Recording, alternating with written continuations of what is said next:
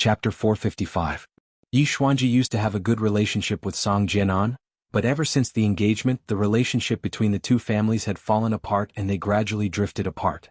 Hearing Song Jianan's words, Yi Xuanji's face darkened and said, Tang Zheng is no longer related to the Ye family. How you deal with it, what does it have to do with the Ye family? Yi, you're quite clean. I just don't know if the martial sect will think so. Song Jianan said meaningfully. That's the truth. As for what the martial sect thinks, I can't control it. If the martial sect really wants to do something to the Ye family, my Ye family will accept it all. Yi Xuanji said firmly. Song Jianan sneered but did not comment. When Yin Qishan saw this scene, his emotions fluctuated greatly, because the Yin family's attitude towards Tang Zheng was also divided into two factions. One of them was him, who believed that he should keep a respectful distance from Tang Zheng. The other faction was unexpected. It was actually his sister Yin Qingyi and his son Yin Luyun. This pair of aunt and nephew actually stood on the side of Tang Zheng, believing that it was impossible for Tang Zheng to lose just like that. This was truly puzzling. Even Yin Padian remained silent and in the end decided to wait and see. The situation in the capital is getting more and more confusing. There's actually an aura of a great change. I really can't see through it. Yin Qishan thought to himself. Patriarchs, our top priority is to find out what's going on with this earthquake. This is the capital's land, and with such a big thing happening, the officials will not ignore it. They will definitely ask for the opinions of our families. Yin Qishan said in a deep voice. What Qishan said is extremely true. This is the most important thing right now. As for discussing other unimportant people, it would be putting the cart before the horse. Yi Xuanji said with a cold smile. Of course, Song Jianan knew that Yi Xuanji was talking about him, and said indifferently, I don't think there's any difference between these two matters. With such a huge commotion, only cultivators are the biggest suspects, and the well-known cultivator in the capital is Tang Zheng. If we don't look for him, who else can we look for? If you don't go, my Song family will naturally appear. As soon as he finished speaking, Song Jianan was like a whirlwind, breaking through the air from the palace and disappearing into the night in the blink of an eye. Yi Xuanji retracted his gaze and asked, Qian, your father is in seclusion, is he about to break through again? Yin Qishan smiled faintly and said, Nothing can be hidden from Patriarch Yi. My father has realized something and is indeed trying. He to the Yin to the clan, to the head of the few great clans, and the leader the Yin family to be even to the head to the position to the head to the head, the status as the head, the position as the head of the few great families' clans. He couldn't help but feel a little annoyed. It wasn't easy for him to break through to the first level of the supreme power realm, but he hadn't made any progress in the past 6 months, which made him quite annoyed. Tang Zheng, that brat's cultivation speed is like 1,000 miles a day, why don't I have it? He could not help but envy Tang Zheng. At this time, the police and the people from the Earthquake Bureau also arrived at the imperial city. Yi Xuanji and Yin Qishan did not stay any longer and broke through the air, leaving behind the officials to carry out a large number of tests. However, in the end, it was to no avail as they did not find a single clue.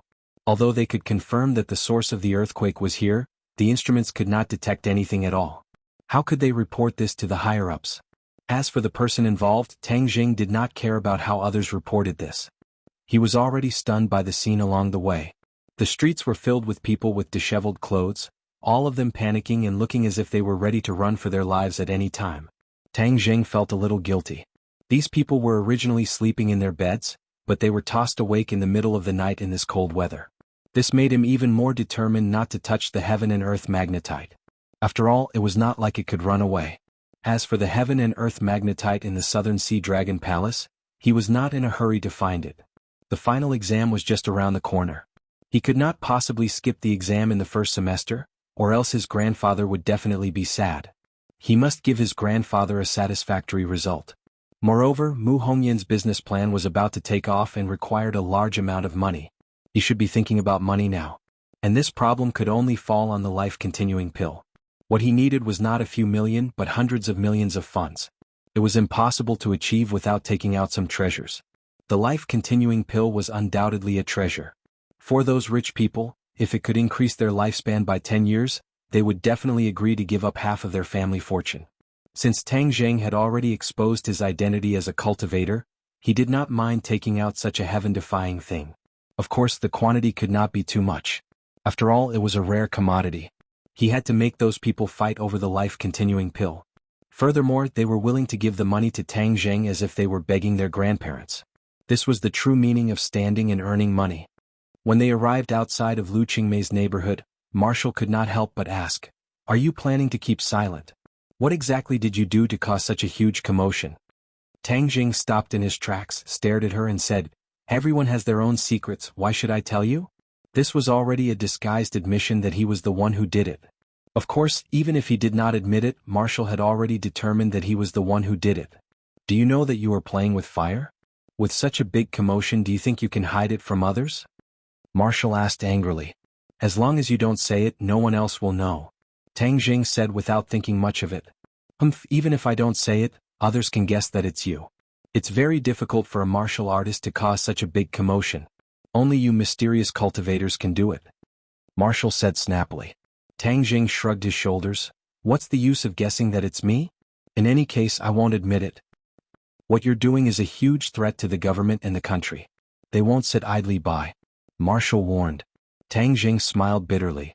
He had just saved countless lives. According to the five-clawed golden dragon's nature, he would have directly broken through the formation. That would have been a huge loss of life. However, of course he would not explain this. He said indifferently, "If the government wants to find me, then go ahead. In any case, it's not the first time I've dealt with them. It's too late, so I won't invite you upstairs to sit." Tang Jing walked into the district with large strides. Marshall did not follow, but at the moment the district was very lively. When Tang Jing walked downstairs, he coincidentally met Lu Qingmei. She was wrapped in a bedsheet. Previously, she had a big battle with Tang Jing and then fell asleep without wearing any clothes. After the tremors began, she got up and wrapped herself in a bedsheet. Then she carried Nana and rushed downstairs. "Big brother." When Nana saw Tang Jing, she opened her arms and threw herself into Tang Jing's embrace. Tang Jing hugged Nana. The girl was not afraid at all. Instead, she excitedly waved her little fists and said, "Big brother, there was an earthquake just now." "It's not an earthquake. Let's go home." Tang Jing pinched her cheek and comforted her. Lu Qingmei cast a questioning gaze. Tang Jing signaled with his eyes that she did not need to worry and then went upstairs. When the others saw that someone was going upstairs, they also went upstairs one after another. Of course, there were also people who directly set up tents in the district. After comforting Nana to sleep, Lu Qingmei snuggled into Tang Jing's embrace and asked, "What happened?" Tang Jing recounted what happened in the imperial city. Lu Qingmei was shocked when she heard it. She patted her chest with lingering fear and said, "It's too scary. Fortunately, you thought a little more. Otherwise, it would have caused a disaster tonight." "Yeah, so this five-clawed golden dragon is not that trustworthy. The dragon clan is too mysterious. We have to be careful." Tang Jing sighed. "You have so many problems now, but I can't help you. I feel too useless." Lu Qingmei's expression darkened as she said dejectedly. Tang Jing rolled his eyes and said with a mischievous smile, "Who said you can't help me?" As he said that, he stretched out his devil's claws and sneaked into the sheets. Lu Qingmei cried out in alarm. Her face blushed red. Not long after, the waves rolled around. In the morning, Tang Jing left the district alone. Due to the big commotion last night, Lu Qingmei's company informed her to take a day off to avoid another aftershock. Therefore, Nana stayed at home and let her take care of her. On the street, there were still many people discussing what happened last night. The television stations and radio stations on the street also took turns to broadcast the news. However, it was all the Earthquake Bureau that refuted the rumors, saying that it was not an earthquake this time. However, the people did not believe the words of the experts in the Earthquake Bureau these days. There were still many people who continued to stay outside. Tang Jing did not know whether to laugh or cry at this scene. He really wanted to shout that everything was over, but that would definitely make him look like a lunatic. It was near the end of the semester and the classes were already over. This semester, Tang Jing's number of classes was pitifully small. His grades in class were terrible. If he wanted to get good grades, he had to submit a perfect exam result. Moreover, he was the top scorer in the college entrance examination. If he did too badly, he would definitely become a laughingstock. What did Yanqing University lack the most? That was students with good grades, talents, and even top students. There was no lack of top students. Tang Jing used to be the top scorer in a province. If he wanted to stand out in this final exam, he would have to put in a lot of effort. Although he had a photographic memory, there was a lot of knowledge that had to be learned and used flexibly. Rote memorization might not be useful. In addition, although he was a freshman, many top students were already doing research in the laboratory. They had their own research topics and research directions. In this aspect, Tang Zheng was lagging behind too much. This caused some criticism. His mentor was Qi Shaoan, a great figure. However, Tang Zheng did not have a single thesis. This was a little embarrassing for his mentor. Some people secretly criticized Professor Qi for being blind to have picked such an embroidered pillow like Tang Zheng. Although Tang Zheng was in school, these words had reached his ears through the mouths of the members of the 502. Man strives for dignity and Buddha strives for an incense stick. Although he did not care about these false reputations, he did not care about any theses. After all, his mentor was Qi Shaoan. Moreover, Qi Shaoan treated him very well. He did not want to tarnish his mentor's reputation. Therefore, Tang Zheng had to work hard. He did not want to be a top student. Instead, he wanted to be a top student. He carried a bag of professional course books to the library. He took a seat and reviewed the textbooks one by one. He read very quickly. It could be said that he read 10 lines at a glance. Like a scanner, he flipped through the books continuously. Chapter 456. Many pairs of eyes looked at Tang Zheng in suspicion or surprise, then looked at each other. Was this brother here to perform? There was no need to use such a clumsy method to attract beauties, because one could tell with a single glance that it was fake. Who could read so fast? Tang Zheng was immersed in the sea of knowledge, completely unaware of it.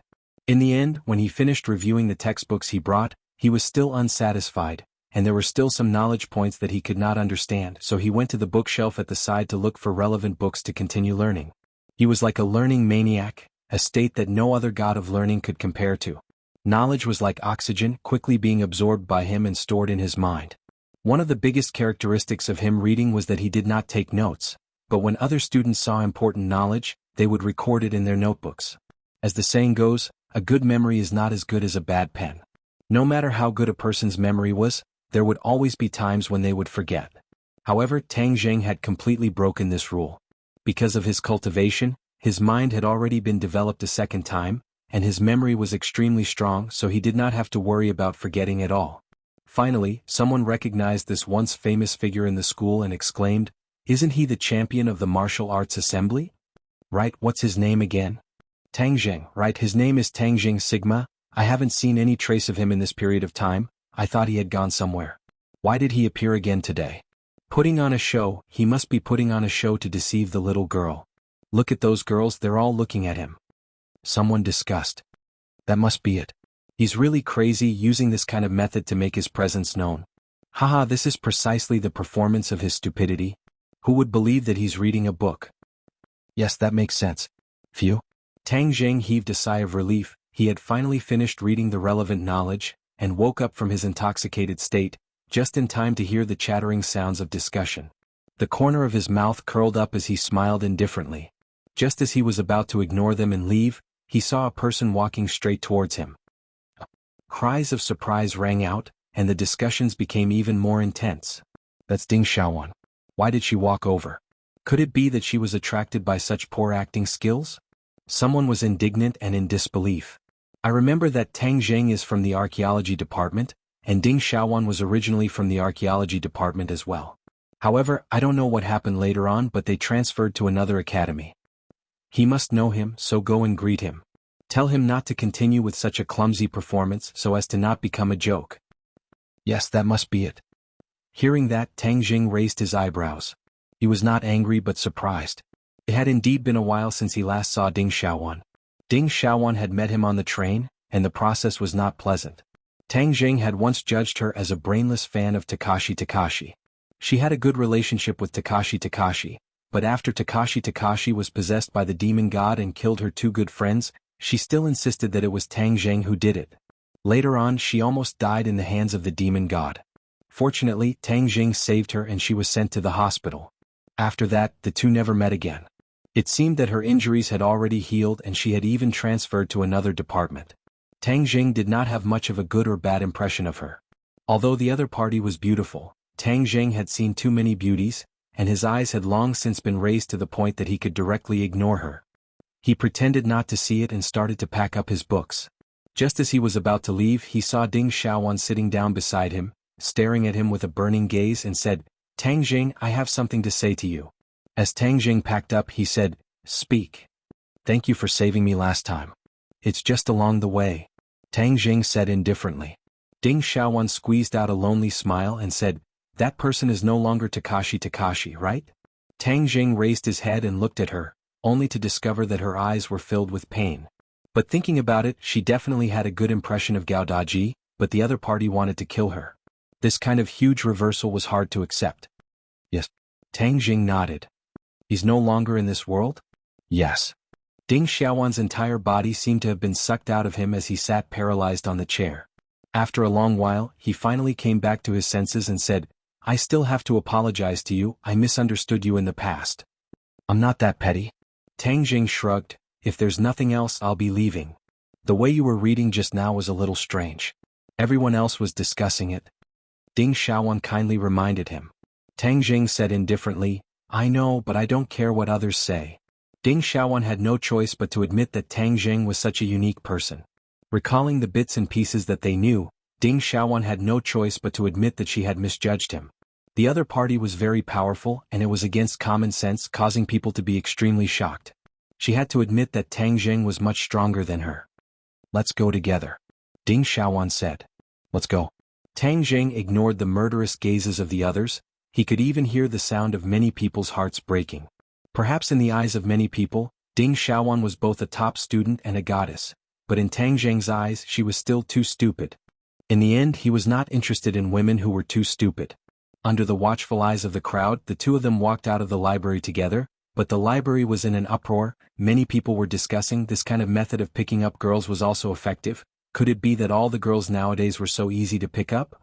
A few days later, a strange scene appeared in the library. Some boys quickly flipped through the books like a scanner. Unfortunately, all they received were supercilious looks, and not a single girl favored them. Tang Jing and Ding Xiaowan parted ways after leaving the library. With regards to Ding Xiaowan's invitation to have a meal together, he rejected it without hesitation. It was already late, so he put the books back in his room and walked towards Lu Qingmei's house. Just as he walked out of the school gate, an off-road vehicle stopped in front of him. The door opened and a black-faced man walked down. He said with a face full of smiles, "You are Tang Jing?" Tang Jing nodded. "Yes, who are you?" "My name is Blackie." "Blackie." Tang Jing thought for a while, then suddenly realized, Scarface mentioned you before. Back then, when they were at the bar, Scarface had suspected that Tang Jing was one of Blackie's men, deliberately causing trouble. This meant that Blackie was also someone from the underworld of the capital. Hearing that, Blackie was flattered and said excitedly, "You know me? What an honor. What business do you have with me? I'm here to thank you for helping me get rid of Scarface. He's my sworn enemy and I've tried to get rid of him many times but to no avail. I didn't expect you to help me so easily," Blackie said with a smile. Tang Jing did not care about the grudge between the other party and Scarface at all, and said, "Is there nothing else?" Seeing that Tang Jing was unwilling to say more, Blackie hurriedly said, "Qin Badian is my big brother." "Qin Badian, you're his younger brother?" Tang Jing asked in surprise. "No, I'm his little brother. It's just that my big brother doesn't care about the underworld anymore, so I'll take care of it," Blackie explained. Tang Jing was suddenly enlightened. He knew that Qin Badian was originally from the underworld, and relied on his own abilities to make a name for himself in the capital. However, after that, he washed his hands of the gold basin and no longer managed the matters of the underworld. It seemed that he had unintentionally helped his little brother. Tang Jing revealed a trace of a smile and said, "Since you're his little brother, then there's no need to be so courteous. It's just a small matter." Blackie let out a sigh of relief, thinking that his big brother's name was indeed useful. He said, "I'm here to tell you something. Scarface is from the Chu clan, and even though you've gotten rid of him, the Chu clan may not let this matter rest. You have to be careful." Chu clan. Tang Jing wrinkled his eyebrows as he did not have a good impression of the Chu clan. Both sides had already crossed swords several times and were mortal enemies. This time he had unintentionally gotten rid of someone from the Chu clan. According to their style, they would definitely not let this matter rest. However, Tang Jing was not afraid. Since he was not afraid of the Long clan, then naturally he would not be afraid of the Chu clan. "Thank you for telling me this." Tang Jing nodded his head. "I just told Big Brother about this matter, and Big Brother said that he will personally go to the Chu clan to make peace, hoping to appease the Chu clan's anger." Blackie said. "He went to the Chu clan? Why did he have to mobilize so many people?" "Big Brother said that you saved sister-in-law's life, so he definitely can't let the Chu clan vent their anger on you," Blackie said. Tang Jing sighed. With Qin Baishan's ability, he definitely already knew his identity as a cultivator. However, at this crucial time, he still dared to go to the Chu clan to plead on his behalf. Qin Badian is truly a loyal man worth befriending. Tang Jing sighed. His mind moved and he said, "Bring me to the Chu clan." He was not afraid of the Chu clan, so there was no need for him to plead with them. If you go to the Chu clan, I'm afraid that it will ignite the Chu clan's anger. It will be like a sheep entering a tiger's den, and it will be very disadvantageous for you. Blackie advised. It won't be that easy to harm me. Just bring me there directly. Tang Jing said unconcernedly. Seeing that he was so insistent, Blackie could only helplessly say, "Then get in the car." The off-road vehicle sped towards the Chu family. The Chu clan's residence was not in the city, but in the beautiful suburbs. Tang Jing and He Zi were casually chatting when suddenly, his ears slightly trembled as he called out, "Be careful." So, the sound of something breaking through the air came from afar, and a ray of light flew over from the horizon. It was incomparably bright and resplendent like the sun. Blackie's speed was very fast and he immediately turned the steering wheel. The car suddenly moved horizontally and stopped in the middle of the road. Boom! A ripping sound rang out and a wave of air rolled out. The car was pushed by a huge force and it crashed into the side of the road. A gust of wind blew in from behind, and the two of them turned their heads to look. They saw that the back half of the car had already disappeared, and it flew far away. The car seemed to have been split in two by some kind of sharp weapon, and if it was not for the fact that they had hurriedly moved horizontally, this kind of power would have cut them in half. Even a golden immortal would not be able to save them. Blackie was still in shock and he loudly cried out, "What happened?" This kind of attack was too terrifying. It did not seem like a bomb or rocket attack, but more like a sword that cut through the car. Chapter 457. The off-road vehicle broke apart, and the two of them reacted very quickly. They turned their heads to take a glance, then kicked open the car door and jumped out, looking at the road ahead warily. At this moment, a person was standing in the middle of the originally empty road. It was a skinny old man. He was like a bag of bones, exuding a sense of vicissitudes. However, his eyes were very bright and killing intent flashed. In addition, he was holding a large saber in his hand. The blade was like snow, and it was suffused with a biting cold light. "Who are you?" Tang Jing's eyes were like lightning as he stared at the other party and asked. Your reaction is quite fast. You actually escaped from this saber," the old man said with a laugh. However, his laughter was even more dry, as if it had been squeezed out from between the cracks of a stone. In addition, his appearance when he laughed was even more terrifying, causing people to panic. He Zi glanced at the large saber in the old man's hand in shock, revealing an expression of disbelief. That attack just now was actually caused by this large saber. This was too terrifying. To be able to split open a car with a single saber, what kind of divine weapon was this? However, Tang Jing did not change his expression. He had already seen that this was indeed a treasured saber, but it could not be considered a divine weapon. The most important reason for it to have such power was that the other party's skills were sufficient, which was why this large saber could turn something rotten into something magical. As for who I am? Let's see if you have the qualifications to know first. The old man's feet slipped, and he slid over a distance of several meters, directly arriving in front of the two of them. He Zi let out a low roar and threw out a punch, preparing to stop the other party. However, his collar was grabbed by Tang Jing, and he came to an emergency stop. Tang Jing's voice rang out behind him, "You're no match for him. Watch the battle from the side." Whoosh! He Zi was helplessly pulled to the side, and could only stare at the two people who were already approaching. Tang Jing pointed out with a finger, and the dazzling blade had already reached the top of his head. Tang Jing's finger touched the blade and he lowered his body and slid under the blade, not being injured at all. As expected, you have some ability." The old man's eyes lit up as if he had seen a predator. He turned his blade and attacked again. In the blink of an eye, the two of them had already exchanged dozens of blows. Although Tang Jing had not yet been defeated, it was obvious that he was at a disadvantage. However, his swordsmanship was very exquisite, and he could often catch his opponent off guard and help him out at critical moments. The battle between the two was dazzling. He Zi watched as if he was intoxicated. He clicked his tongue and praised, "This kind of battle is too powerful. It's filled with the beauty of strength." However, the person involved did not feel much of a sense of beauty, at least not for Tang Jing. He could already confirm that the other party was a grandmaster martial artist. There were not many martial masters in this world. Could it be that the other party was from the martial arts sect? But that was not right. Martial had always been by his side, so it was impossible for him to send someone else to kill him. Other than the martial sect, there was also the Li Palace and the Azure Dragon Palace. When Li Xiaotian left, she was deeply worried. She had seen so many mysterious things in the prehistoric heavenly tomb and the Buzhou mountain that could not be revealed to outsiders.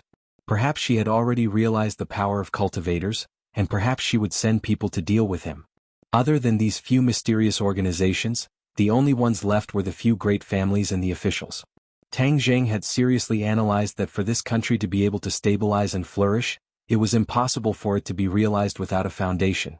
Although firearms were also a type of foundation, in the eyes of these ancient families and organizations, personal strength was the true foundation. This was a strength that no one else could snatch away. If the country was peaceful, then the officials would definitely raise experts. These experts would be their foundation and trump cards. When he was in southern Yunnan, although Tang Zheng had intimidated the military, he might not be able to intimidate the people in his residence. Therefore he could not rule out the possibility that someone had sent an official expert to deal with him. No matter what the situation was, the only thing Tang Zheng could do was to resist and send a signal to others. I, Tang Zheng, am not someone to be trifled with. Tang Zheng, you are not my match. Obediently accept your death. The old man sneered, his face stiff like a zombie. If you want me to die, this bit of ability might not be enough. Tang Zheng said in disdain. He soared into the air, a light flashed in his hand, and he had already pulled the bowstring of the heaven-shocking bow, knocked the shooting sun arrow on the bow and aimed it at the old man. The old man did not dodge or give way and said, "Legend has it that back then your bow even injured the demon god. I was fortunate enough to see it, but I wonder if your bow is stronger or if the blade in my hand is stronger." Tang Zheng remained unmoved, his fingers were as steady as the surface of an ancient well. Suddenly, his fingers released, and the shooting sun arrow released a buzzing sound, quickly shooting towards the old man. The old man's expression was serious as he praised, "Good weapon." Swoosh swoosh swoosh. The broadsword waved forward 3 times, and the chi in front of the old man was completely locked down by the broadsword. When the shooting sun arrow arrived in front of him, it affected the chi and the broadsword accurately hit the shooting sun arrow. Ding. The shooting sun arrow bounced back. Tang Zheng leaped into the air, stretched out his long arm, grabbed the shooting sun arrow and shot it out again. This time there were actually 3 shooting sun arrows on the heaven-shocking bow. The 3 arrows shot out at the same time, from top to bottom, aiming straight for the old man's vital points. The old man's expression did not change and he said, "Amazing, I'll let you take a look at my sunset blade technique." The sunset blade technique's blade pierced through the sky like the setting sun, erupting with a final dazzling light. This blade seemed to have used up all of his power. Actually, the sunset blade technique only had one move. It was a simple move, but it contained an enormous amount of power. It was much more powerful than the flashy blade techniques. At this moment, the broadsword turned into a setting sun, slashing down. Clang clang clang. The 3 arrows were completely blocked, but the broadsword's attack did not slow down, and actually attacked right in front of Tang Zheng's eyes. Tang Zheng's expression changed slightly. The 3 arrows were shot at the same time, but they were still unable to block the other party, and even gave the other party a chance to take advantage of it. This sunset blade technique was indeed extraordinary. However, he did not have the time to exclaim in surprise. Seeing that the broadsword was already in front of him, he did not have the time to pull the bowstring again. He grabbed forward with both hands, and a mental cultivation method suddenly circulated in his heart. A mysterious power spread out from his palms. The broadsword that was like a hot knife through butter stopped right in front of his nose. It was extremely dangerous. What's going on? The old man's expression suddenly changed as he cried out in alarm. He felt a strong suction force tearing at the broadsword, and it was at risk of slipping out of his hand at any time. Tang Zheng was too familiar with the mental cultivation method that was circulating on its own, because this was a set of mental cultivation methods from the demon clan. Back then he had learned the only set of cultivation methods from the demon clan's jade tablet, heaven-devouring technique. This set of cultivation methods was not as vicious as the other cultivation methods of the demon clan. One only needed to cultivate silently. Back then, Tang Zheng had used the heaven-devouring technique to absorb items like chairs. Later on, because of the heaven-shocking bow and the sun-shooting arrows, this set of cultivation methods was gradually put aside. But at this moment, at the critical moment of life and death, this mental cultivation method actually circulated on its own. However, this was not what surprised him the most. What truly surprised him was that the power of the heaven-devouring technique had increased greatly. Even he could not help but be shocked by the boundless suction force. Whiz! The broadsword left his hand and the old man let out a strange cry of disbelief.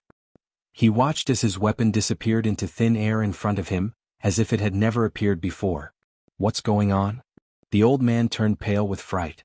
Tang Jing could not answer this question. With his previous attainments in the heaven-devouring technique, it was impossible for him to devour the broadsword from the old man's hands. After all, a warrior's second life was their weapon. Some people even valued their weapon more than their own life. If the sword was destroyed, the person would die. If the blade was still there, the person would still be there. If the blade was broken, the person would still be there. This was the principle. One could imagine how difficult it was to snatch the weapon from the hands of a master stage warrior, but Tang Jing did it in front of everyone's eyes. He's the head of the Chu clan, Chu Chongyang. A cry of surprise broke the silence between the two. Hazy shouted with a pale face. Of course he did not know Chu Chongyang, but he had heard of the setting sun blade technique. This was the ultimate skill of the head of the Chu clan, and he was the only one in the Chu clan who knew this set of blade techniques. It was very difficult for ordinary people to see such an ultimate skill, but Hazy did not expect that he would have such an honor. However, he really did not want to have such an honor. He hoped that he would never see this set of blade techniques in his life, because seeing this set of blade techniques meant that the god of death was waving at him. Didn't Big Brother go to the Chu clan to make peace? Could it be that the negotiations broke down? Hazy thought in bewilderment. Chu Chongyang, who has not shown his face for many years, actually came personally to kill Tang Jing. This is too much. Tang Jing's heart moved and he stared at the other person curiously. This person was actually the head of the Chu clan, no wonder he was so powerful.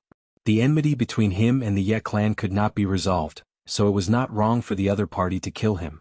Therefore Tang Jing was not angry but was slightly surprised. The other party was really willing to go all out to get the head of the Chu clan to act. What kind of technique did you use? Chu Chongyang came back to his senses and asked coldly. Tang Jing picked up the shooting sun arrow and smiled faintly. You wouldn't know even if I told you. Cultivators are really mysterious and powerful, but because of this, it is all the more reason to eliminate you from this world. Chu Chongyang said with a murderous look.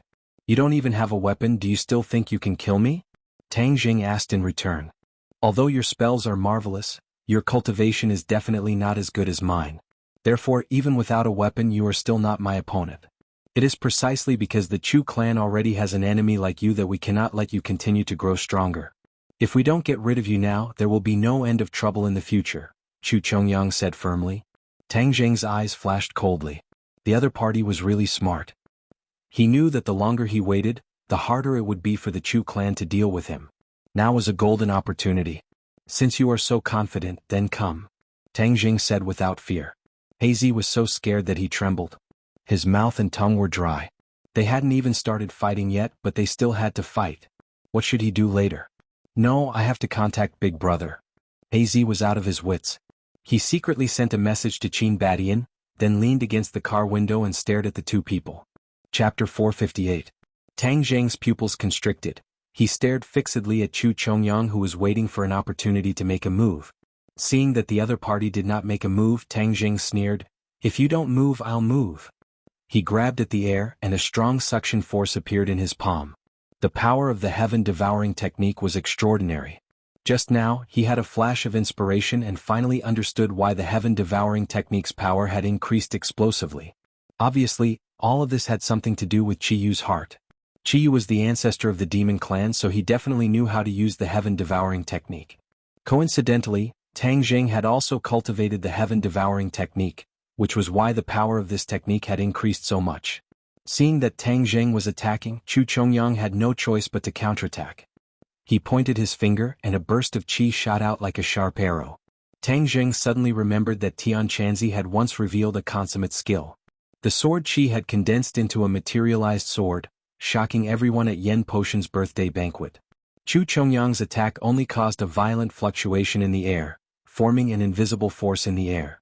However, Tang Jing could clearly feel that this was not some sword technique, because there was not the slightest bit of sword intent within it. This is a finger technique. Tang Jing cried out involuntarily. Your eyes are not bad. This is the 6 yang divine finger, extremely masculine and masculine. Chu Chongyang raised his eyebrows and said proudly. This was the Chu family's ultimate skill, unlike the setting sun saber technique that Chu Chongyang had created himself. This six-yang divine finger was the blood and sweat of many generations of the Chu family. Only the head of the family could cultivate it. Even Chu Mingxian had not cultivated it yet. This set of finger techniques had very strict requirements for the cultivator's body, and had to have sufficient yang qi. Chu Xiaofeng had once coveted this set of finger techniques, and had failed to succeed even after coaxing and pestering. Furthermore, his body had been hollowed out by wine and women, so cultivating this set of finger techniques was half the result with twice the effort. The force of the attack was the unique inner strength of the martial warriors. It was activated using a special method and circulation path, thus achieving the goal of lasting and great lethality. The most masculine and masculine, I don't think so. Tang Jing gave up on using the heaven-gulfing technique. He waved his hand and a four symbols venerable appeared on the road out of thin air. Fortunately, this section of the road only led to the Chu clan's mansion, and no other vehicles passed by. Otherwise, the appearance of such a huge monster out of nowhere would definitely cause a huge panic.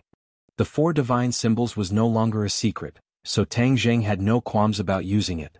With a leap, he disappeared into the four divine symbols' body. The Reverend of Four Symbols raised his foot and stomped down on Chu Chongyang's head. Chu Chongyang pointed out with his finger. With a poof, the force landed on the Reverend of Four Symbols, but he was unharmed. However, the Four Symbols' venerable's foot landed on his head. Chu Chongyang's face turned pale with fright and he rolled to the side. He was battered and exhausted. Ever since he became famous, he had never been in such a sorry state. He Zi, who was watching from the side, was already stunned. Just now he was still worried about his gains and losses, and was prepared to run away if things went wrong. However, at this moment the tables had turned and Tang Zheng had actually turned into a giant. Is this an illusion? He Zi rubbed his eyes to make sure that this was not an illusion. He smacked his lips. Is this an immortal technique? This was indeed beyond the limits of an ordinary person's imagination. This was also beyond Chu Chongyang's expectations. He attacked a few more times, but he could not do anything to the four divine symbols. Not to mention barehanded attacks, it was difficult for a normal weapon to leave a mark on the four divine symbols' body. The reason why Tang Zheng was so confident was because he had the four divine symbols as his guardian. In the past, the four divine symbols venerable protected the shaman tribe. Now, the four divine symbols venerable was protecting him. Since the other party was weak, then Tang Zheng would not be polite. With a loud roar, the roar came out from the four symbols venerable's chest. It was like the sound of thunder rumbling, causing one's heart to pound like a bell. Bang! With a kick, sand and pebbles flew, and a huge pit appeared on the cement road. Chu Chongyang brushed past the pit by a hair's breadth. Dust covered his face and he was covered in grime. When the first attack did not hit, another attack came and it was endless. Although the four divine symbols venerable was a colossus, his agility was not low. He relied on his indestructible body to launch thunderous attacks. In the beginning, Chu Chongyang could still handle it with ease, but later on he could not make ends meet. Danger surrounded him and he became more and more miserable. He was so angry that his beard blew and his eyes widened. He shouted angrily, "Tang Zheng, what kind of sorcery is this? Humph, didn't you want to kill cultivators? This is a cultivator's method. How about it? Can you still confidently kill me now?" Tang Zheng asked disdainfully. Chu Chongyang's face flushed red and he could not say anything. Tang Zheng was delighted. These great clans really thought that he was number one in the world. They ordered him around arrogantly as if they were high and mighty. The Ye clan was like that and so was the Chu clan. However, because of Yi Dingdang he could choose to ignore the Ye clan, but the Chu clan was not so lucky. Moreover, they were sworn enemies and the other party took the initiative to attack and wanted to kill him. Therefore he would not show mercy at all. However, Chu Chongyang was a second-level supreme power master after all. It was impossible to kill him easily. Chu Chongyang tried to attack a few more times but he still failed. No, it's not good for me to go on like this. This guy is invincible with this colossus. I have to leave first and think of a way. This thought instantly made him make preparations to retreat. Although it was very difficult to make this decision, he was decisive and didn't hesitate. He turned around and rushed in the direction of his home. "You want to escape?" Tang Jing shouted angrily and chased after him. Az was stunned.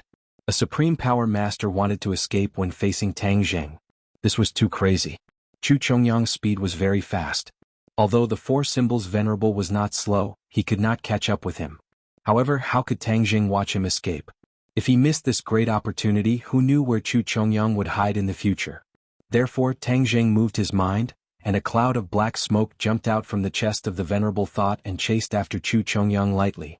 Chu Chongyang turned his head and found a cloud of black smoke chasing after him. He was shocked and said, "What kind of sorcery is this?" This cloud of black smoke was obviously faster than him. In the blink of an eye, it caught up with him and enveloped him. Oh no! He instinctively sensed the danger and used the 6 young divine fingers. Puff puff puff. Waves of qi surged and blew away the black smoke. However, the black smoke seemed to have a consciousness. It gathered in an instant and attacked him head-on, wanting to envelop him. Chu Chongyang had no choice but to use the 6 young divine fingers continuously. Fortunately, this set of martial arts was really powerful. He was able to disperse the black smoke by the skin of his teeth several times, saving his life. However, he still could not figure out what this black smoke was. Humans had an instinctive fear of unknown threats, so he became more and more flustered. After such a delay, he had no way to escape. The 4 symbols' venerable thought caught up with him. What the hell is this? Chu Chongyang roared in exasperation. Dragon trapping rope. Is something that can restrain you. However, it's really overkill. You're at most a worm, not a dragon. Tang Jing moved his mind, and the black smoke suddenly went straight down, turning into a thin line. It quickly wrapped around Chu Chongyang's ankle and then went straight up, wrapping around his entire body. Chu Chongyang heard this and flew into a rage. He was the head of a family, but he was jokingly called a worm. It was really humiliating. However, there was nothing he could do. Of course, he would not sit still and wait for death.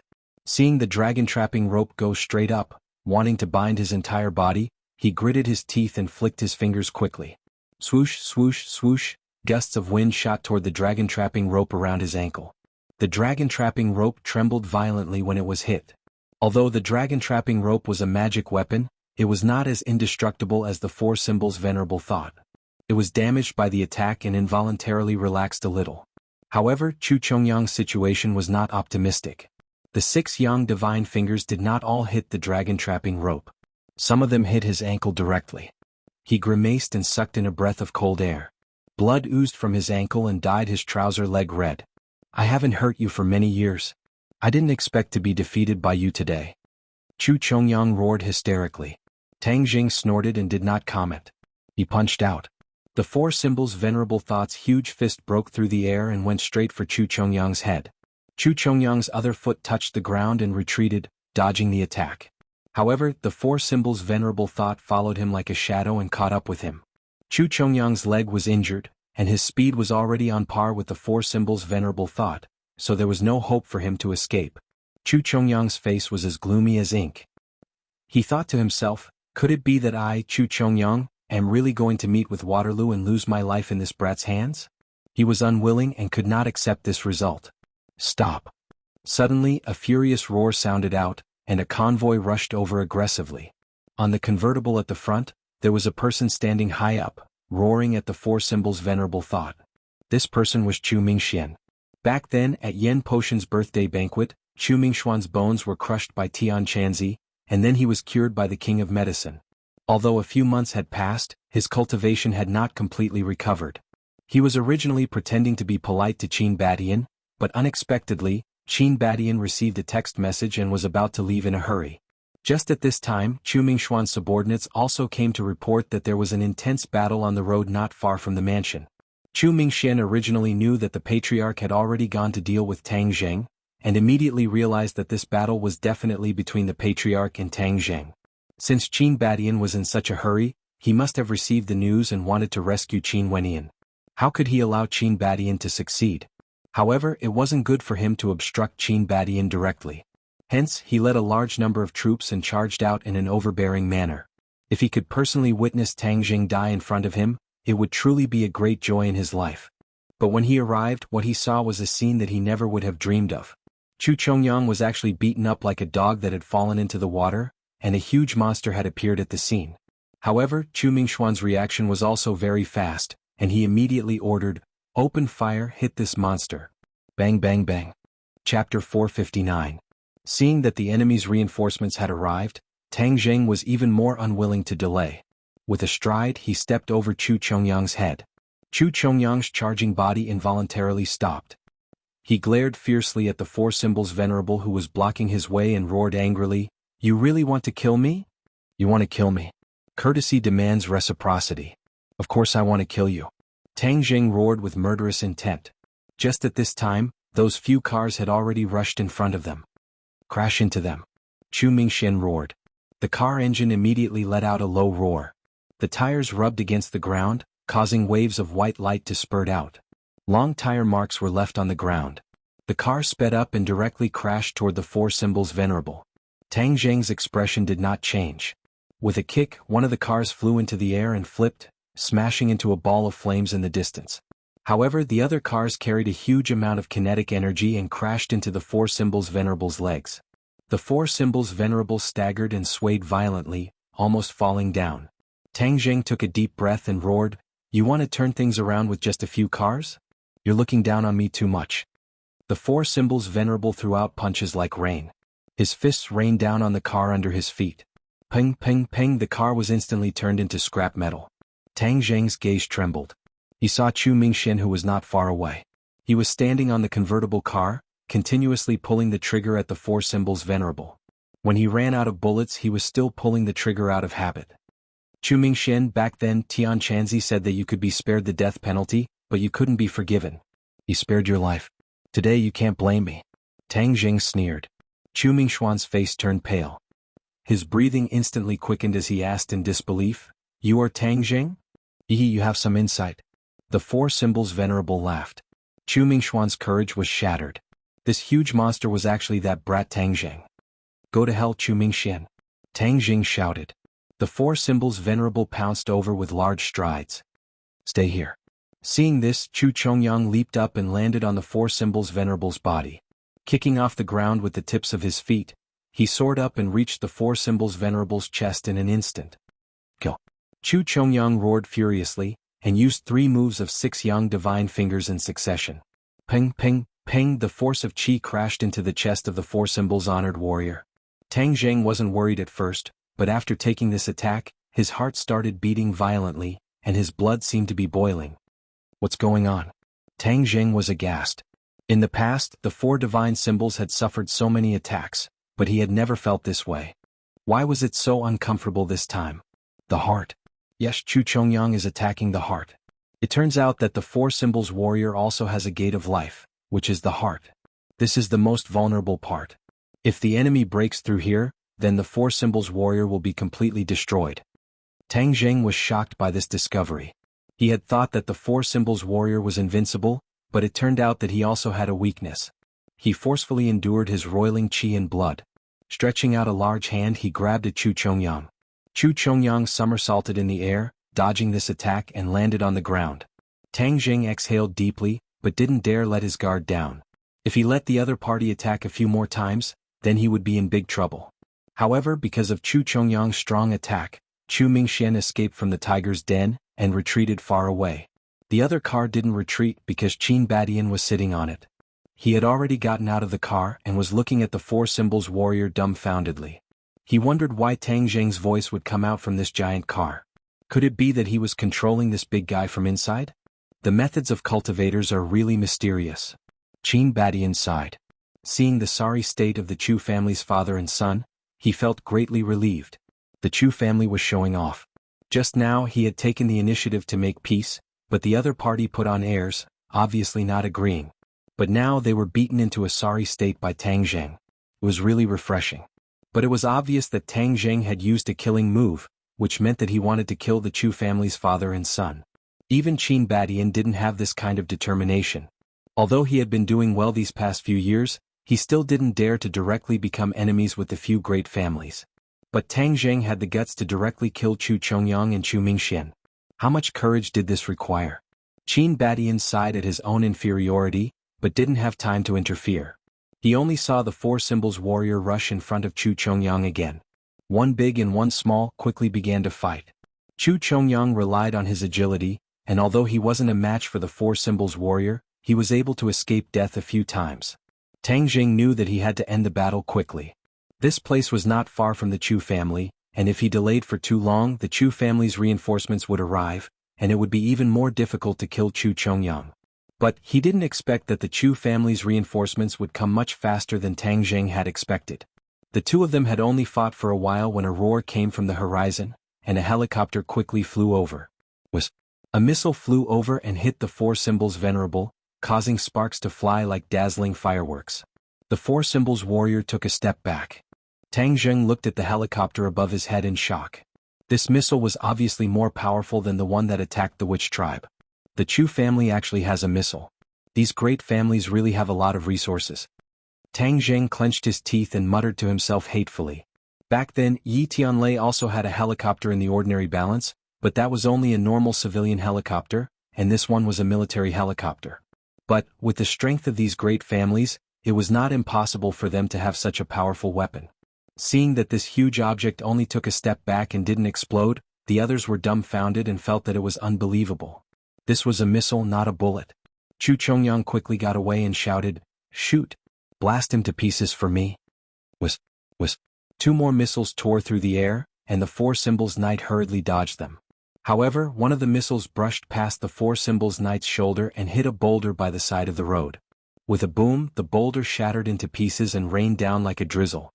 However, the other one struck the four symbols venerable in the chest. With a thud, the four symbols venerable was sent flying backward, crashing into a tree on the side of the road. The tree trunk broke and the four symbols venerable fell to one knee, barely stopping himself. Tang Jing spat out a mouthful of blood. His innate qi rolled like a surging river, causing him to feel dizzy. When the others saw this kind of attack, they didn't even dare to breathe loudly. They stared at the four symbols warrior without blinking. Although they couldn't see Tang Jing inside, everyone was sure that Tang Jing didn't die from the attack. Chu Chongyang had already deeply experienced the power of the four symbols warrior. Seeing that the missile attack was effective, it was as if he had obtained a treasure. He shouted, "Continue to attack, kill him." The remaining three missiles on the helicopter fired one after another, heading straight for the four symbols warrior who was kneeling on one knee. Chu Mingxuan's eyes were red as he clenched his fists tightly. His nails pierced into his palms and blood flowed out, but he didn't feel it at all. He only opened his mouth and said in a low voice, "You must kill him, kill him." Tang Jing dodged. At the critical moment, Qin Badian shouted a reminder. However, it was already too late for him to save the other party. He also didn't think that his body of flesh and blood could withstand such a powerful missile. Tang Jing wiped the blood from the corner of his mouth and hurriedly circulated his energy to calm his agitated innate qi. His eyes were bloodshot as he shouted, "You want to kill me? Go to hell." His legs that were kneeling on the ground suddenly bounced up. The four symbols warrior soared into the sky and somersaulted in the air, brushing past two missiles. He stretched out his hand and actually grabbed one of the missiles, throwing it in the opposite direction. This missile let out a sharp whistle as it tore through the air and flew towards the helicopter. Seeing this, the pilot of the helicopter was so scared that his soul left his body. He hurriedly rose into the air to dodge, but it was already too late. The missile accurately hit the helicopter. With a rumble, the helicopter turned into a cloud of sparks. Catching a missile with his bare hands and returning the favor with the other party's method. This move was incomparably dazzling, causing people to be intoxicated and dazzled. In any case, the spectators on the ground were all dumbfounded as if they had been cursed. "Run!" Chu Chongyang shouted. He made a prompt decision and turned to run like a madman. Chu Mingxian seemed to have woken up from a dream and also turned to run. "Wanna run? No way." The four symbols warrior was still in midair. With a bang, his feet landed on the ground, kicking up dust as he directly blocked Chu Chongyang's path of retreat. Chu Chongyang grimaced and shouted, "Those who block me will die." Both of his hands shot out and his 10 fingers flicked. Streams of qi accidentally shot at the four symbols warrior's chest. Tang Jing's qi and blood surged again and he spat out a mouthful of blood. Oh no, the four symbols warrior can't take it anymore. Somehow, Tang Jing actually had the illusion that he was about to fall apart. He turned pale with fright. If the four symbols warrior was really destroyed, it would be an unimaginable loss for Tang Jing. However, this was not enough to take Tang Jing's life. He immediately flew up and kicked Chu Chongyang in the stomach. Chu Chongyang flew out like a cannonball, leaving behind a red line in the sky. Tang Jing immediately drilled out of the four symbols warrior's chest and kept the four symbols warrior into his sumeru ring. After taking this kick, Chu Chongyang's injuries were not light, but he still did not dare to stay any longer. His body somersaulted in the air, stabilized his body, and then rushed into the distance. You want to escape? Hand over your life. Tang Jing took out his heaven-shocking bow and shooting sun arrows. It was not one shooting sun arrow but a total of 6 shooting sun arrows. This time, in order to kill his opponent, he had really put in a lot of effort. The shooting sun arrows flashed, one after another, a series of arrows shot towards Chu Chongyang, as if they were chasing after his soul, flying towards Chu Chongyang. Chu Chongyang did not even dare to turn his head back. He already knew that there were layers of killing intent behind him, and with a flip of his hand, he used his 6-yang divine finger. The chi struck one of the shooting sun arrows, causing the shooting sun arrows to deviate and fly past him. Following the same pattern, 4 consecutive shooting sun arrows were deflected by him using his 6-yang divine finger, allowing him to escape this calamity. However, Tang Jing had used up all of his strength to shoot these 6 arrows at once. His legs were weak and he had already fallen to the ground. He could only stretch his neck to look around. As for whether this attack would succeed or not, he could only leave it to fate. An arrow of blood shot out from Chu Chongyang's chest. Chapter 460. Chu Chongyang was nailed to the ground, not moving at all. Blood flowed out from the wound on his chest, dyeing the ground red. The tail of the arrow on his back was still trembling non-stop, showing the power of the arrow. Tang Jing laid on the ground, watching this scene from afar, and finally heaved a sigh of relief. Chu Chongyang was finally hit by the shooting sun arrow, but no one knew if he was dead or alive. Tang Jing rejoiced a little but also felt that it was unreal. In the past, he had never thought that he could actually kill a great master martial artist. This kind of expert was the pillar of a large family, and could even support a large family. Back then, Yi Xuanji had spent a lot of effort to break through to the great master realm. It could be seen how important a warrior of this level was. But today, a great master martial artist had fallen at the hands of Tang Jing. Of course, Tang Jing was also extremely glad. If he had not used the 4 symbols venerable to injure his opponent first, and then completely destroyed his opponent's confidence and will to fight, he would not have had the chance to use this chain of arrows. 6 consecutive arrows, this was already Tang Jing's limit, which was why he fell down from exhaustion. At this moment, any enemy could take his life. However, everyone's attention was still firmly attracted by Chu Chongyang, who was lying on the ground. Their minds were filled with an earth-shattering shock. It was as if everything was happening in a dream so unreal. Especially the people of the Chu family, their eyes had almost lost their spirit. Chu Chongyang was like a god in their hearts, unreachable and undefeatable. But at this moment he had actually lost at the hands of a young man. Father. Chu Mingxian seemed to have awoken from a dream as he rushed towards Chu Chongyang in fear. With a plop, he knelt in front of him and turned him around. Chu Chongyang's eyes were tightly shut, the corner of his mouth and chest were dyed red with blood, and the arrow that pierced through his chest flickered with a cold light, overflowing with killing intent. Ah, father, how can you die? Chu Mingxian roared towards the sky, filled with anger, disbelief, and unwillingness. Chu Chongyang's life force was already gone. His life was completely ended by this soul-severing arrow, and the patriarch of a generation had fallen. Tang Jing, I will kill you. Chu Mingxian knew very well what Chu Chongyang's death meant to the Chu family and him. He abruptly turned his head to stare at Tang Jing and roared hysterically. Chu Mingxian put down Chu Chongyang, stood up and walked towards Tang Jing step by step. His eyes were red with killing intent. Tang Jing wanted to fight back, but he couldn't even move his fingers, let alone cast a spell. Killing Chu Chongyang was the best he could do. He did not regret it. If Chu Chongyang did not die today, he would definitely become a big problem for Tang Jing in the future. He would be a serious threat to him. Moreover, Chu Chongyang had already made up his mind to kill him. Leaving him alive in this world, Tang Jing was tired of living.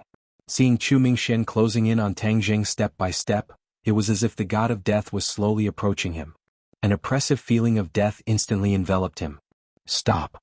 Suddenly, an explosive shout rang out, and a tall figure blocked in front of Tang Jing, blocking Chu Mingxian without yielding an inch. This person was Qin Badian. Shock still remained on his face, but the determination between his brows did not decrease in the slightest as he stared at Chu Mingxian fearlessly. Chu Mingxian was forced to stop in his tracks and growled, "Qin Badian scram?" Qin Badian's expression did not change as he said, "You can't kill him. He killed my father. I want to take revenge for him," Chu Mingxian said as he clenched his teeth. Qin Badian had already figured out the ins and outs of the matter.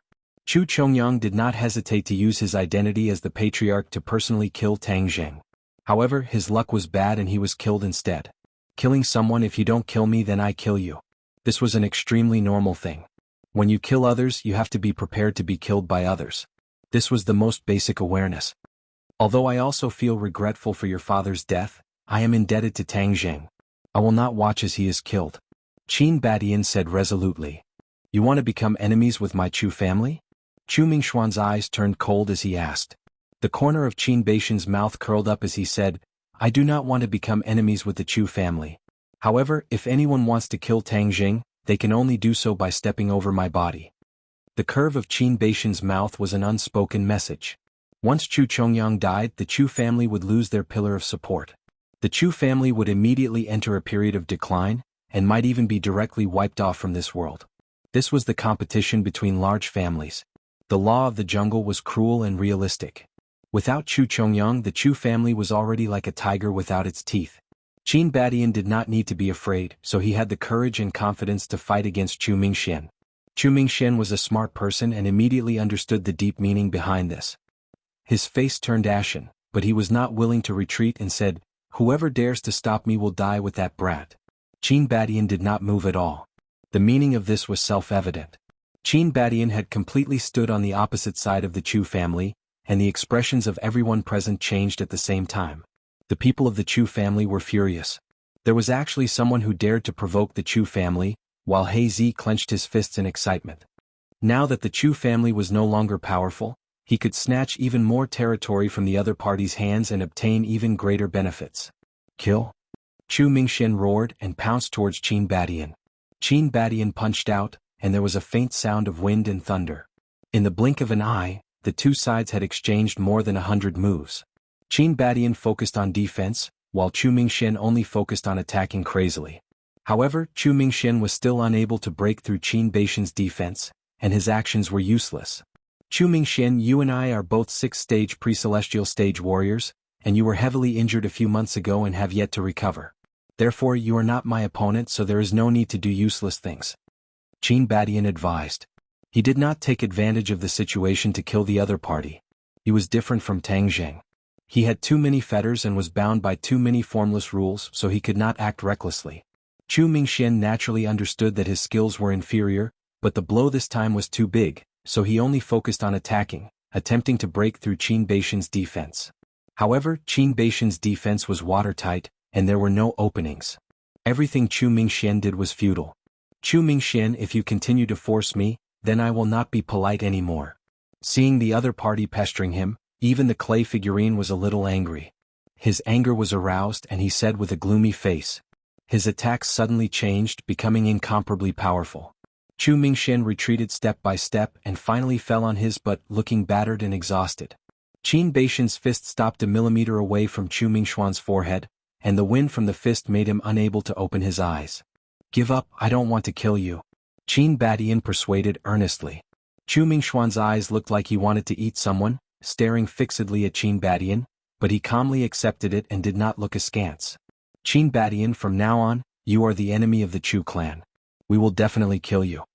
Chu Mingxian clenched his teeth and said fiercely. Come, I'll take whatever moves you have. Qin Badian shrugged and said indifferently.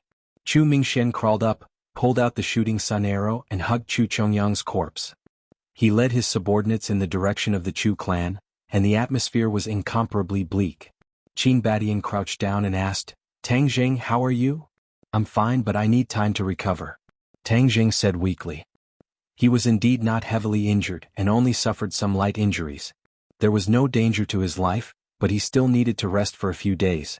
Qin Badian heard this and nodded, unable to conceal his shock. He praised, You killed Chu Chongyang, yet you are not heavily injured. Truly admirable. Tang Zheng squeezed out a smile and said, This was all based on luck. Moreover, if you were not here, even if I killed him, it would still be difficult for me to escape death. You saved Hongqing's life, so this is what I should do. Qin Badian smiled. Help me put away the bow and arrows. He Zi quickly put it away. Qin Badian instructed. He had seen the power of the divine bow and arrows, so he naturally knew how precious they were. He Zi hurriedly and carefully put away the bow and arrows. He held it with both hands as if he was holding a sacred object. The few of them left, leaving behind only this tragic and messy battlefield. Although not many people had witnessed this life and death battle, The news of this battle was like snowflakes falling from the sky, quickly flying into the ears of those who were interested in the capital. This news caused the blood of the people involved to boil. In this world, how many people had not heard news of a martial scholar dying in battle? Most of the martial scholars died of natural causes. But today, a martial scholar had died, and he was even the head of the Chu family. These people were very clear about what this meant. Many people had already started to plan, preparing to take a bite out of the colossus that was the Chu family. This fellow had already lost his fangs and did not pose much of a threat, so it was the best opportunity to divide and eat. The competition between the various clans and powers was extremely cruel. There was not the slightest bit of mercy to speak of. Every battle was a life and death battle. This huge scheme was immediately unfolded step by step.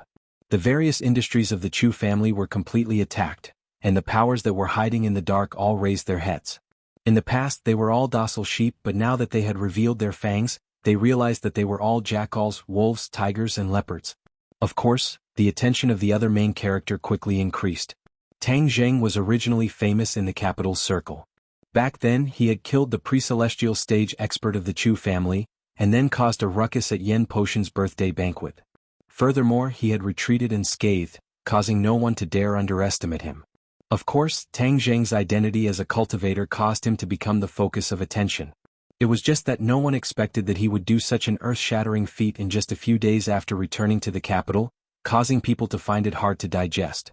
Many people's attitude towards Tang Zheng quickly changed. Those who were originally prepared to secretly deal with Tang Zheng immediately stopped and silently paid attention to Tang Zheng. Chapter 461. Tang Zheng was brought back to Qin Baishan's residence. Li Hongqing was anxiously looking at Tang Zheng, who was lying on the bed, unable to move. She asked with concern, "Tang Zheng, how did you become like this?" Li Hongqing had been poisoned by the evil qi of the 1,000-year blood jade, and it was Tang Zheng who saved her life. Thus she was extremely grateful to Tang Zheng. Tang Zheng squeezed out a smile and said, "I'm fine. I'll be able to move again after a day of rest." He could already feel the true qi slowly being produced in his meridians. A day's time was enough for him to move again. Of course, to return to his peak state there was still a period of time.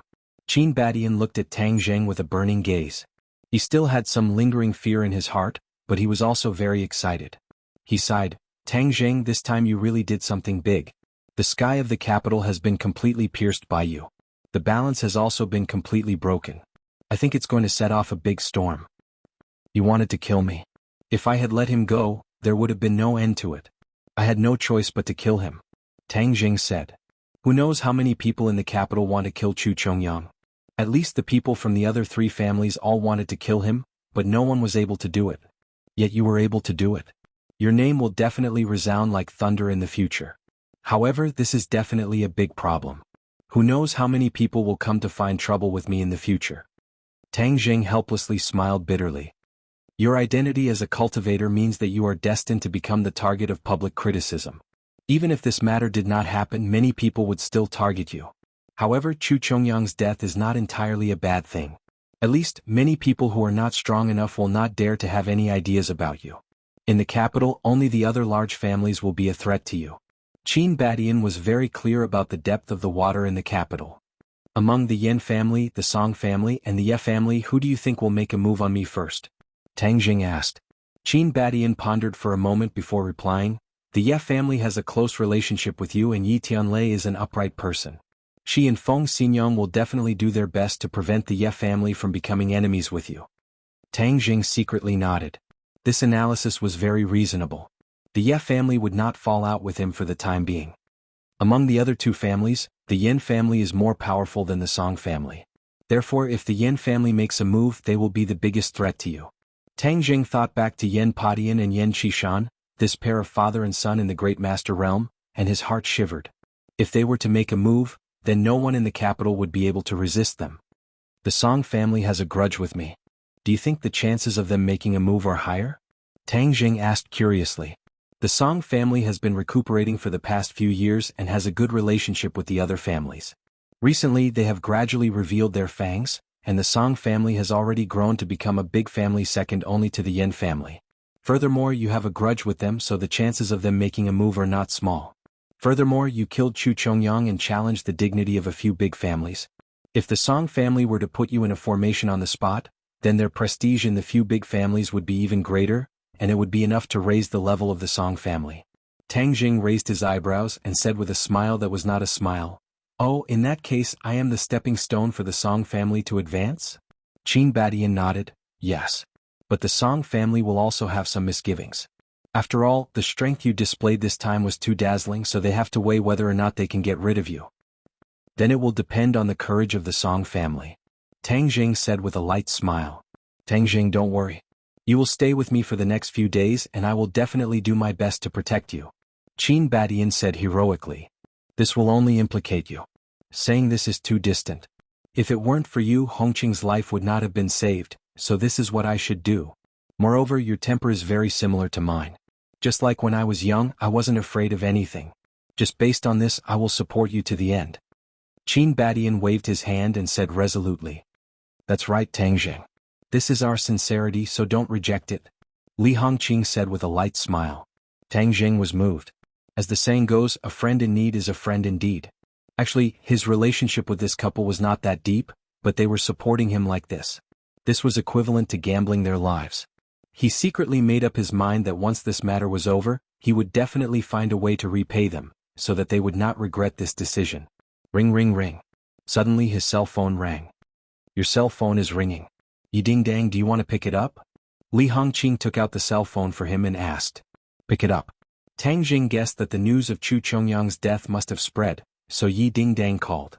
"Tang Jing, how are you?" After pressing the answer button, Yi Ding Dang's anxious voice floated over, almost as if she was crying. Tang Jing was stunned.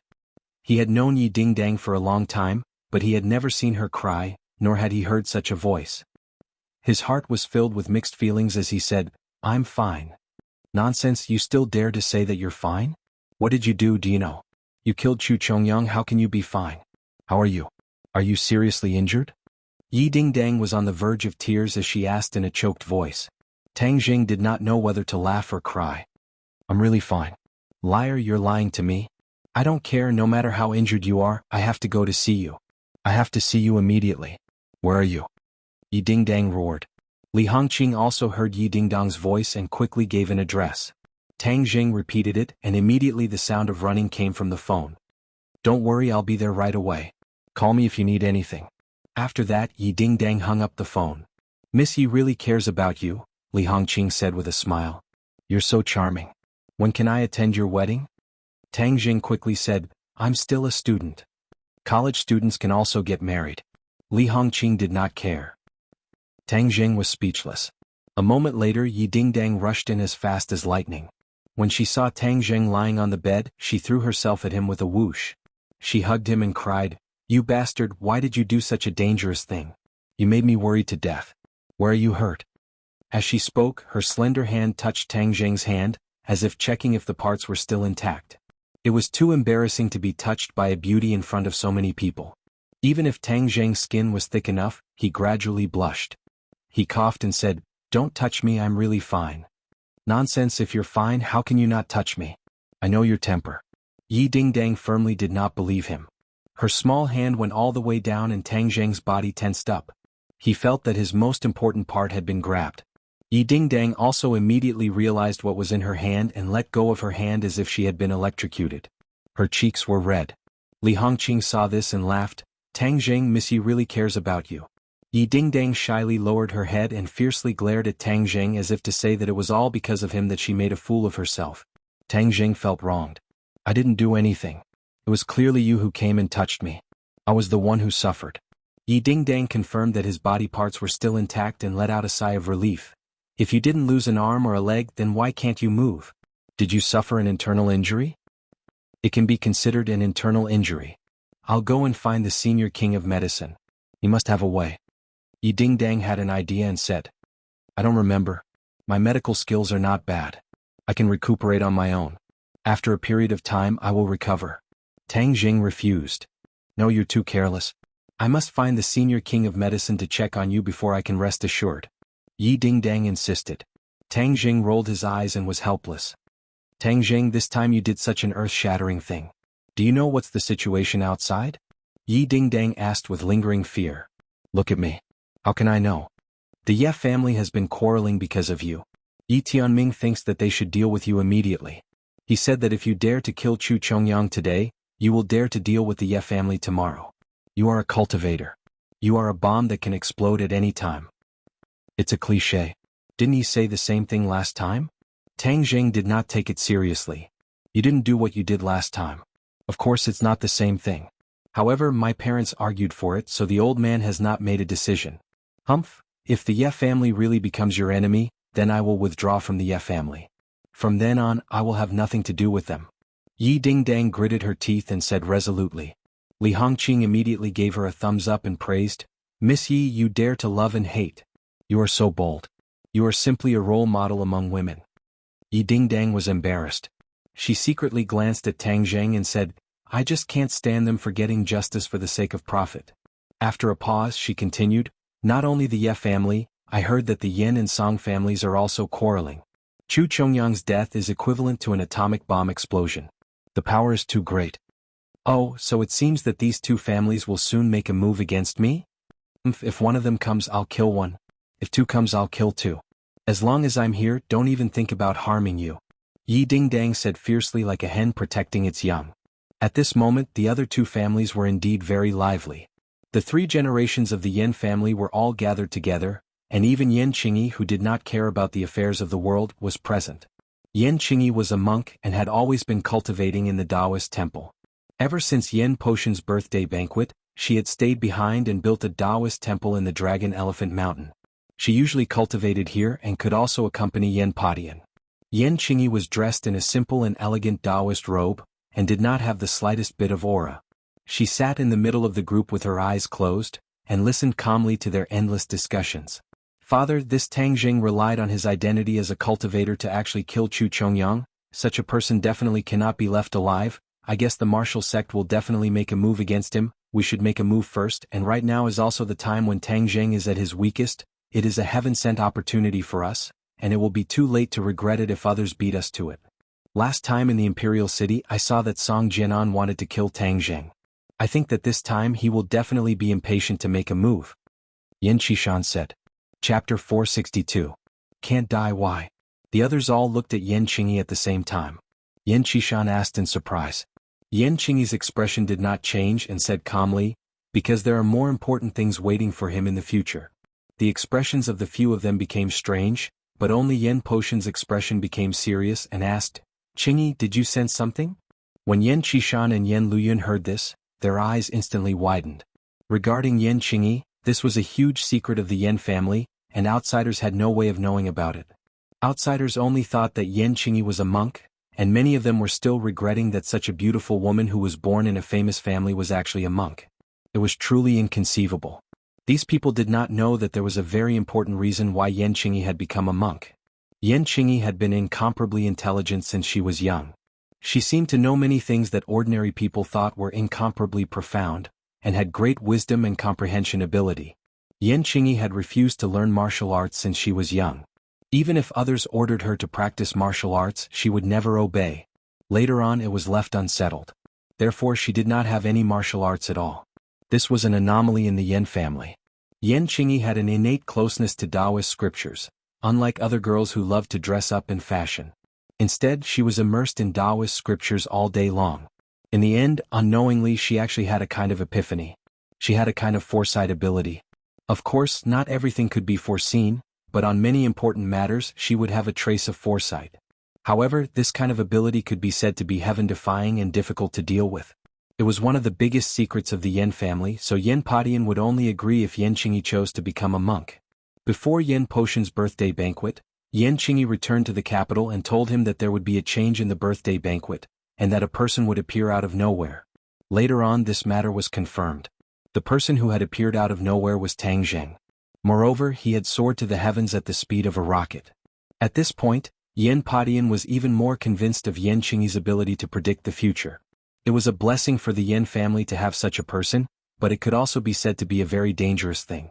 This kind of mysterious and miraculous thing could easily make people associate it with the miraculous abilities of Xianxia.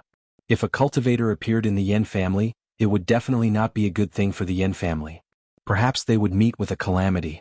Of course, if a family had someone who could predict the future, then many things could be arranged in advance. The early bird catches the worm, and this was a once-in-a-lifetime opportunity. Yan Qingyi said indifferently, there will be a great disaster for humanity in the future. Tang Jing might be the one to turn the tide. Catastrophe? The three of them sucked in a breath of cold air at the same time. This was an important piece of news. Yan Padian asked in a deep voice, what disaster? Yan Qingyi shook his head. This is just a very vague feeling. I am not sure about the specifics for now, but this disaster concerns the life and death of millions of people. You're saying that Tang Zheng will be the savior of this disaster? Yan Qishan was bewildered. No matter how he listened to it, he felt that it was like a fairy tale. Yan Qingyi nodded solemnly. Yan Luyun had a complicated expression on his face. They were both young people, but why was the difference so great? He asked, what other calamities will there be in this world? Could it be World War III? If there is a world war, what's the use of him alone? Yan Qishan scoffed, obviously not believing him. I don't know either. In short, this is a disaster that concerns the survival of humanity. This is what I sensed, so it definitely won't be wrong. Yan Qingyi was extremely confident. Yan Qishan and Yan Luyun looked at Yan Padian at the same time. His two white eyebrows knitted together, and only after a long while did he say, could it be that the survival of humanity is ultimately decided by a cultivator? Yeah, this is too unbelievable. Yan Qishan also felt that it was inconceivable. Moreover, it's impossible for the martial sect to let him go, right? Can he live until then? Yan Qingyi stopped talking and closed her eyes again. Perhaps she was too lazy to explain. Yan Padian did not force him, but his eyes kept changing and said, Qingyi, in the future, will this world no longer be dominated by martial artists? When Yan Qishan and Yan Luyun heard this question, their expressions suddenly changed as if they had seen a ghost. Their eyes revealed shock, and Yan Qishan could not help but exclaim, how is this possible? Yan Qingyi still had her eyes closed and did not reply. Yan Padian understood clearly, this was because she did not know the answer to this question. The ability to predict the future was not enough to know everything, many things were just a trace of comprehension, a flash of inspiration. Yan Qishan shook his head. Impossible, although a few cultivator experts have appeared, they can't mess up the overall situation. How can they make the martial artists lose their position as the ruler? Although Yan Luyun was the head of the four young masters of the capital, these things had completely exceeded his imagination, causing him to feel that his brain was not enough. Unless the cultivator returns. Yan Padian was silent for a long time and said hesitantly, the cultivator has returned. The others cried out in alarm, and even Yan Qingyi's eyelids twitched a few times. Could it be that this world is really going to be in chaos? No one could answer Yan Qishan's question. Grandfather, what should we do now? Yan Luyun asked. Yan Padian stared deeply at his descendant and said, regardless of whether or not the cultivator has returned, since Tang Zheng is going to play such a big role in the future, then the status of cultivators will definitely increase in the future, and with regards to Tang Zheng, the future savior, we have to rope him in even more. This will be of great benefit to us and the Yan family. The few of them nodded. If the future was really as Yan Qingyi had foreseen, this was indeed a good way to seize the initiative. If the Ye family and Tang Zheng cut off their relationship, wouldn't that be letting the cooked duck fly away? Yan Luyun said with some amusement. Yan Padian curled his lips and said disdainfully, don't think that just because Yi Xuanji broke through to the Grandmaster stage, he became so powerful. Back then, why was he unable to break through? This was related to his breadth of mind and vision, and his vision was only that big. He only focused on the present and could not see the future. Then this time, our Yan family has taken the initiative. Wouldn't that be a huge advantage? Yan Luyun said happily. Yan Qishan shook his head. Luyun, don't just look at the opportunity, this is opportunity and danger coexisting. At this moment, everyone is treating Tang Zheng as the target of public criticism, but the Yan family is on good terms with him. Do you know what this means?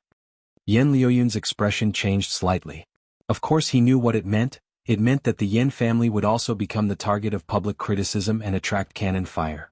The few of them understood this logic and looked at Yan Padian.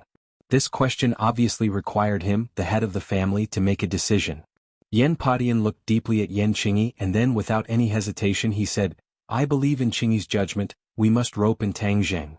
Yan Padian set the tone, and the others no longer sang the opposite tune. Even if Yan Qishan still had reservations about Tang Zheng, he did not refute him. Yan Luyun asked, Grandfather, this time Tang Zheng killed Chu Chongyang, and will definitely cause a crazy counterattack. What should we do? It's better to send charcoal in the snow than icing on the cake. Right now it's Tang Zheng's most dangerous moment, so of course we have to be the ones to send charcoal in the snow. Qishan, go and inform Chu Mingxian not to seek revenge on Tang Zheng. Yin Padian arranged. Yin Qishan said worriedly, I'm afraid Chu Mingxian will not agree. Yin Padian laughed coldly. If you don't agree at this moment, the Chu family no longer has anyone to rely on. Do you really want to suffer the calamity of extermination? Yin Qishan nodded as if he had understood something. The Chu family no longer had anyone to rely on. If they still did not know how to advance or retreat, then they would really die. Moreover, which great clan didn't die? If they didn't know how to endure and retreat, then they could only be eliminated by history. This was reality, and reality was just that cruel. Yin Qishan came to the Chu family with the order. At this moment, the Chu family was immersed in grief and anger. Chu Mingxian received Yin Qishan, and when Yin Qishan explained the purpose of his visit, the veins on Chu Mingxuan's forehead twitched, and he asked hysterically, why? This is the rule of the game. The loser has no right to ask why. Yin Qishan spoke bluntly without holding back. My father's corpse is not cold yet and you're going to do this? Yin Qishan laughed disdainfully. Don't really think of yourself as a pitiful weakling. Which family is clean? Did the Chu family not do enough in the past? Moreover, I am doing this for your own good. Right now, no one in the Chu family is a match for Tang Zheng. If you continue to provoke him, you will only be courting death. Of course, Chu Mingxian knew that the other party was not lying, but at this moment, his mind was completely drowned by anger. He roared, so what if I'm courting death? I want Tang Zheng to die. Your father is no longer here. You should work even harder to manage the Chu family, and not let the Chu family be exhausted for nothing. Yin Qishan kindly reminded him. You don't need to worry about it. Scram, the Chu family doesn't welcome you. Chu Mingxian ordered him to leave.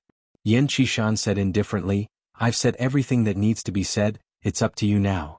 After saying that, he turned around and left with large strides. Just as he walked out of the door, he saw a few people walking towards him. It was actually Song Yu and his father, Song Hanjun, and with them was Chu Xiaofeng. The Chu family's young master's face was filled with fear as he rushed in a sorry state, almost colliding with Yin Qishan. Song Hanjun stopped in front of Yin Qishan and asked in bewilderment, Qishan, you came a step earlier than me, you are really well informed. You're not late either.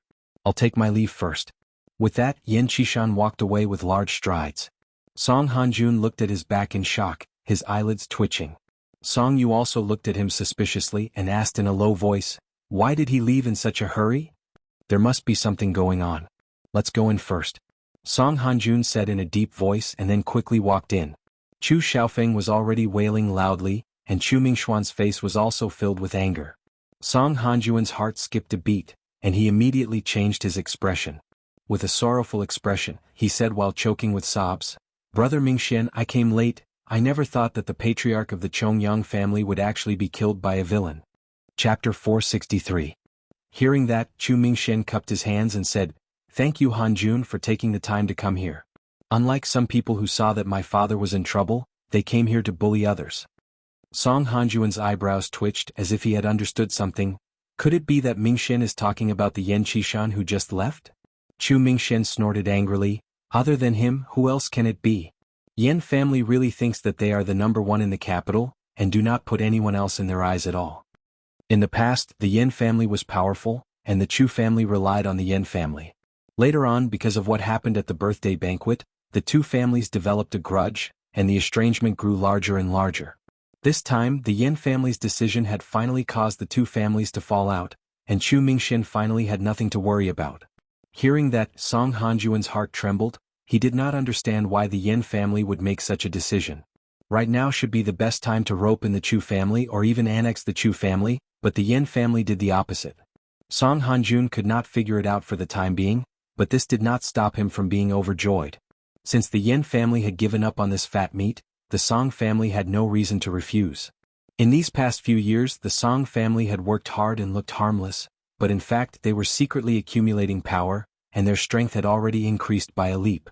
If they could take advantage of this opportunity to annex the Chu family, it would be like adding wings to a tiger, and they could even stand on equal footing with the Yin family. Tianqing Song family, I really came to the right place this time. Song Hanjun was secretly happy in his heart, but he put on an expression of righteous indignation and shouted angrily, How preposterous, we are all great families in the capital, so we should be on the same side. Yan family actually took advantage of this opportunity to bully others. It is truly despicable. Not only is the Yan family bullying others, they are also supporting that brat Tang Zheng. Who is that brat? He is a cultivator. I think the Yan family is preparing to become enemies with all the warriors in the world. Chu Mingxian gritted his teeth and said. Song Hanjuan's eyes became brighter and brighter. He thought to himself, could it be that Yan Padian has gone senile? They actually stood on the side of the Xiaoxia on such a major issue. This was seeking their own destruction. If it weren't for the inappropriate occasion, Song Hanjun really wanted to look up to the sky and laugh 3 times. If this wasn't the heavens helping the Song family, then what was? Song Yu, on the other hand, was not so excited. Instead, she frowned and looked at her father, deep in thought. Mingxian, the Yan family is so perverse. It will definitely arouse public anger. You don't need to care about their attitude. This time the head of the Chongyang family was killed by Tang Zheng. What are you going to do? Song Hanjun asked. Revenge, a debt of blood must be paid in blood. We must kill that brat Tang Zheng. Chu Mingxian said resolutely. Chu Xiaofeng abruptly raised his head.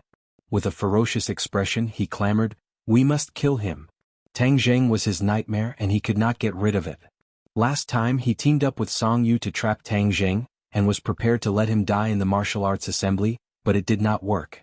He did not expect that the pillar of the Chu family would fall into Tang Zheng's hands this time. However, Chu Xiaofeng was not at home earlier, and was with Song Yu, so he did not personally witness the battle just now. He suddenly came to a realization and asked, what kind of strength does Tang Zheng have? How can he be a match for grandfather? Cultivators have many despicable and dirty methods. The old man only lost his life after falling into his scheme. Chu Mingxian said hatefully but did not tell the truth. Regarding the specific details of the battle, Chu Mingxian had already issued a gag order, and no one present was allowed to mention it to outsiders. Therefore the others only knew that Chu Chongyang had died at the hands of Tang Zheng, but they did not know the details. In fact, many people did not believe that Tang Zheng had killed Chu Chongyang with his true abilities, and that he must have relied on some kind of scheme of a cultivator to succeed. Although they were afraid of Tang Zheng's methods, no one would compare Tang Zheng's cultivation to a great master. At least, that was what Song Hanjun thought in his heart. Then there's no time to lose. Mingxian should take advantage of the opportunity to pursue and kill him, and use that brat's head as a sacrifice to the Chongyang family patriarch. Song Hanjun instigated. Chu Mingxian blinked his eyes as if he was moved.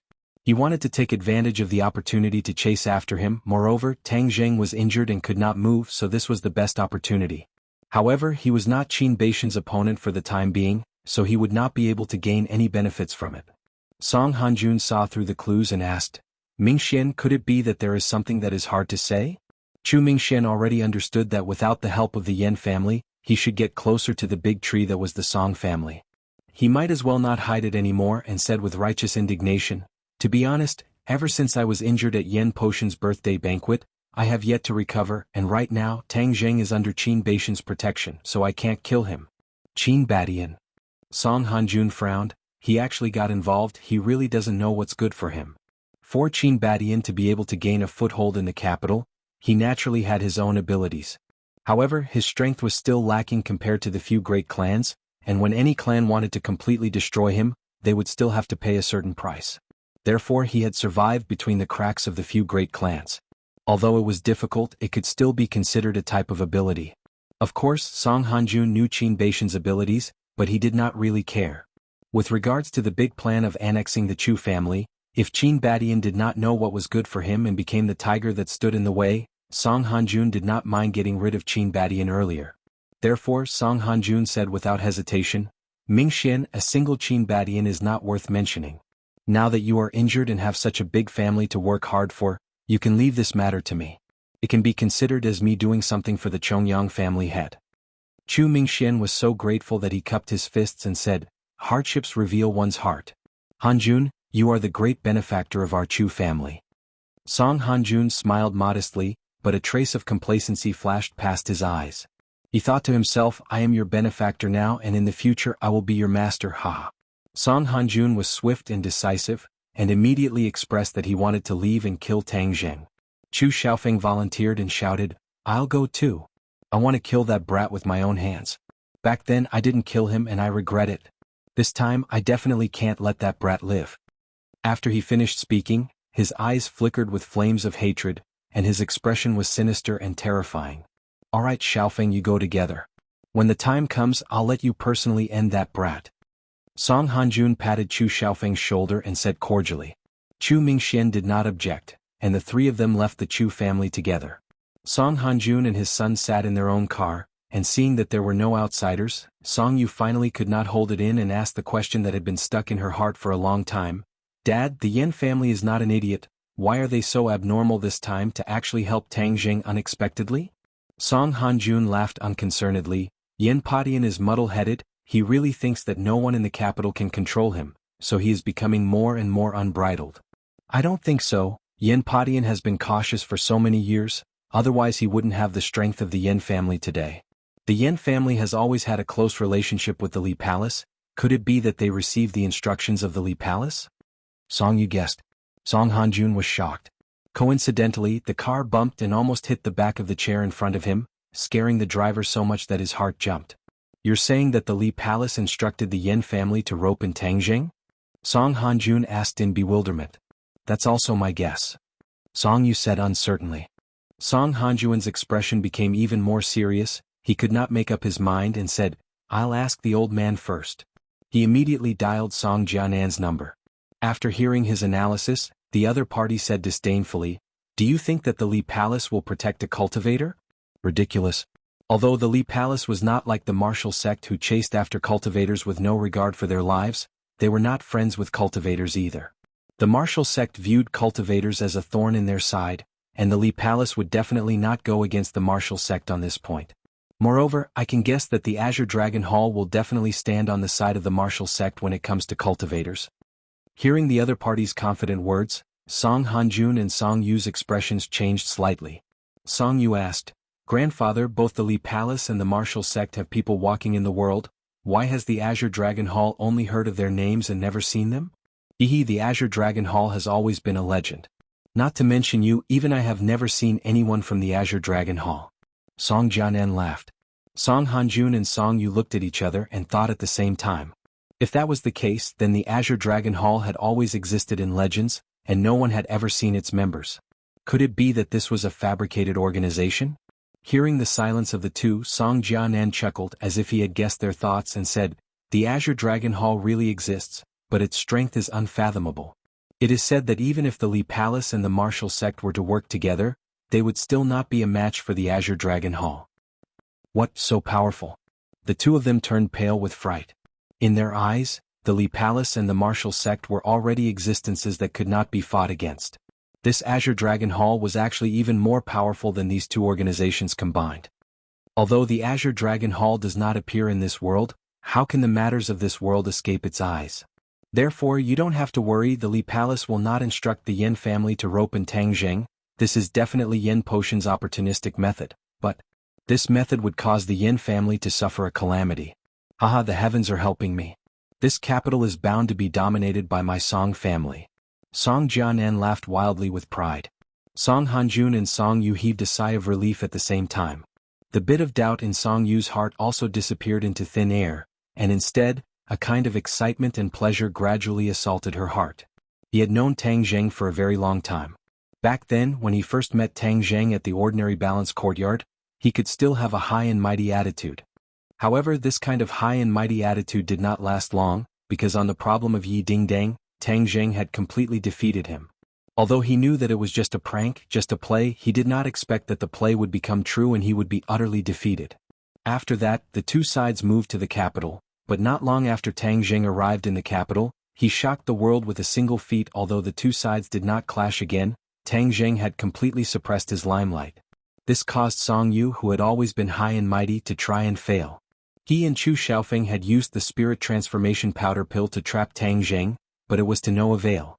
At that time he had experienced a feeling called fear, a feeling that he had never felt before.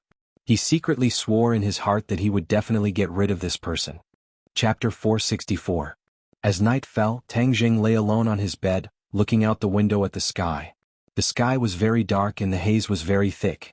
It seemed like it was going to rain, washing away the haze that made it difficult to breathe. Tang Zheng stayed at Qin Beishan's house to recuperate. His limbs had already regained the ability to move, but his internal energy had not yet recovered. He could be considered to be powerless. His body was empty and his chi was as weak as a wisp of smoke. A martial scholar is really not that easy to kill. I almost lost my life. He sighed inwardly. Are you asleep? A weak voice came from next door. This was Yi Dingdong's voice. She had stubbornly stayed and turned off her phone, not letting anyone in the house find her. I'm asleep, Tang Jing said. You're still promising me after sleeping. Heng, you never say a proper word all day. Yi Dingdang ridiculed. Yes, that's my temper. It seems like I won't be able to change it in this lifetime. It's not too late for you to regret leaving. I said that I would protect you. How could I leave? Heng, no matter who it is, I'll kill one if one comes, I'll kill two if two come. Yi Dingdang said righteously. Tang Zheng's lips curled into a smile. To have such a close female friend was undoubtedly one of life's greatest blessings. He did not know what he had done to deserve this. Go to sleep. You're a good student, so you can't skip class like me, Tang Jing advised. I won't leave until you're well. It's almost time for the final exams. I'm not afraid. Don't think that you're the only smart one. I'm not stupid either, Yi Dingdang said proudly. Then let's have a bet on whose final exam score is higher. Yi Dingdang angrily said, I won't bet with you. I've bet with you so many times before and lost every time. I won't be fooled again. Thinking about their previous bet, the two of them could not help but smile. A loud noise rang out. It was particularly sudden and ear-piercing in the silent night. Tang Jing immediately sat up and exclaimed, Something's wrong. The door was suddenly pushed open and a graceful figure stood in front of Tang Jing to protect him. Yi Dingdang cautiously said, Someone broke in. I heard it. It's in the front yard. Tang Jing said with a solemn expression, It's not even night yet and you can't wait to kill me already? Don't worry, I'm here. Yi Dingdang patted her chest and said fearlessly. Tang Jing smiled knowingly. Then I'll leave my life in your hands. Yi Dingdang heard this and her eyes widened.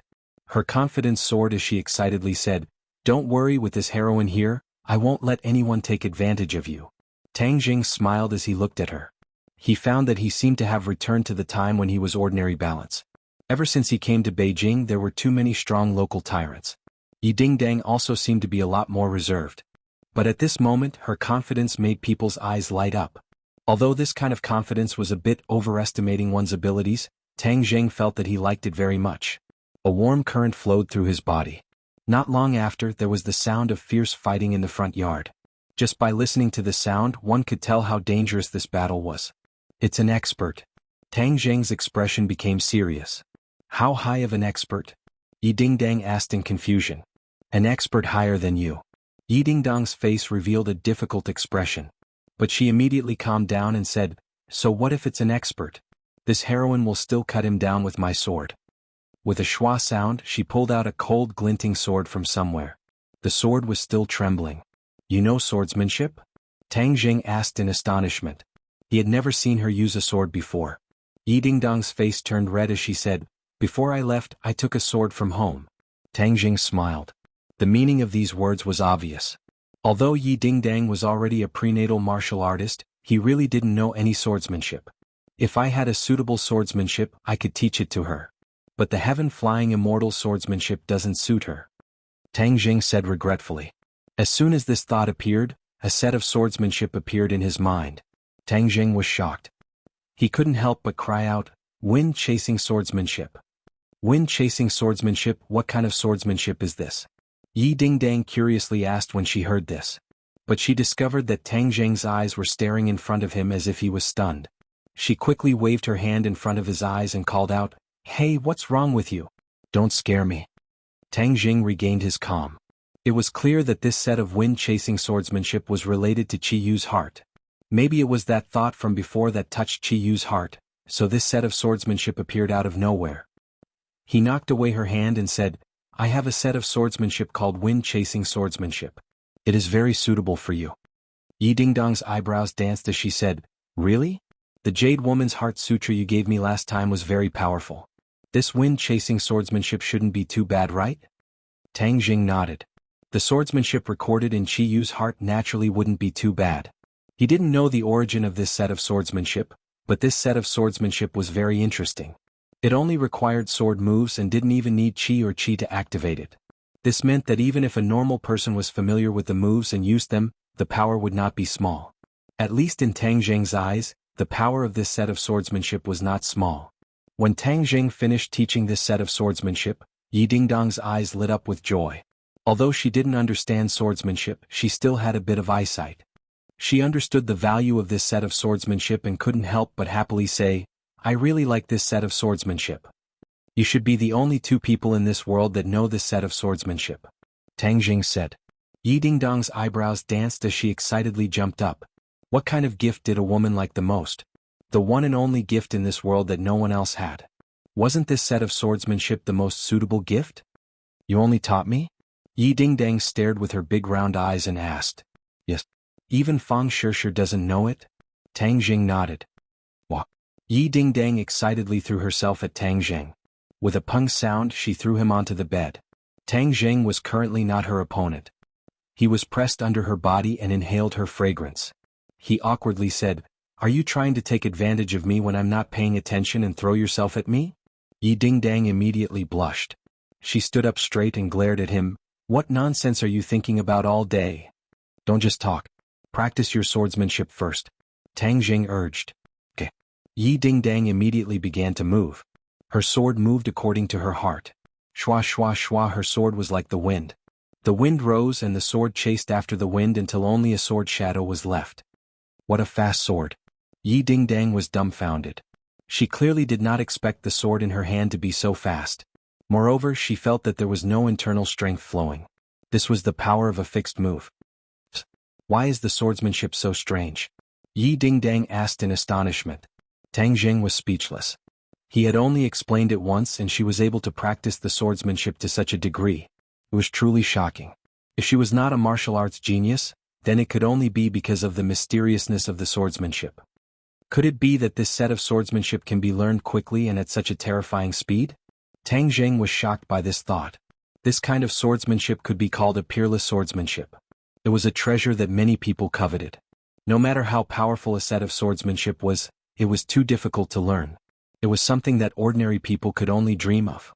But a set of swordsmanship was not only powerful, it did not have any requirements for the cultivator.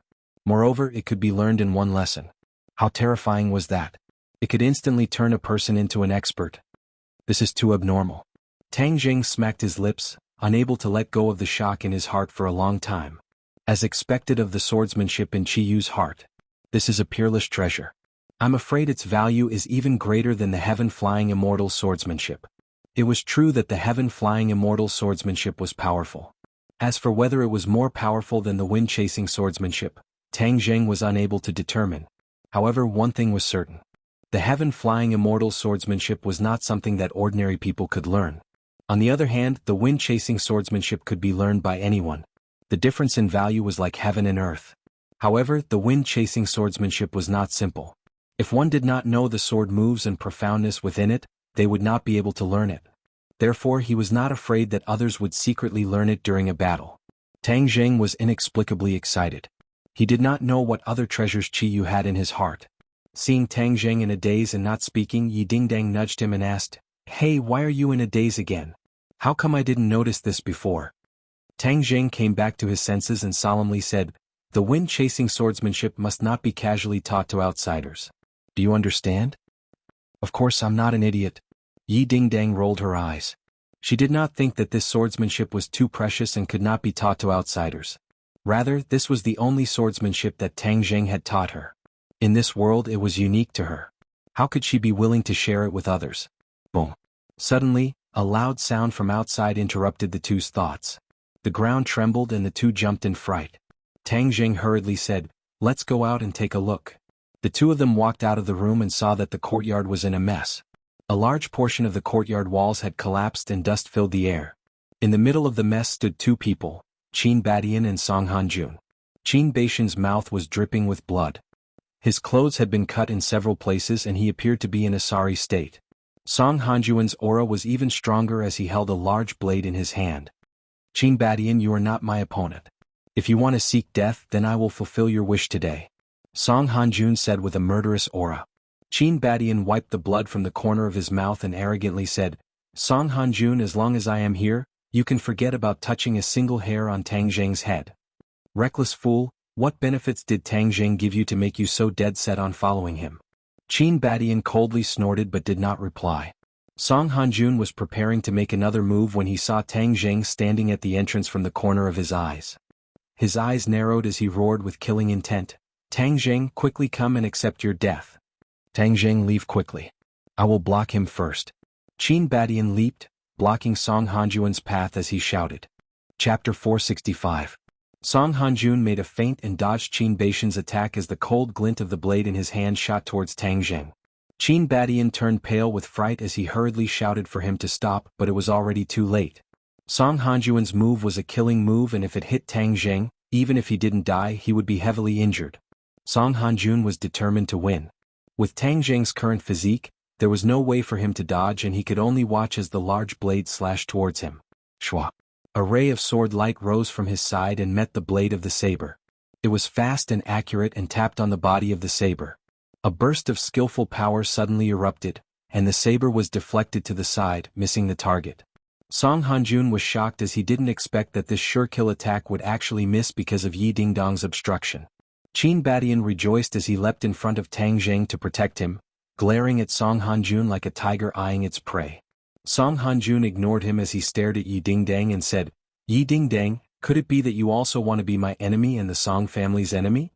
Yi Dingdang proudly said, you want to kill Tang Zheng, so that means you are my enemy and I am your enemy. Heng, don't think that just because you are Yi Tianlei's daughter that I won't dare to touch you. Yi Tianlei is only a first-grade Xiantian realm cultivator and is weak by himself. Even if I hurt you, he can't do anything to me. Song Hanjun said confidently as he obviously didn't put Yi Tianlei in his eyes. Although Yi Tianlei was one of the top 2 in the Ye family, compared to the other second-generation disciples, his strength was the weakest, so Song Hanjun didn't think much of him. Then let's give it a try. Let's see if the sword in my hand is weak. Yi Dingdang bit her lip and refused to back down. At this time, Song Yu and Chu Xiaofeng also rushed in from the outside. When they saw Yi Dingdang, Song Yu's face flashed with displeasure, and then looked at Tang Zheng hiding behind Yi Dingdang, and resentment appeared in her eyes. Dad, don't hurt Dingdang. Our target is Tang Zheng, Song Yu advised. Song Hanjun looked at his son meaningfully and said, I cannot hurt her, but she must immediately scram away from me, otherwise the blade in my hand will not recognize her. Song Yu hurriedly advised, Dingdang, come over here quickly. Tang Zheng is a cultivator, not a kind person. He's not like us. Don't be fooled by him. Yi Dingdang didn't appreciate it at all and coldly said, kind people? I think you're not kind people. If you want to stand up for the Song family, then you must first defeat the sword in my hand. You don't know the immensity of heaven and earth. Song Hanjun said disdainfully. Seeing that he was about to attack, Song Yu advised again, Dingdang, you've been deceived by Tang Zheng. He's our public enemy. There's no benefit in being with him. There's no benefit in being with you. Besides, Song Yu, I have nothing to do with you. I don't need you to persuade me. Yi Dingdang didn't appreciate it at all. She was already annoyed with the other party, so at this moment she naturally didn't have a good expression. Chu Xiaofeng coldly watched from the sidelines. His face was filled with resentment. He coldly snorted and said, Young Master Song really has tender feelings for the fairer sex. What's the use of having this kind of blind and stupid woman? It's better to kill them both. Song Yu was extremely disappointed. At the beginning he had an indifferent attitude towards Yi Dingdang. But after his repeated failures, his interest towards Yi Dingdang grew. In the end he made up his mind to take her for himself. But it seemed that this goal would be extremely difficult to achieve. Song Hanjun saw his son's expression and murderously said, Yi Dingdang, since you don't know what's good for you, then don't blame me for being impolite. How many moves do you think you can take from me? Yi Dingdang raised her head and jokingly asked, Then how many moves do you think you can take to defeat me? Ah, you still want to use a few moves? Good, you really won't shed tears until you see the coffin. Then I'll help you. Within 10 moves you will definitely fall. I want you to watch with your own eyes as Tang Zheng dies in front of you. Song Hanjun wildly laughed. Then let's make a bet. Yi Dingdang said. Bet? Bet on what? Bet that you won't be able to take me down within 10 moves. Song Hanjun was stunned for a moment, then immediately began to laugh loudly. This was truly the biggest joke in the world. Yi Dingdang was a Hotian realm martial artist and Song Hanjun was indeed a Xiantian realm martial artist. There was an insurmountable chasm between the two. This was a principle that any martial artist would understand. That was why Song Hanjun was so confident. In fact, in his opinion, he would be able to defeat Yi Dingdang within 5 moves. Saying that he would be able to defeat her within 10 moves was already giving him face. The others looked at Yi Dingdang in disbelief. Qin Badian hurriedly stopped her. Miss Yi, you must not let your guard down. With me here, it won't be easy for him to kill Tang Zheng. Yi Dingdang glanced at him. Qin Badian's body was already covered in wounds. It was obvious that he was not Song Hanjuan's opponent. If the two of them continued to fight, then Qin Badian might even lose his life. This point was obvious to anyone with eyes, but Qin Badian still did not hesitate. This kind of spirit was worthy of respect. Tang Zheng's heart trembled as he persuaded, Mr. Qin, you have already done so much for me. There is no need to throw your life away. If I really am destined to die, then I have nothing to say. Qin Badian retorted, no, I said that I will protect you, so I will definitely protect you. Qin Badian may not be a powerful character, but my words are like nails. Haha, Qin Badian, you really have a backbone and are loyal to your friends. After I take care of Tang Zheng, I will naturally take care of you. Don't think that you are a big shot. The reason why you can stand firm in the capital is because we can't be bothered to take care of you. If we really wanted to take care of you, we could easily crush you to death. Song Hanjun said with disdain. Come then. Qin Badian stepped forward. Yi Dingdang hurriedly stopped him. Song Hanjun, don't change the topic. I bet that you won't be able to defeat me within 10 moves. Do you dare to bet with me? You can't be feeling guilty, right? Aha, so the Song family is only SOSO? Song Hanjuan's eyebrows twitched. Humph, what do I not dare to bet with you? Since you are so intent on sending yourself to death, then I will fulfill your wish. However, I am not prepared to kill you. If you lose, then you will accompany my son tonight. Company Song Yu? The meaning was too obvious. Yi Dingdang's face flushed red as she glanced at the father and son pair. She did not expect that he would raise such a condition.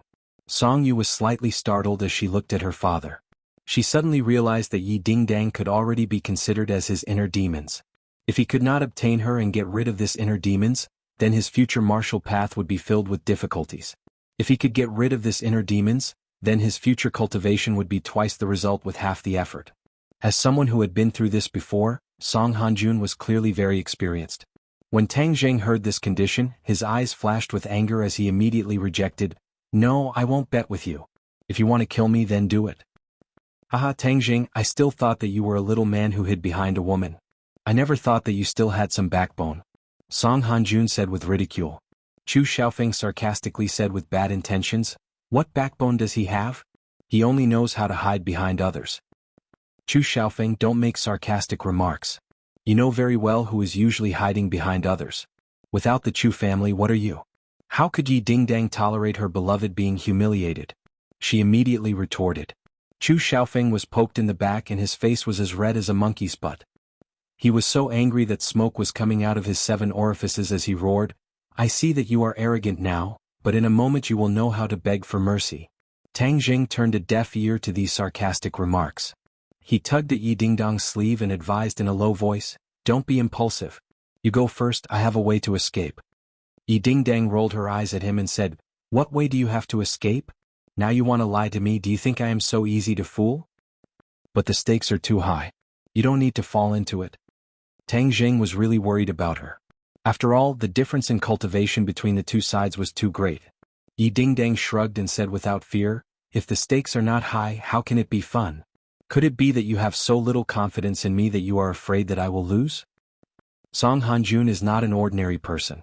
Tang Zheng said with hesitation. Yi Dingdang stared at him, then I am not an ordinary person. Moreover, didn't you just teach me the wind-chasing sword technique?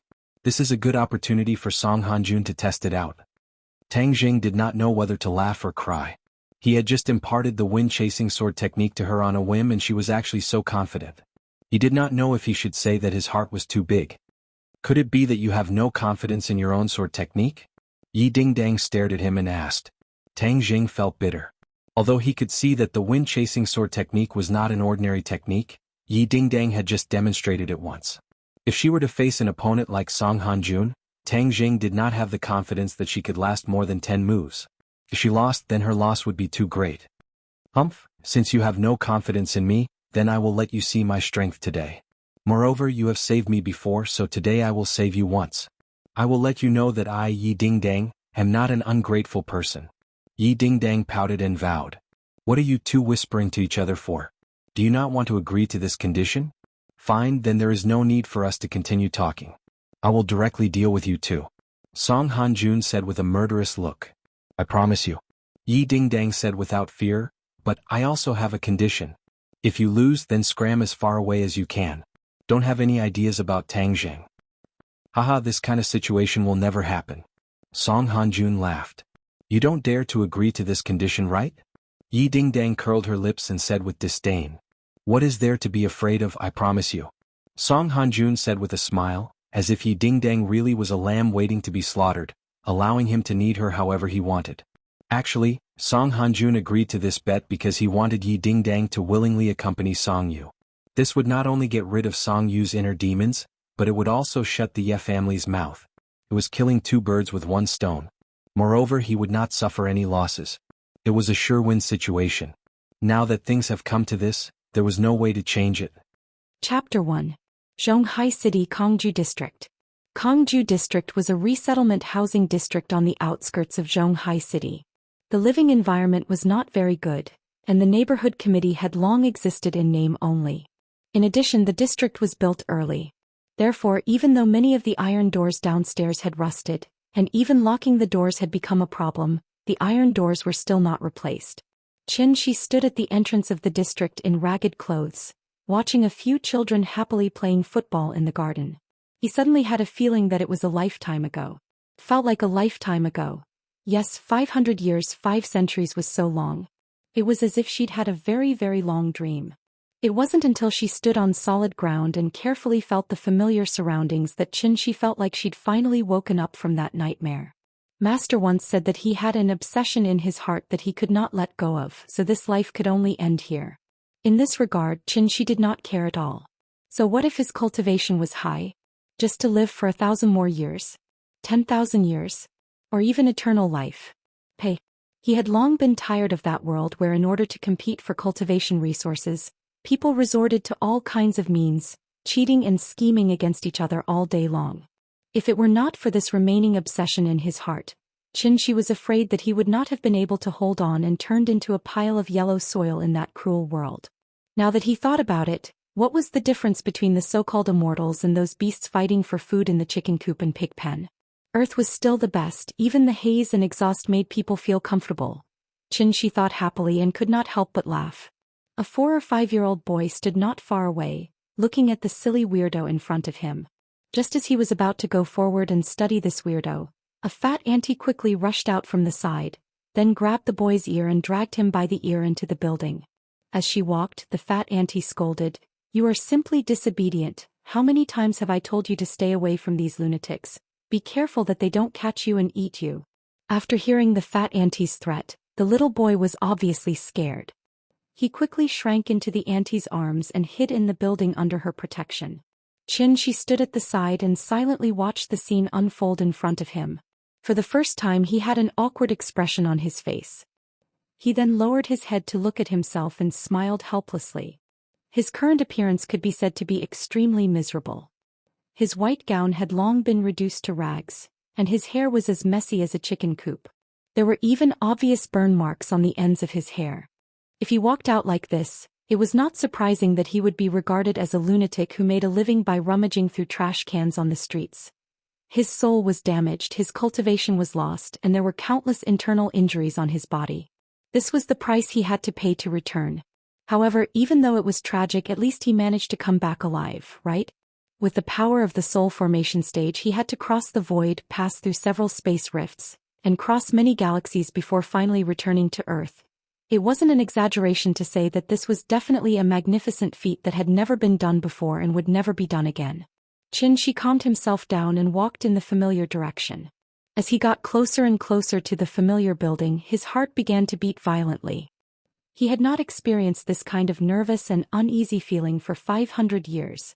He had suffered in the cultivation world for 500 years. He had gone from the lowest level of servant to a mighty divine monarch. In the end, he still gave up everything and risked his life to forcibly return. In fact, it was because of the stubbornness in his heart. Since there was no hope of attaining the throne in this life, why not return to his roots and rest early? Xianxia, who was determined to die, set off just like that. The heavens seemed to have finally opened their eyes. Originally he thought that when he came back he would only see everything in the past turn into mulberry fields. However, who would have thought that after arriving on Earth, Xianxia would be shocked to discover that only 5 years had passed on Earth. Only 5 years. What was the cause of this? Xianxia didn't know, nor did she want to know. He only cared about one question now. 5 years had passed. Was she doing well? She was now. Suddenly Xianxia did not dare to imagine anymore. He who had only used 500 years to become a divine monarch and was known as the Supreme on the prodigy roll, suddenly felt a little scared. Last year in this door the peach blossoms were both red. He did not know where the peach blossoms were, but the peach blossoms were still smiling. Forget it. If you marry someone else, I will also fulfill the promise I made to you at that time. As if he had finally made a decision, Xianxia threw away the various distracting thoughts in his mind and strode through the familiar iron door. I ascended to become a divine monarch, not to live forever, but to bless you with happiness and peace. 3rd floor. The second room from the left, 302. When he saw the slightly faded fortune on the iron door, Xianxia was suddenly stunned. The word fortune was still there and the couplet was still there. This was what he had personally put on with her before he disappeared. Could it be? She is still waiting for me? Xianxia stretched out his trembling right hand and gently knocked on the door. Now he looked like a groom standing on the wedding stage ready to welcome the bride, but also like a luthier who received an invitation but did not dare to look at the bride's name on it. Xianxia tidied his tattered clothes, trying to make them more pleasing to the eye. Then he scratched his hair again. That skillful action was like that of 500 years ago when he was still in university. Every morning before he went out for a date he would do this signature action in front of the mirror. Who is it? Xianxia did not have to wait for long before someone answered the door. The moment he heard this voice, Xianxia felt as if his heart had suddenly become empty. This was not her voice. Definitely not. Perhaps to verify Xianxia's guess, after this voice the door opened. Behind the door was a middle-aged woman who looked to be in her 50s or 60s. When the middle-aged woman saw Xianxia's tattered appearance, a trace of panic flashed in her eyes. She thought that a criminal was going to rob her house. What do you want? The middle-aged woman deliberately raised her voice and asked. She was a little scared of the person in front of her, so she deliberately spoke loudly to alarm the neighbors. Big sister, I am not a bad person. Xianxia helplessly took a few steps back, then he forced a smile and said, I used to live here, but after I left my wife lived here alone. Auntie, do you know when she moved away? What? I have always lived here. I have lived here for several years. How come I have never seen you? Are you here to steal something? If you don't leave I will call the police. Don't, I will go. Xianxia helplessly smiled, looked deeply at the door number above the iron door and walked down the stairs unwillingly. It was impossible that he remembered wrongly, absolutely impossible. This was his home. At least it used to be their home. The middle-aged woman hid behind the door, and after seeing Xianxia turn and leave she relaxed a lot. Secretly looking at Xianxia's side profile, the middle-aged woman suddenly seemed to have thought of something. She quickly opened the door and rushed out. Hey, wait a minute. The middle-aged woman came in front of him, looked up at him carefully for a while, and felt that this person was very similar to the person in the photo. Suddenly, the middle-aged woman violently grabbed Xianxia's arms and said excitedly, It's you, Qin family's boy. You are finally back. You are Auntie Zhang? In the past he had only seen Auntie Zhang from afar, so Xianxia did not have much of an impression of her. Fortunately, Auntie Zhang recognized him. How did you become like this? If it weren't for the photos left behind by the two of you, I wouldn't have recognized you today. Thank God I didn't chase you away. You're finally back. Where have you been all these years? Do you know how hard she has been waiting for you? Auntie Zhang pulled Xianxia and said excitedly. As she spoke she seemed to have thought of something sad and couldn't help but cry. Auntie Zhang, I am sorry, it's my fault, I didn't take good care of her. Looking at Auntie Zhang's appearance, Xianxia's heart ached for no reason. His heart, which had been as firm as a rock, also hurt. They had agreed to rely on each other from now on, but she didn't expect Xianxia to leave without a word. He had been gone for 5 years. Auntie Zhang, is she at home? Xianxia asked in a trembling voice. However, Auntie Zhang wiped her tears and said intermittently, She left a long time ago. When she left she didn't say where she was going, left? Although Xianxia had mentally prepared himself countless times, when he heard the news from Auntie Zhang, he still couldn't accept it. Just when Xianxia calmed down and wanted to ask Auntie Zhang for more details, a crisp voice suddenly came from upstairs. "Grandma, what are you doing?" Xianxia looked in the direction of the voice and saw a little girl who looked about 4 or 5 years old, standing timidly on the stairs. "Yin, look, your father is back." Auntie Zhang waved her hand and called the little girl over, then squatted beside her, pointed at Xianxia and said, "Look, don't you want your father? Your father is back, quickly call him father." Xianxia was stunned, looking at the delicate little girl in front of him, and then looking at Auntie Zhang's serious expression, he was dumbfounded. The little girl looked at Xianxia timidly, then under Auntie Zhang's encouragement she nervously and uneasily called out, "Papa." Xianxia's head suddenly exploded. Although the sound of "Papa" was very soft, it was like a thunderclap in his ears, making his hair stand on end. "Papa." Not getting a response from Xianxia, the little girl called out again. But this time she was not so scared, and there seemed to be a trace of expectation in her big bright eyes. "She gave birth to a daughter for me?" Xianxia suddenly squatted down and hugged his daughter. The loneliness, which had been hovering in his heart for 500 years, finally disappeared at this moment. A monarch of a generation actually shed tears at this moment. Chapter 2. The furnishings in the house hadn't changed much. Because of the little girl, the scattered picture albums and toys made the house look a little messy. Auntie Zhang couldn't stand Xianxia's sloppy appearance. As soon as they entered the house, she told him to take a shower and change his clothes. He had left the clothes 5 years ago. He didn't expect them to fit him so well. After a quick cold shower, Xianxia sat upright on the sofa and watched Auntie Zhang play with the child. Auntie Zhang had raised the child all these years, so the little girl was very tired of her. This made Xianxia very envious. He hoped the child would be so close to him. "Come, Yin. Tell Daddy your name." The little girl blinked. Her big watery eyes were full of questions. She didn't seem to understand why Auntie Zhang would ask such a question. So she asked in a childish voice, "Wasn't Yin named by Daddy?" "Mommy named it, so Daddy doesn't know. Mommy said you have to tell Daddy yourself." "Look, Daddy is back. Quickly tell Daddy your name." The little girl tilted her head and thought for a while. Then she looked at Xianxia and quickly said, "My name is Yin." After saying that, the little girl burrowed into Auntie Zhang's arms. She seemed a little embarrassed. Auntie Zhang stroked Xianxia's little head. She looked at Xianxia and said helplessly, "Silly child. You're always asking for Daddy. Now you're shy when you see Daddy." "Yin. Was it because she missed him?" "Hey Yin. Grandma is going to cook for you. Go to Daddy and let him play with you, okay?" "No, I want to play with Grandma." Yin shook her head. She grabbed Auntie Zhang with both hands and refused to let her go. "Be good. If Grandma doesn't cook, we won't have anything to eat tonight. Let Daddy play with you." Auntie Zhang knew that this was a time for the father and daughter to be alone. So she carried Yin to Xianxia and placed her on the sofa beside Xianxia.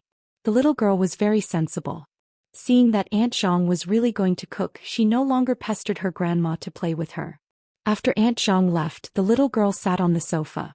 Her 2 slender legs dangled naturally from the sofa and swayed gently. Her big watery eyes stared straight at Xianxia.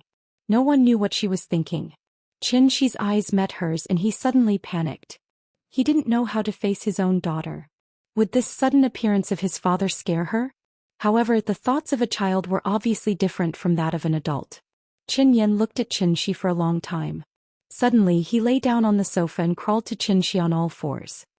He reached out his hands and said in a childish voice, "Papa, hug."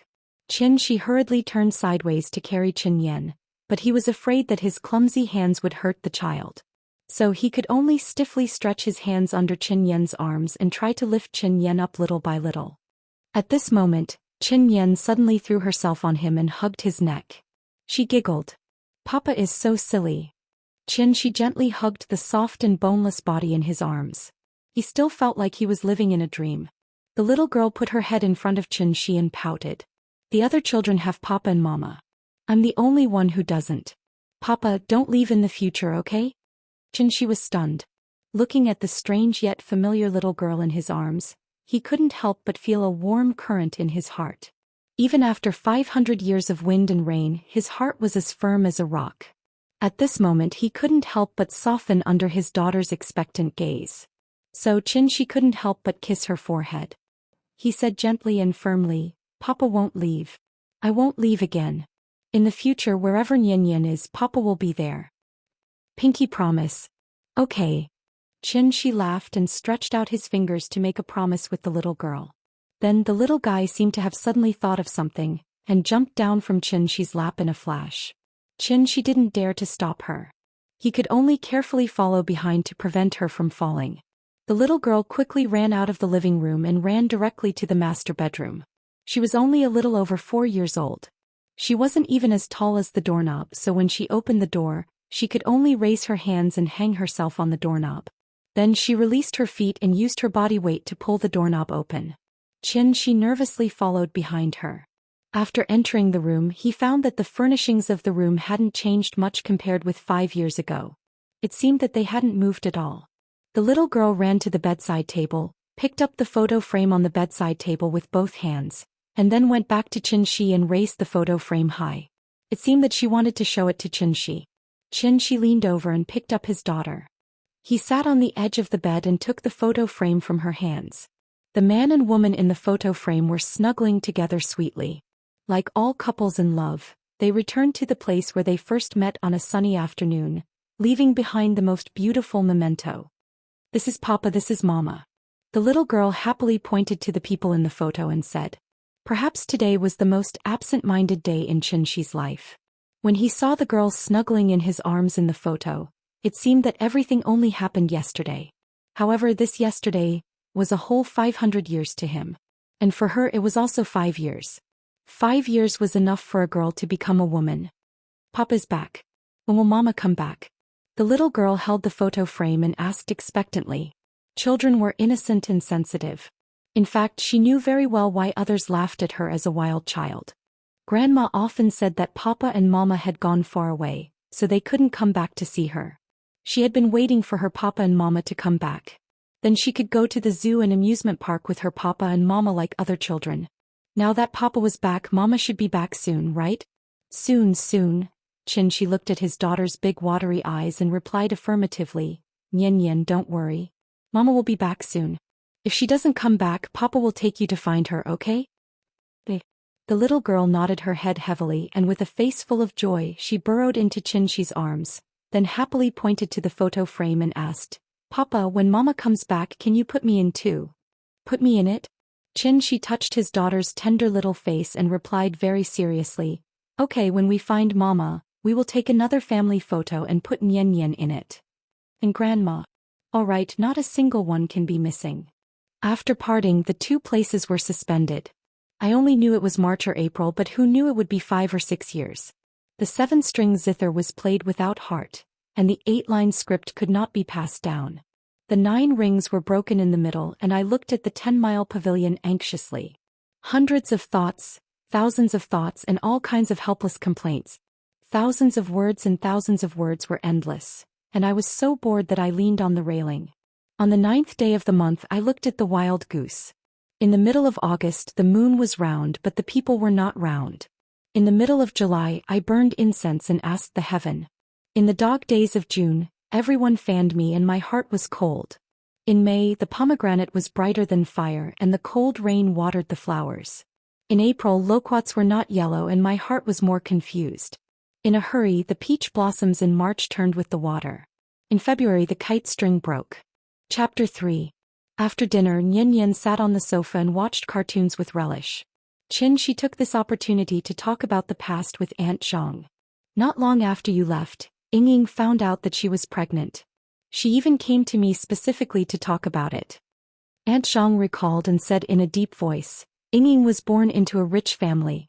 She had never suffered much. After you left, she was the only pregnant woman left. Even her life became a problem. So when Xian was about to be born, I simply moved here to take care of the mother and daughter."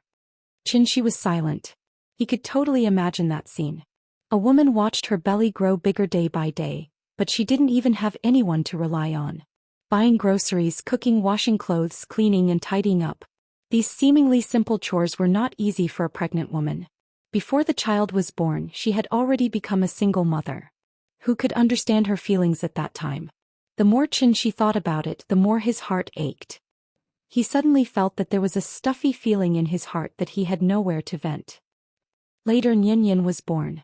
The family's expenses also increased. Seeing that there was no income coming in all day, she became very anxious. So she went out to find a job and worked overtime all day. She was so tired that she almost went out of shape. Speaking of this, Aunt Zhang suddenly glanced at Xianxia, then sighed and said, "I'll tell you the truth. When she went to work, the entrance of this house was full of luxury cars all day long. All of them were men who were chasing after her. They were so noisy. A few of them even fought because they wanted to enter the house. The neighbors were all complaining. Actually, I saw that those people were all better than you. The mother and daughter were orphans and widows. If she could find one of them to marry, it would be good for her and Xianxia. So I repeatedly asked her to consider it. But that girl was also stubborn. Every time I mentioned this, she would get angry. I don't know if she was bewitched by you. You, the heartless man, ran away without a word, leaving her alone to suffer." Hearing this, Xianxia could only smile bitterly. That night he worked overtime until very late. When he came back, it was raining heavily. He was running on the street when he was suddenly struck by lightning and fainted. When he woke up again, he was already in the heavenly jade world billions of miles away, which was also the legendary Immortal Cultivation world. Xianxia thought about it carefully. There were several galaxies between Earth and the heavenly jade domain. How powerful could a bolt of lightning be? The electric current was too weak to even scratch an itch, so it was absolutely impossible for lightning to cause him to instantly travel through the galaxy. The real reason was most likely that an ancient secret treasure that existed on Earth was coincidentally activated by lightning, thus affecting him while he was running in the rain. The more he thought about it, the more it deviated. Xianxia quickly shook his head and focused on listening to Aunt Zhang's explanation. When Xianxia was more than a year old, Ying suddenly told me that she was going to find you and wanted to entrust the child to me. Although I used to be just a servant in their house, I also watched Ying grow up. To put it bluntly, I had long regarded Ying as my own daughter, and her daughter was naturally my granddaughter, so I agreed. She went to find me. Yes, and then I never saw her again. Did she go home? Aunt Zhang, can you tell me where her home is?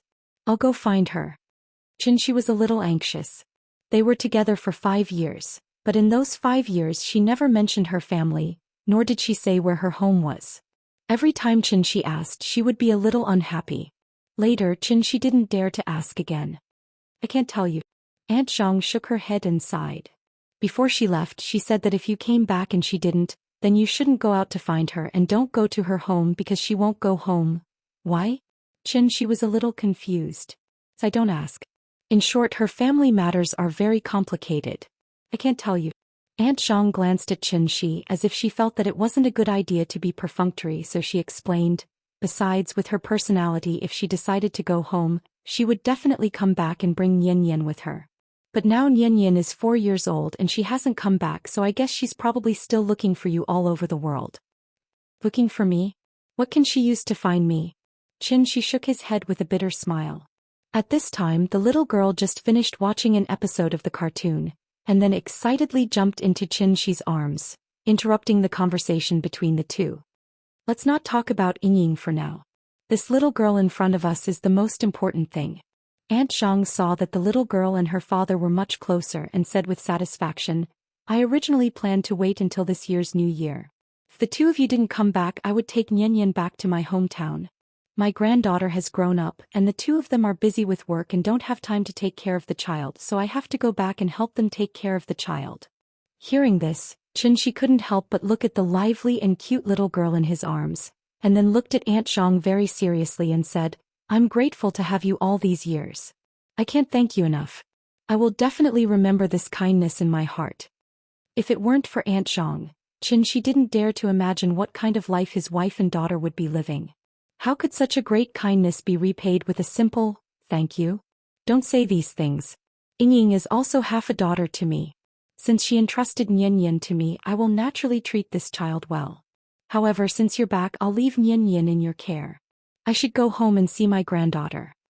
After saying this, Aunt Zhang looked kindly at Xianxia, as if she was still reluctant to part with her. At this time, the little girl also heard her words. She quickly jumped down from Xianxi's arms and ran to Aunt Zhang's side. She suddenly burst into tears, hugging her legs and sobbing, "Grandma, don't go. Good girl, Grandma won't go. Grandma will stay with you." Aunt Zhang smiled and rubbed Nian Yan's head, but there was still a trace of reluctance in her eyes. After living together for a few years, even if it was just raising a cat or a dog, there would be deep feelings, let alone an innocent and cute child. After coaxing the little girl, Aunt Zhang hugged her and said to Xianxia earnestly, "I won't ask where you've been these years, but looking at your appearance when you came back, I guess you didn't have a good time these years. You can say that. Anyway, it's a long story." Xianxia nodded. In his heart, he had already vaguely guessed what Aunt Zhang was going to say. "Actually, I don't really want to leave the child with you because I'm worried. But after all, you're her father. As an outsider, I can't interfere too much. So, I can only hope that the previous things have passed. When you come back, you can understand one thing." At this point, Auntie Zhang paused, looked at Xianxia and said seriously, "You're a father now. I hope you can really understand the meaning of the word responsibility. Don't be like 5 years ago, okay? Responsibility." Xianxia suddenly felt that this word was a little heavy. Chapter 4. After 5 years, when Xianxia slept on the bed that belonged to them once again, it was as if she could still smell her lingering scent, so she slept especially soundly.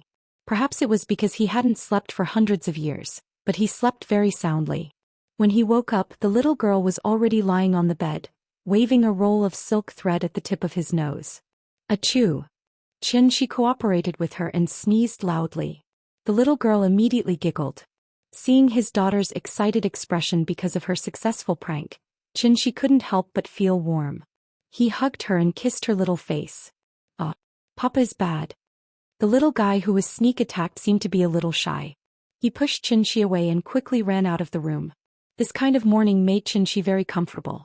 He liked this feeling. It was as if he had walked from winter to midsummer in one night.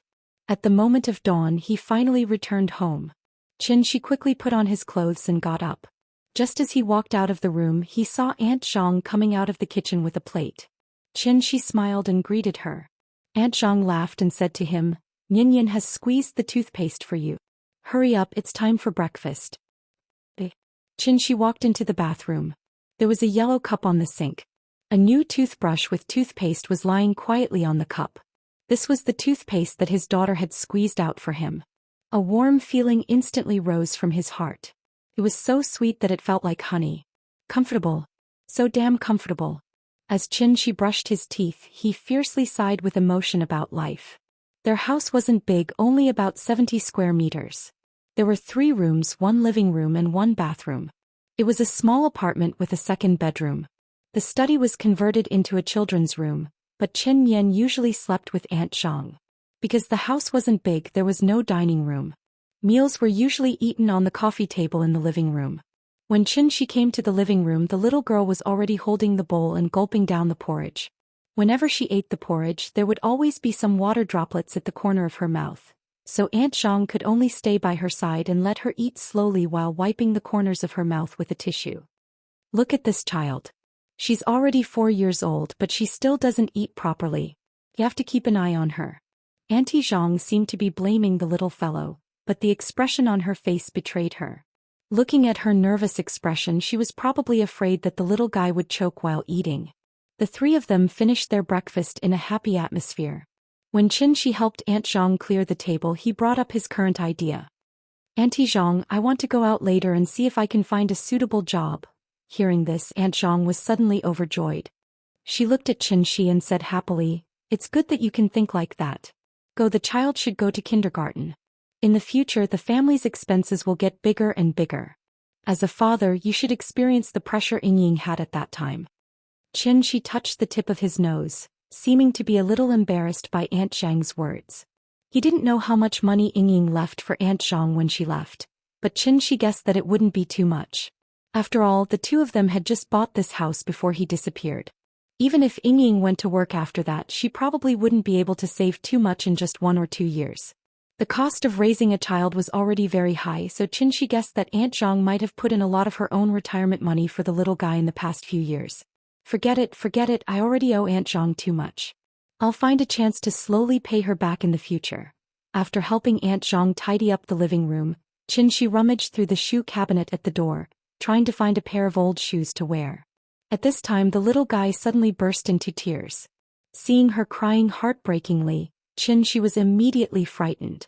Xianxia hurriedly ran over to the little guy and gently comforted her. Nian, what's wrong?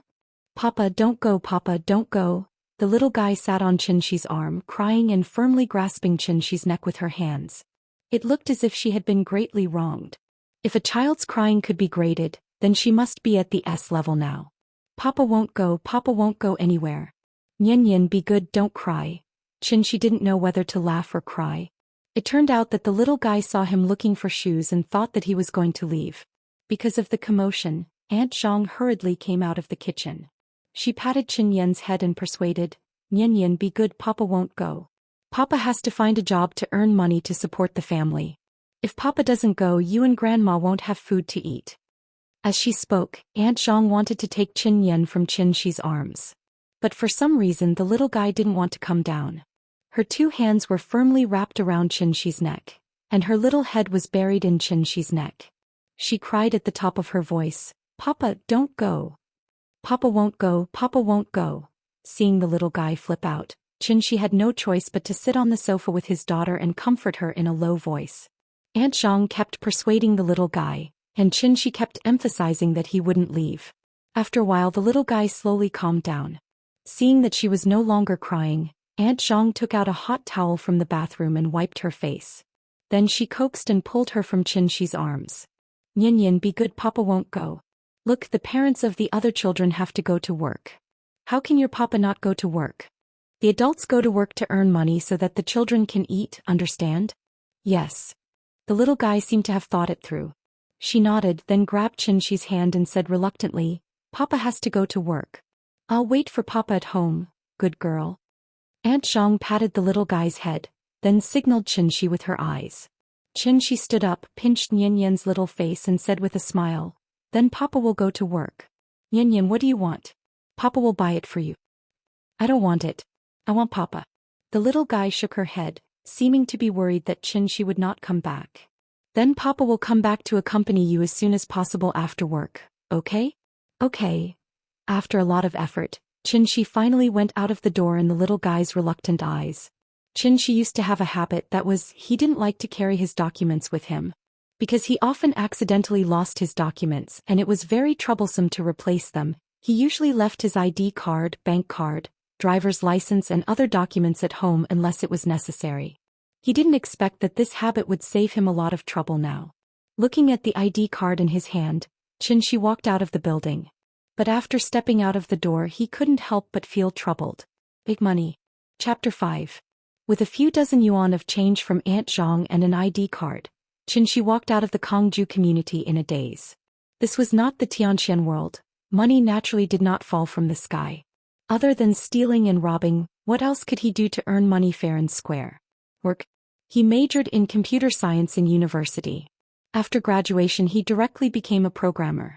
From an annual salary of 100,000 yuan, he slowly worked his way up to 200,000 yuan, which was enough to support the entire family. But now 5 years had passed. Not to mention whether his technology could keep up with the times, just the frequency of working overtime was enough to make Xianxia start to retreat. Aunt Zhang would leave sooner or later. If he worked overtime every day, who would take care of the child for him? Besides, he couldn't bear to leave the little guy alone at home. So after some consideration the option of working was directly ruled out by Xianxia. Getting on a bus to the city, Xianxia planned to think about it on the bus.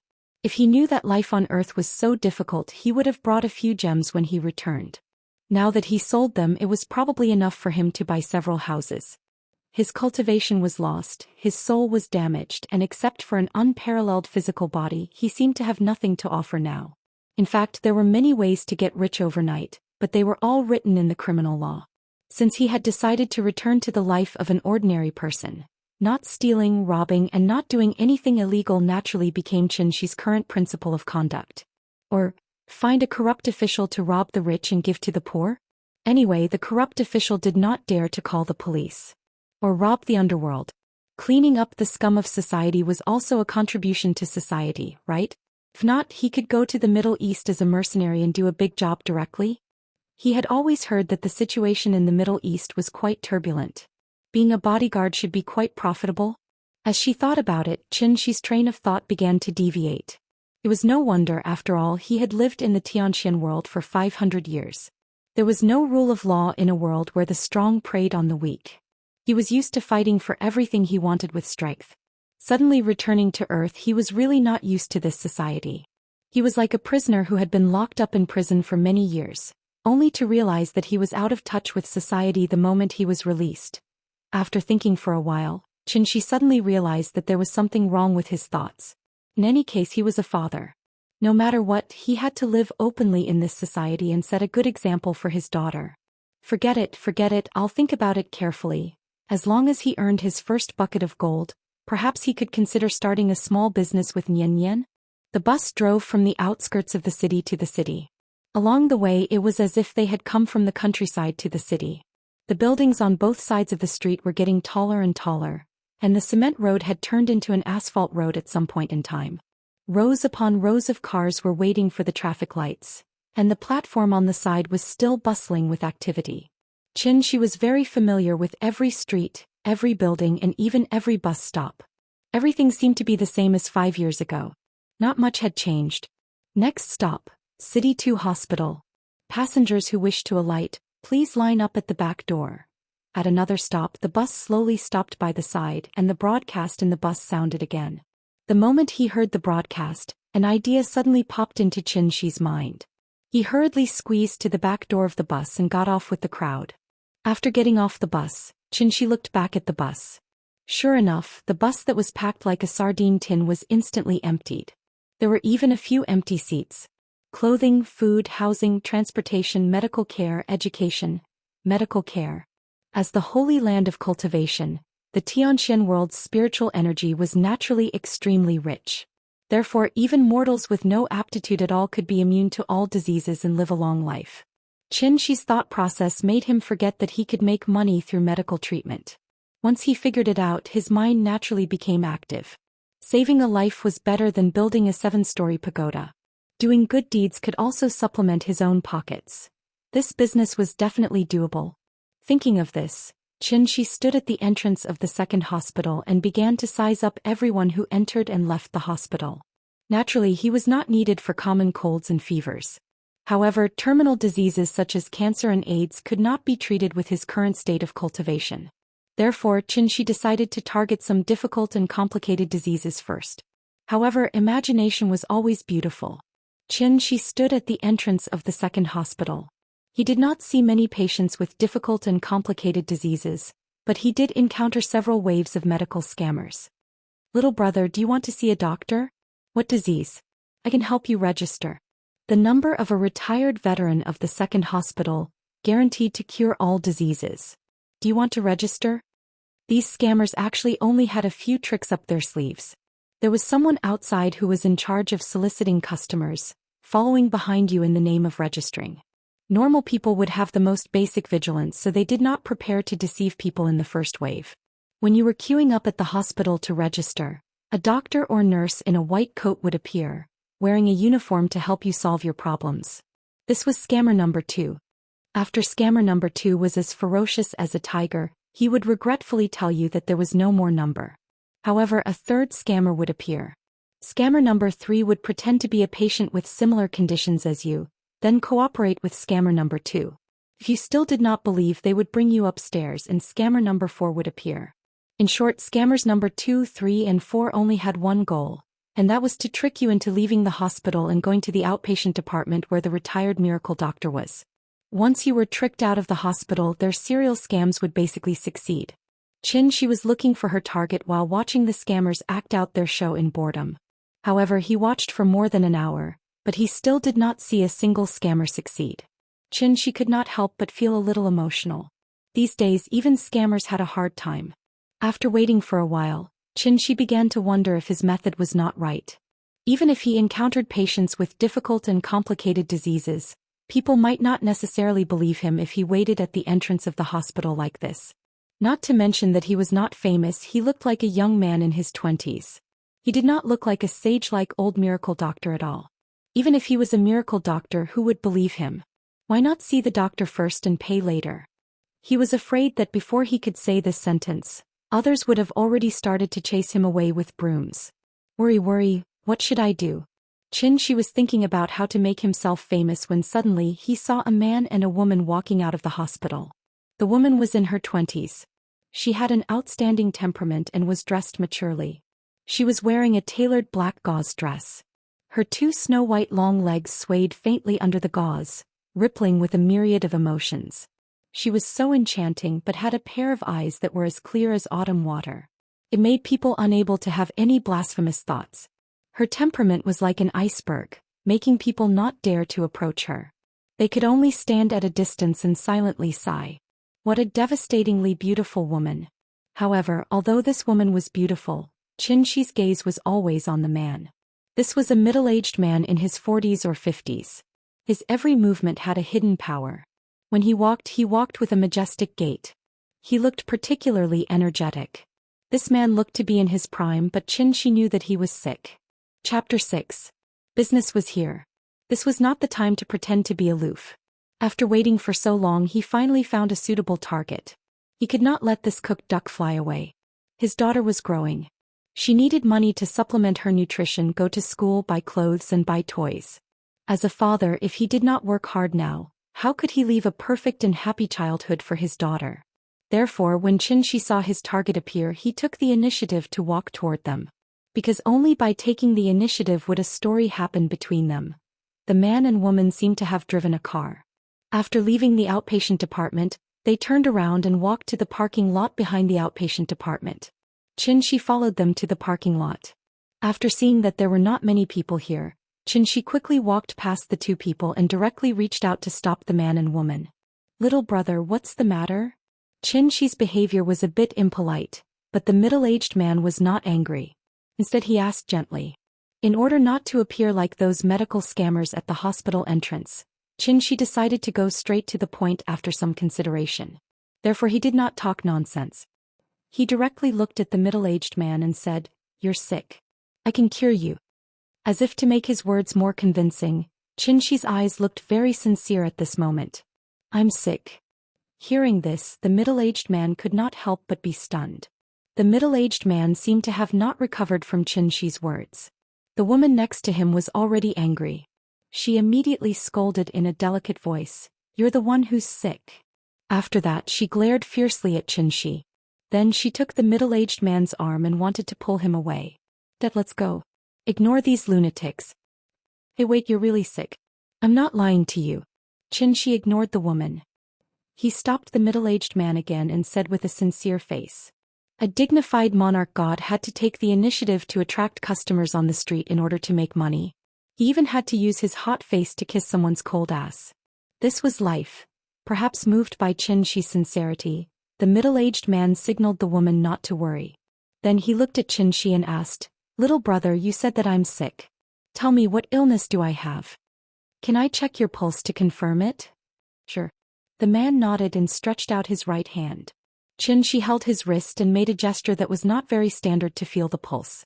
Not long after, Xianxia released his hand and said with certainty, "Your injuries are very serious. You probably won't live past 50. What a joke. The woman was clearly enraged. She couldn't help but laugh in anger. "My father is already 52 years old. How dare you say that he won't live past 50? I'm warning you, if you don't leave now, you'll have to bear the consequences." After saying that, the woman took out the car key and unlocked the car with a beep. Then she pulled the middle-aged man and walked to the car not far away. Already 52? Xianxia was also stunned. He didn't expect that the first patient he took the initiative to find would be misdiagnosed by him. It didn't make sense. This middle-aged man looked strong, but if one looked closely at his complexion, one could clearly see that his face was a bit pale, which was different from his normal skin color. Although he walked with large strides and held his head high with Xianxia's superior vision, she could naturally see that his body was slightly unnatural, as if he was forcibly pretending to be healthy at all times. Because of this, Xianxia proposed to take his pulse, wanting to see what illness this middle-aged man had. In fact, after this period of recovery, Xianxia had cultivated a little bit of true essence again. It was also because of this that he could control true essence into the middle-aged man's body when he felt his pulse. From there he could understand the man's current physical condition in detail. The man's internal organs were all damaged and it was very serious. The strange thing was that the middle-aged man's internal injuries didn't seem to have been caused in a single breath. Instead, they seemed to have been caused by an external force over a long period of time. It was as if someone had taken a knife and continuously cut open his internal organs. The most serious injury was the lung. The wound had already begun to fester. Xianxia estimated that even if the man immediately went for a resection, his injury wouldn't get better. Thinking of this, Xianxia looked at the middle-aged man who was about to get into the car and said, "I don't know what method you used to extend your life, but according to your current situation, you could die suddenly at any time." Hearing this, the middle-aged man stopped. By the time he turned around again, the carefree temperament on his body had already disappeared. He frowned slightly and asked with a sullen face, "Little brother, do you really know medicine? I can cure you." Xianxia nodded. His attitude was very confident. "Really? 100% sure. Then what do you want?" "Money." "How much?" Hearing this, Xianxia immediately sneaked a glance at the old A6 behind the middle-aged man. After a little consideration, he opened his mouth and said, 100,000. Xianxia was still hesitating whether he had asked for too high a price. If the man wanted to bargain, 50,000 was not out of the question. If the man still thought it was too expensive, 20,000 would be fine too. In short, if the price was as high as the sky, the price would fall. However, what Xianxia didn't expect was that as soon as he asked for the price, the middle-aged man had already agreed to it without hesitation. At this time, the woman who had already opened the door and was about to get into the car couldn't take it anymore. She carried a small Kuan bag and walked quickly in high heels to the middle-aged man's side. She called out anxiously, "Dad." The middle-aged man waved his hand and motioned for her to calm down. She was so angry that she stomped her feet and scolded Xianxia coldly, "Are you selling crutches? My dad is not sick. This is the hospital. Dad, do you feel uncomfortable anywhere? Let's go check now and ignore these liars." "Xiaotong, stop it." The woman was about to go crazy with anger. However, the middle-aged man didn't listen to her at all. Instead, after hearing what she said, he immediately stopped her with a straight face. "Dad." The woman curled her lips and looked like she was about to cry. Seeing his daughter's aggrieved look, the middle-aged man's expression couldn't help but soften a lot. Thus he patted her shoulder and whispered, "Xiaotong, get in the car first. Dad will explain to you later." Perhaps it was because of her good family background, the woman obediently got into the car after hearing the middle-aged man's words. However, before she left, she glared fiercely at Xianxia. She really hated this big liar. This big liar actually dared to cheat the father and daughter. She must teach him a lesson later. Thinking of this, the woman immediately took out her phone from her bag and quickly sent a text message. Outside the car, the middle-aged man waited until his daughter got into the car before he looked at Xianxia and said seriously, "Money is not a problem, but I hope you really saw through my illness." Otherwise, he didn't say the second half of the sentence, but the meaning was self-evident. Xianxia nodded, indicating that he understood what he meant. Chapter 7. Ning Qiutong pouted as she sat in the driver's seat. Her father, Ning Zhonghua, sat in the front passenger seat. As for the back seat, naturally it was the big liar that she hated so much. Ning Qiutong couldn't understand what was going on with her father. As his daughter, Ning Qiutong naturally knew her father's physical condition very well. He usually looked very healthy. He could carry a bucket of nearly 20 pounds of mineral water with one hand and even run around the house with it. But how could this big liar scare her father with just a few words? Even selling crutches wouldn't be so exaggerated. Ning Qiutong drove away from the second hospital very gloomily. Then, under Xianxia's command, she reluctantly drove to the nearest Chinese medicine shop. After she parked the car, Xianxia said to Ning Zhonghua, "I'll give you a prescription first. It can temporarily relieve your condition." After that, Xianxia stretched his hand over the center armrest and spread his left hand directly in front of Ning Qiutong. "What?" Ning Qiutong sat in the seat angrily. She originally wanted to wait for Xianxia to get out of the car and then persuade her father not to believe this liar. She didn't expect that the big liar didn't get out of the car immediately. Instead, he suddenly stretched out his hand, which suddenly scared her. "Give me some money. Buying medicine costs money." I don't have any money on me. Xianxia said as a matter of course. After Ning Qiutong heard his words, she suddenly felt that she was going to faint. When she was about to scold this big liar, Ning Zhonghua suddenly opened the front passenger's drawer, then took out a stack of money and handed it directly to Xianxia. Xianxia took the money and weighed it. It was estimated that this stack of money was exactly 10,000 yuan. It should be enough. Wait for me. He didn't hesitate and directly took the money and got out of the car. Ning Qiutong stared at Xianxia firmly. She finally withdrew her gaze until he walked into the pharmacy. Looking at her vigilant look, she was probably afraid that Xianxia would run away after getting the money. Dad, what's wrong with you? That kid is obviously a liar. How can you even believe such a child's play? Seeing that the outsider had left, Ning Qiutong could not help but complain to Ning Zhonghua. He's not a liar. Ning Zhonghua shook his head. He couldn't help but laugh when he saw his daughter's sorrowful appearance. He comforted her. Qiutong, actually, this little brother is right about one thing. That is, I really can't live past 50 years old. Dad, you're already 52. It's impossible for me to remember your birthday wrong. Ning Qiutong immediately became anxious. Dad even forgot how old he was this year. Could it be that this big liar used some kind of drug? Or was it some kind of hypnotism? Was that why his father believed him? Oh no, what to do? Ning Qiutong was as anxious as an ant on a hot pan. She couldn't help but let her imagination run wild. The more she thought about it, the more outrageous it became. Meanwhile, Ning Zhonghua was thinking about whether to tell his daughter everything, so he did not immediately explain. The car was quiet for a while. Ning Qiutong took out her phone to call the police because today's bizarre experience was completely beyond her understanding. However, at this moment Ning Zhonghua sighed deeply and said, Qiutong, do you remember that I left for a period of time 3 years ago?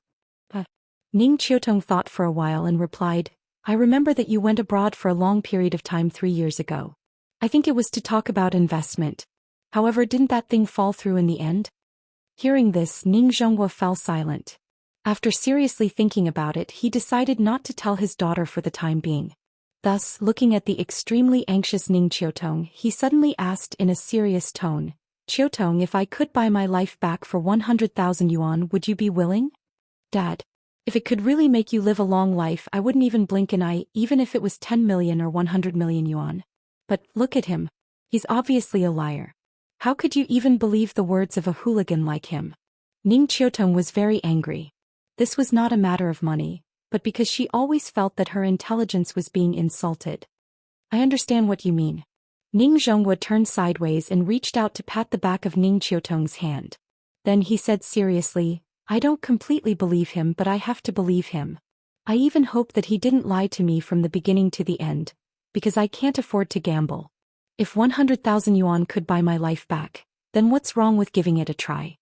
Dad, if you really feel uncomfortable, let's go back to the hospital for a checkup, okay?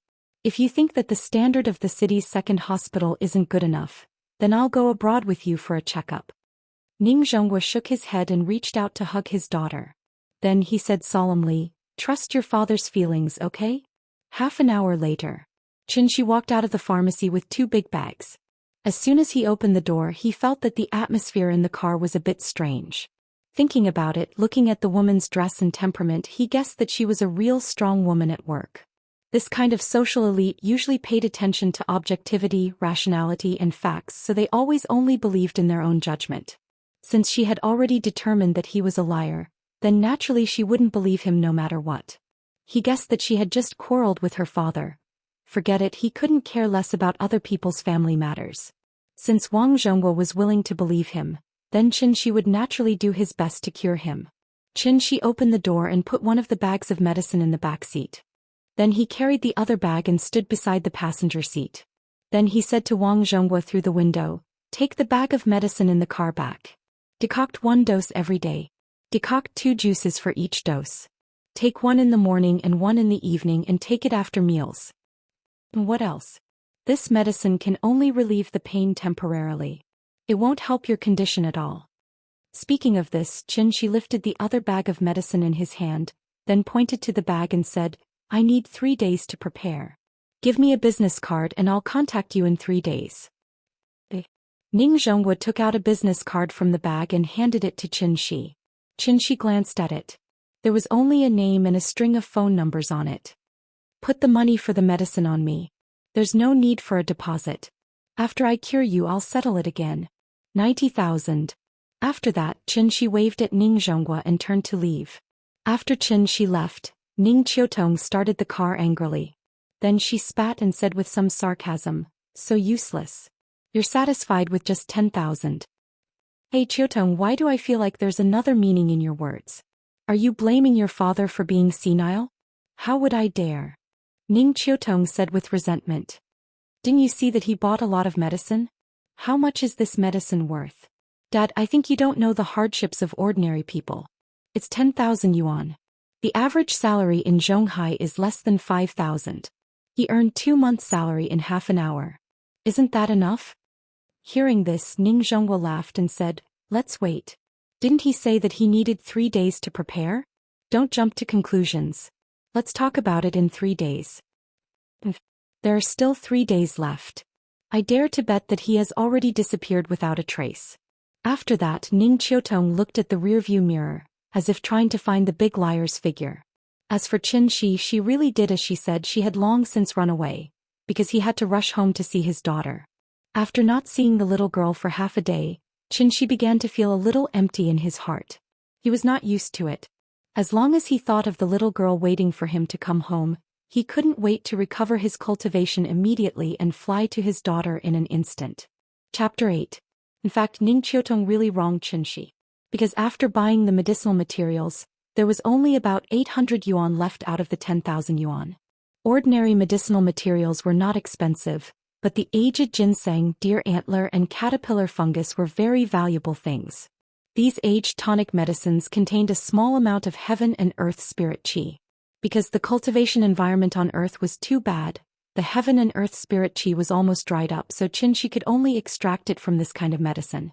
Ning Zhonghua's injury was very serious, and there was no way to treat it through ordinary means, so Xianxia was going to refine a simplified version of the energy cultivation pill for him, using immortal means to save his life. When Xianxia returned to Kangju district with a large bag of medicinal materials, it was already 5 o'clock in the afternoon. The same place, the same time, the same person. But his state of mind was already very different from yesterday. With a faint trace of expectation, Xianxia quickly walked to the door of the house. The familiar apartment building, the familiar iron gate, and the familiar feeling of space and time overlapping. Just like yesterday, he stretched out his hand and gently knocked on the door. But this time, just as he finished knocking on the door, there was an instant movement in the house. "Papa! Papa! Papa is back!" The little fellow shouted excitedly. That soft and crisp voice could be heard clearly even by Xianxia standing outside the door. Then, with a burst of hurried footsteps, the door opened. The little fellow maintained the posture of hanging on the door handle, tilting her head and revealing a pair of bright big eyes, quietly glancing outside the house. And when she saw that the person outside the house was really her father, she immediately shouted excitedly, and then pushed open the iron door with great effort, directly throwing herself on Xianxia's lap. "Papa!"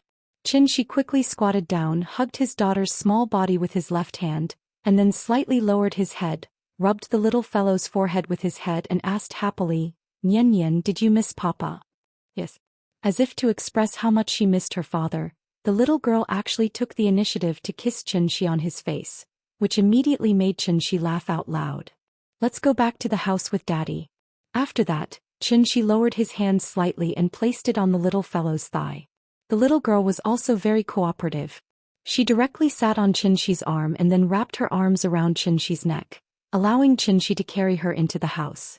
Perhaps it was because she hadn't seen her father for a long time, but after Xianxia sat on the sofa with the little fellow in his arms, the little fellow was unwilling to get down.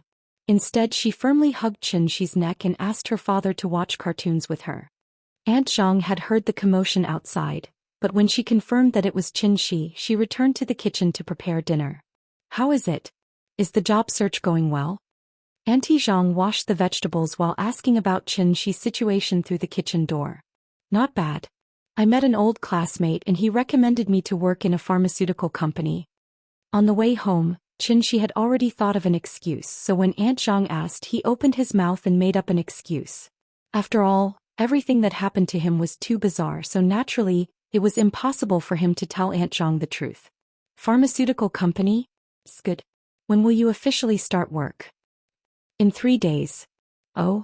Then why don't you play with Nian while you're not at work these days? I'm an old woman and I didn't dare to take her to crowded places before. Now that you're back, you can take her out to play. After hearing Aunt Zhang's words, Xianxia looked down at his daughter and asked, Nian, Daddy will take you out to play tomorrow, okay? Daddy will take me out to play. I also want to go to the amusement park and the zoo. The little girl immediately cried out excitedly. And Xianxia keenly noticed the word, also, in the little girl's words.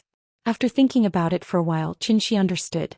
He guessed that when the little girl played with other children in the community, she heard about the amusement park and the zoo from them. After all, Aunt Zhang was old and could not hold her for a long time. But if she ran around on the ground, the little girl was likely to run away when there were more people. For safety reasons, Aunt Zhang had not taken the little girl out to play since she was so big. Other children were showing off their experiences, but his daughter could only listen to them. It was quite pitiful to think about it. Thinking of this, Xianxia could not help but feel a little guilty. So he held his daughter, smelled the faint milky fragrance on the little girl's body and said solemnly, Nian, you have to eat more and grow up quickly. When you grow up, Daddy will take you to pick the stars in the moon, okay? Daddy, take me there. It was night. Xianxia waited until Aunt Zhang and the little girl were asleep, and then secretly brought the medicinal materials to the bedroom. He was going to refine the foundation elixir, a kind of elixir that was very common in the Tianxian world. This kind of elixir was the basic elixir that every sect in the cultivation world needed. It was mainly used to improve the physique of new disciples, and at the same time to repair the old diseases in their bodies, so as to help them quickly accumulate the spiritual energy of heaven and earth and officially enter the Immortal sect. Alchemy was a technical job and it was very particular about the heat, the prescription and the time to put the materials. Xianxia had lost his cultivation. Although after a few days of hard work he had painstakingly accumulated a trace of true essence, but he still could not release the simplest magic and naturally could not use any exquisite fire control magic. But fortunately the grade of the foundation elixir was too low, and it did not even require any complicated alchemy techniques. In addition, what Xianxia was going to refine was not the authentic foundation elixir, but a simplified version that he improved based on the existing medicinal materials on Earth. Naturally, there was no need for any techniques. Because of the lack of several main ingredients, Xianxia did not have much hope for the simplified version of the foundation elixir in his hands. If the elixir could have 1/10 of the effect of the authentic foundation elixir, then he would be satisfied. After all, even the cleverest housewife could not cook without rice. Even if he was a grandmaster of alchemy, it was impossible to refine a furnace of elixir out of nothing. Xianxia secretly took an iron basin from the kitchen and placed it on the ground, and sat cross-legged on the side. Then he set up a spirit-gathering formation around the iron basin to prevent the spiritual energy from leaking out. Xianxia slowly put the medicinal materials into the iron basin, starting with the most common ones. When the ordinary medicinal materials filled the iron basin, he put a ginseng in the center of the iron basin, and this was the most valuable part of his large bag of medicinal materials. Xinong's herbal classic had a saying, ginseng mainly nourishes the 5 viscera, calms the spirit, stabilizes the soul, stops palpitations, dispels evil spirits, brightens the eyes and improves happiness and wisdom. If taken for a long time, the body will be lighter and the life will be prolonged. Ning Zhonghua's 5 viscera were injured, so using ginseng as the main ingredient was naturally the best. After putting everything in place, Xianxia concentrated and began to quietly feel the spiritual energy of heaven and earth that existed around him. After adjusting for 81 breaths, suddenly, a strange gust of wind blew in the room with the doors and windows closed. At the same time, Xianxia finally opened his eyes. In the dark and gloomy room, his 2 eyes shone like fireflies. They flickered in the darkness, looking very strange. Gather. As his voice fell, the medicinal materials in the iron basin began to tremble slightly. Then, a faint cyclone spiraled up from the middle of the medicinal materials, like a tornado, raging and swallowing everything around it. Xianxia's arms moved continuously, and in an instant he had already made a few gestures. Rise. Chapter 9. The next morning, Xianxia was lying on the bed with his back to the door. The little fellow quietly opened the door handle, glanced at Xianxi's back and then tiptoed to Xianxi's bedside.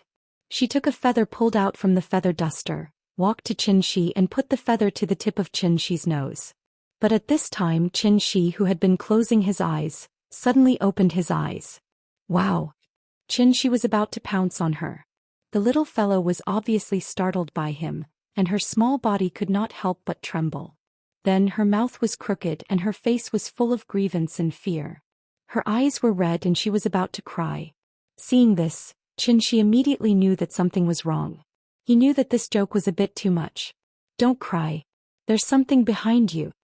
Xianxi suddenly sat up from the bed, took the little fellow into his arms, and then gently lifted her into his arms. He pretended to be mysterious and said to her, "There's something moving on the window. It's still moving. It's coming. It's coming." The little fellow was obviously frightened by him. Lying on Xianxi's shoulder, her small body trembling slightly. She did not dare to move or look back. For a moment she even forgot to cry. Xianxi secretly glanced at the little fellow and found that she was lying in his arms, so he whispered to comfort her, "Don't be afraid, Papa will protect you. Look, it was scared away by me." Under Xianxi's constant encouragement, the little fellow slowly turned around and carefully glanced at the window, only to find that there was nothing there. The sun was shining brightly outside the house and a 20-year-old elm tree was swaying gently in the breeze. The early morning sun passed through the window of the room and sprinkled a rectangular golden light spot on the cement floor. Through the light, countless floating dust could be vaguely seen, moving and swaying in the slightly slanted light. The little guy sat in his father's arms in a daze, like a delicate porcelain doll, infinitely lovable. Just like that, a storm was resolved by Xianxi. Xianxi rubbed his daughter's head lovingly and asked with a smile, "Nian Nian, do you want to go to the amusement park or the zoo? Everyone wants to go. You can only choose one today." "Then I want to see a panda." "All right, let's go." Xianxi lifted her daughter high up in the air, making the little girl giggle. After breakfast, Xianxi was ready to take the little fellow out, but at this time she clamored for her grandmother to go with her. Aunt Zhang was getting on in years and it was inevitable that her stamina could not keep up. Therefore she did not want to walk too much or go too far. Thus the little fellow was unhappy. After crying for a while, Xianxi and Aunt Zhang finally calmed her down. Before leaving, the little fellow asked her grandmother what she wanted. She would bring it back for her grandmother later, which immediately made Xianxi and Aunt Zhang burst into laughter. This little girl was really smart.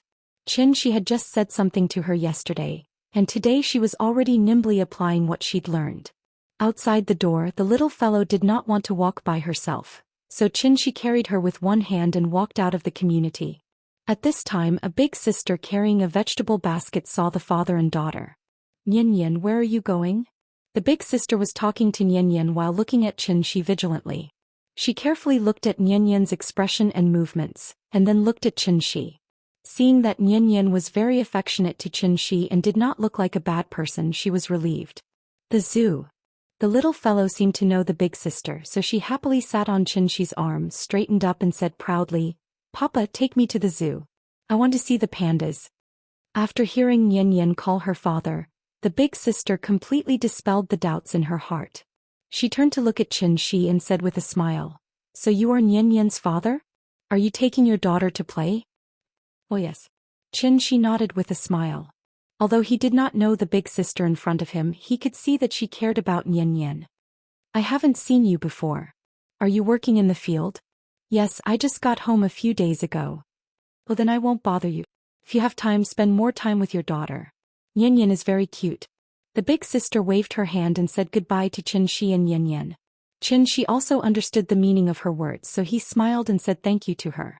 Although the people living in this community were not rich and the security environment was very poor, there was one thing that those high-end communities could not compare with. That was the care and help of neighbors. Maybe it was because the little fellow basically had not been far away, so when Xianxi took her to take the bus, the little fellow constantly pointed at the surrounding and kept asking her father what those colorful things were. The little girl was indeed a little cute. Her fair little face had a faint pink tint to it, making her look like a porcelain doll carved out of jade. Coupled with her pair of big watery eyes, she was simply adorable enough to melt everything around her. Several girls who got on the bus halfway could not help but exclaim when they saw the little fellow for the first time. They surrounded her and wanted to take a photo with her. For this kind request, Xianxia would not refuse. Because the little fellow was held by her father, she was not so afraid of strangers. Instead, she was very polite and called her sister. Suddenly, several girls were overflowing with love and shouted that they must have a daughter in the future. Zhonghai Zoo was located near Zhonghai Airport, covering an area of more than 700,000 square meters. It was one of the best urban zoos in the country. Because today was Thursday, there were not as many tourists here as there were during the holidays. Xianxia got off the bus with Nian in his arms. As soon as they came to a spacious square, the little fellow became excited. Papa. Sun Wukong. The little fellow pointed at a guy dressed as Sun Wukong and immediately shouted happily. The person pretending to be Sun Wukong seemed to have noticed the little fellow and immediately walked toward Xianxia. He did not speak and kept posing around the little fellow, making the little fellow giggle. After a while, Sun Wukong may have felt that the time was enough. He took out a sign from his waist on which was written, 20 photos. Seeing this, Xianxia could only shake his head helplessly. It was not because he did not like these people who pretended to be dumb and forced to make money, but because he had not bought a mobile phone yet. In this era, there were no mobile phones, even taking photos could not be taken, so he could only take Nian to get rid of Sun Wukong's entanglement and went directly to the ticket hall. The little fellow was only 4 years old and less than 1.2 meters tall, so even the ticket price was saved. Xianxia's adult ticket was only 40 yuan, which was already very generous. Entering the zoo, the first thing they saw was a large science education hall, where various model specimens were displayed, as well as some simple animal evolution science. The little fellow was not interested at all. After entering the door for a while, she was already shouting that she wanted to see a live panda. The panda, as the star of the zoo, was generally arranged in the deepest part of the park, so Xianxia could only take the little fellow and follow the crowd to see one by one. This is an orangutan. This is a monkey. Elephant. Hippo. Giraffe. Along the way, the little fellow could accurately call out the name of each animal, presumably because she often looked at children's picture books. After finally seeing a live animal this time, the little fellow became more and more excited. In order to let her see more clearly, Xianxia picked her up and let her sit on his shoulder. This was the first time the little guy had experienced such an experience, and he immediately cried out in excitement.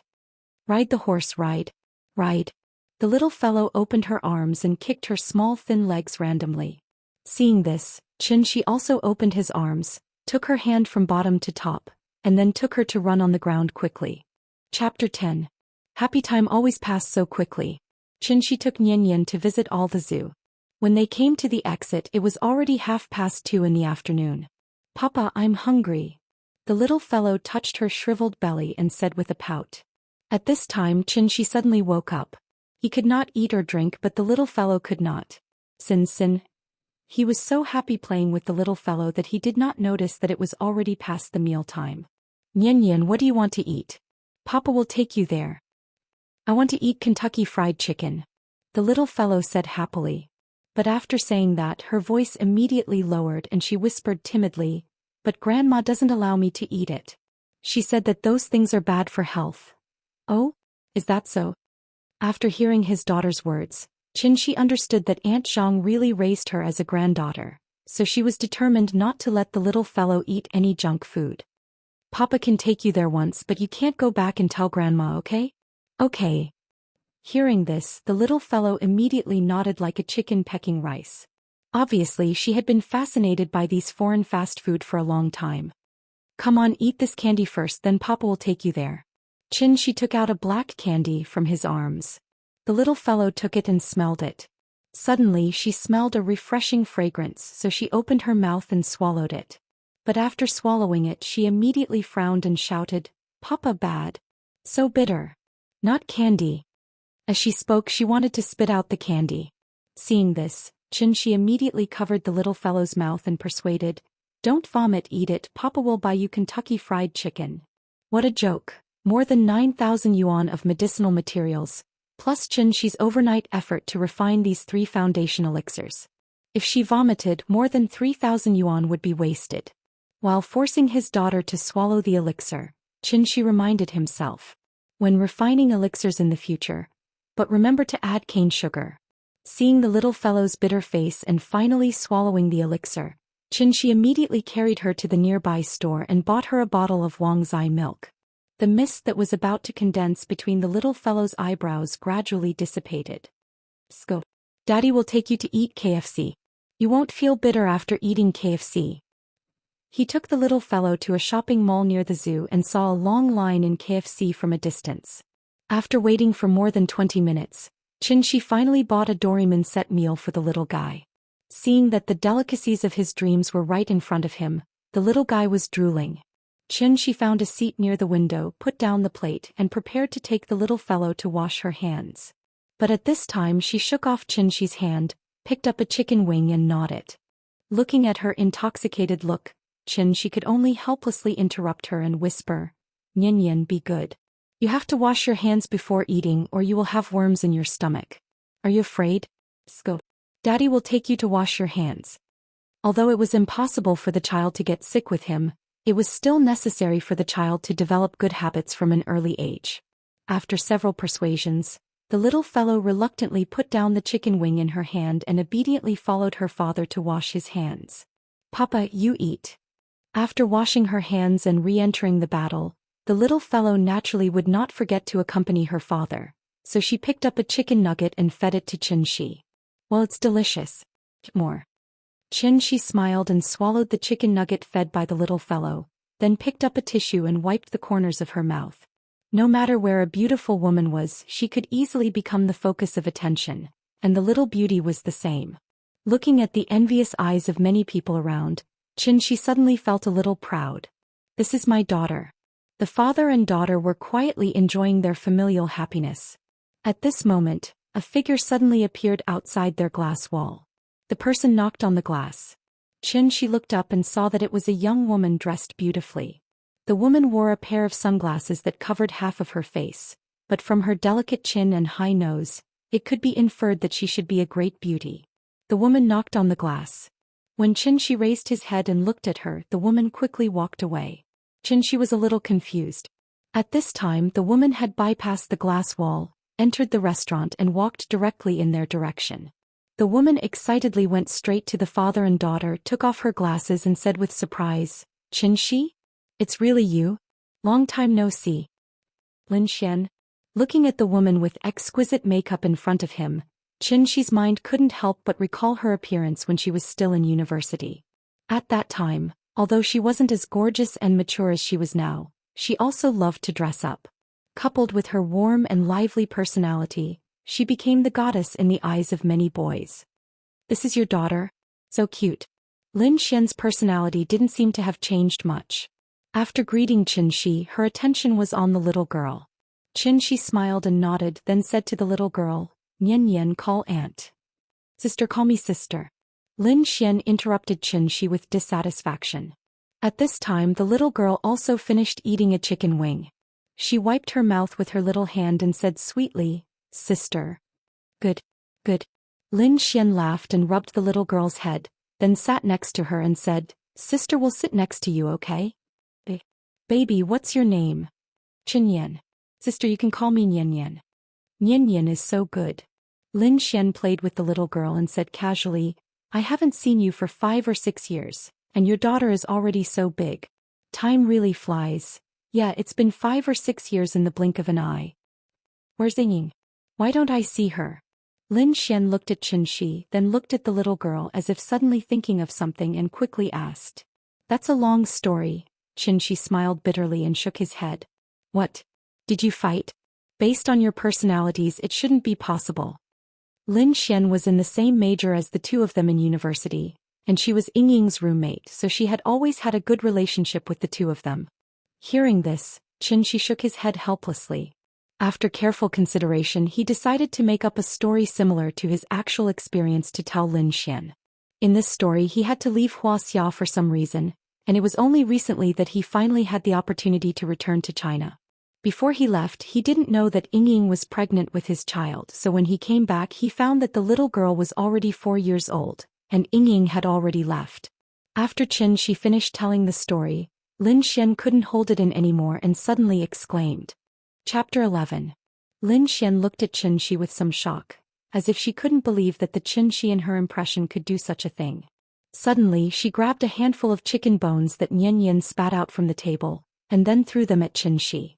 Ignoring the people around them, she immediately shouted angrily, "Why didn't I find that you had the potential to be a scumbag when we were in school? How can you do such a thing as abandoning your wife and daughter? I really want to beat you with the sole of my shoe." There really was a very special reason I couldn't even refuse. Xianxia weakly defended himself. "You're a damn man, how can you abandon them and run away by yourself just because you said you couldn't do anything?" Lin Xian was already furious. Seeing that she had thrown all the chicken bones, she wanted to grab the uneaten hamburger on the table and throw it at him. But at this time the little fellow suddenly cried, "Don't hit my papa." The little guy reached out and grabbed Lin Xian's hand, then burst into tears. There were at least hundreds of people in the restaurant, and when they made a scene, they instantly attracted everyone's attention. Lin Xian was stunned and quickly hugged the little fellow in her arms to comfort her. "Baby, don't cry, sister won't hit your father, don't cry, okay? Sister, don't bully papa." The little fellow cried like a pear blossom in the rain, and constantly shook Lin Xian with her small hands, firmly not allowing her to bully papa. After being interrupted by her, Lin Xian's anger subsided a lot, so she no longer paid attention to Xianxia, and hugged the little fellow to comfort her in a low voice. After coaxing for a while, the little fellow slowly stopped crying, but she was still sobbing. Seeing this, Lin Xian was speechless and complained, "Yingying gave birth to a good daughter for you." Xianxia smiled awkwardly and then took a tissue across the table to wipe the little fellow's face and comforted her. "Nian Nian, sister didn't bully papa, don't cry, so many people are watching, if you cry again they will laugh at you." Perhaps Xianxia's persuasion worked. The little fellow slowly calmed down. But then she glared at Lin Xian with her pair of red eyes, and then pushed Lin Xian away with all her strength, and went under the table to her father's side. Hug. The little fellow went into her father's arms and then buried her head in Xianxia's shoulder, and didn't look at Lin Xian. Obviously she thought she was a bad person. "Well, I've become a bad person." Lin Xian gloomily looked at the father and daughter, and the resentment in her heart was difficult to calm. After a long silence, Lin Xian said with a gloomy face, "Yingying is an otherworldly fairy. It's understandable that she can't tell a scumbag from a man, but I've seen countless men in the past. How can I not see that you're a scumbag?" Xianxia didn't know how to answer her. He couldn't tell her that he was struck by lightning and went to an alien planet, and then lived for 500 years in an alien planet, and finally succeeded in his cultivation, crossing the universe with his physical body, and went through untold hardships to return to Earth. Crazy this is. I can't tell you the reason why I left that year, but I still hope you can believe me. I really left because of force majeure. Xianxia looked at Lin Xian very sincerely. Lin Xian stared back at him, not to be outdone. Thus the two stared at each other.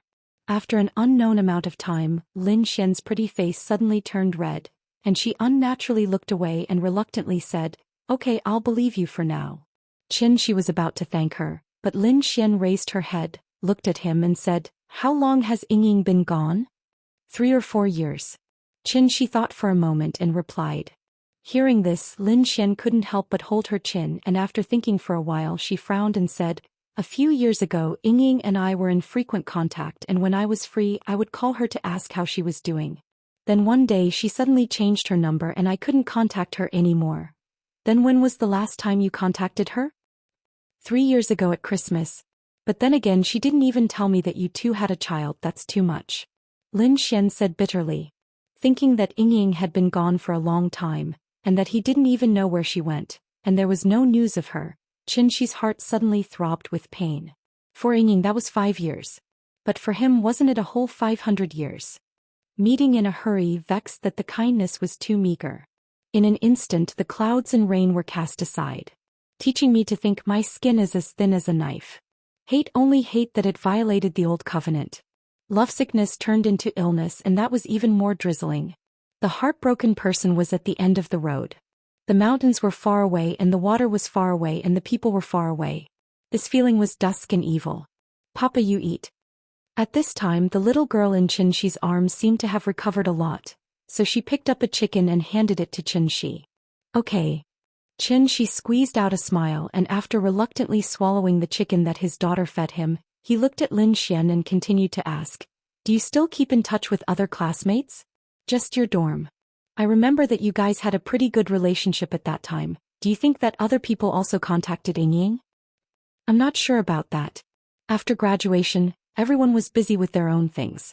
In the beginning there was still some contact but after a few years, everyone had their own families so the number of contact decreased a lot."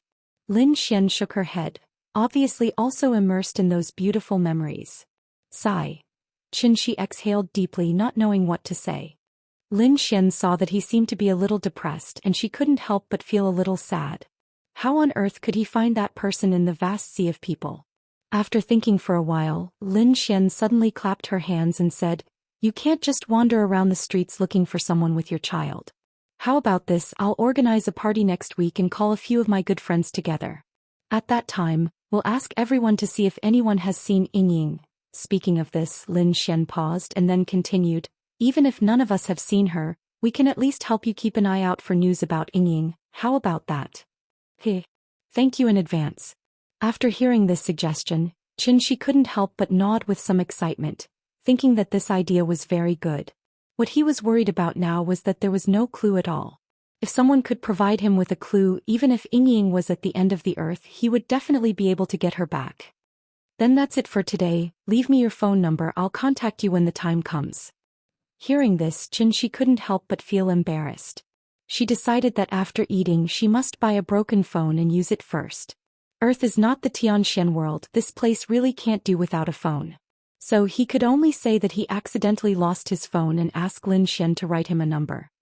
"You can even lose your phone when you bring a child out to play?" Lin Xian looked at Xianxia speechlessly, took out a pen from her bag, and then wrote down her number on a napkin. "Then that's it, call me after you buy a phone." Lin Xian got up and prepared to leave. Xianxia said to the little girl, "Nian Nian, say goodbye to your sister." However, the little girl looked very reluctant. She pouted and tilted her head to the side, not listening to Xianxia at all. "Sorry, the child is not sensible, I hope you don't mind." Xianxia was very embarrassed. However, Lin Xian waved her hand and said indifferently, "It's okay, I'm leaving." After that she turned and prepared to leave. And Xianxia was also prepared to teach the little girl a good lesson. He must let her understand that her behavior just now was very rude. But at this moment, the little girl suddenly turned her head and said loudly to Lin Xian's back, "Goodbye, sister." After that she stretched out her small hand and waved vigorously. Lin Xian looked back at her cute little face, couldn't help but smile and blew her a kiss. Chapter 12. In this world not everyone likes children. Some people think that children are innocent, lively and cute, while others think that children are noisy and annoying. After lunch, Xianxia took the little girl home. Maybe because she had a lot of fun, the little girl was chattering excitedly all the way. She was very long-winded, so she also disturbed many people on the bus. Finally, a young man in a uniform couldn't help but turn around and stare at Xianxia.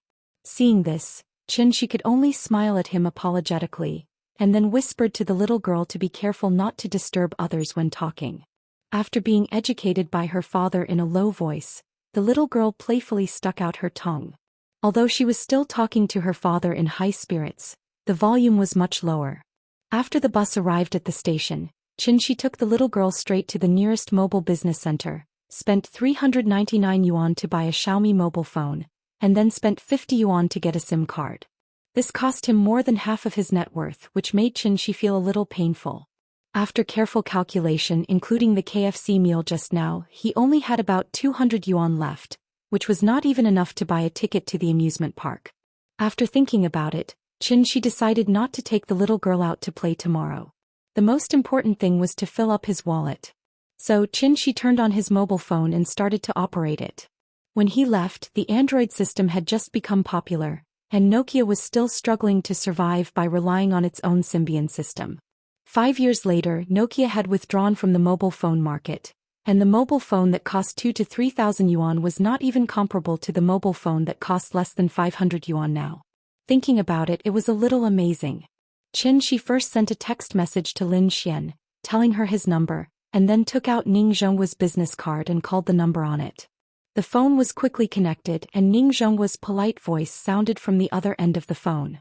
Xianxia introduced himself and explained the situation to Ning Zhonghua. Although Ning Zhonghua felt a little confused, he did not say anything else. After a few simple polite words, he and Xianxia set a time for the treatment. Tomorrow morning, 10 o'clock a.m., Jin City Holiday Villa. Jin Qingbian was a well-known high-end residential area in Zhonghai City. Its main products were detached villas and large houses. Ning Zhonghua finished the call and returned to the dining table. Ning Qiutong, who had been pretending to eat but was actually eavesdropping on his call, immediately frowned and asked, "Dad, did that liar call you? How rude. You're full of swindlers and liars. What did he lie to you about?" Ning Zhonghua reprimanded his daughter. Although Ning Qiutong didn't talk back, her face was full of displeasure. That liar had actually fooled her father. Thinking of this matter, she felt a little brooding. "Oh, by the way, tell Master Wang later that there will be a distinguished guest at noon tomorrow. Remember to prepare a feast. Also, your second uncle is coming over tomorrow. You should take some time to come back and call Qing Shui back as well. That girl is nowhere to be seen all day. As her elder sister, you should talk to her properly." Wang Zhonghua returned to the dining table and told his daughter about the arrangements for the next day as he picked up some food for her. "Got it." After listening to Ning Zhonghua's words, Ning Qiutong nodded, but her eyes were rolling. Suddenly, a wonderful idea came to her mind. She had already thought of how to punish that big liar. The next morning, although the little fellow was a little unhappy that Papa didn't take her to the amusement park today, under Qianxi's earnest guidance, she finally acted like a little adult and expressed her understanding and support for Papa's sudden overtime work. "Goodbye, Papa. I'll wait for you at home." The little fellow waved her little hand vigorously.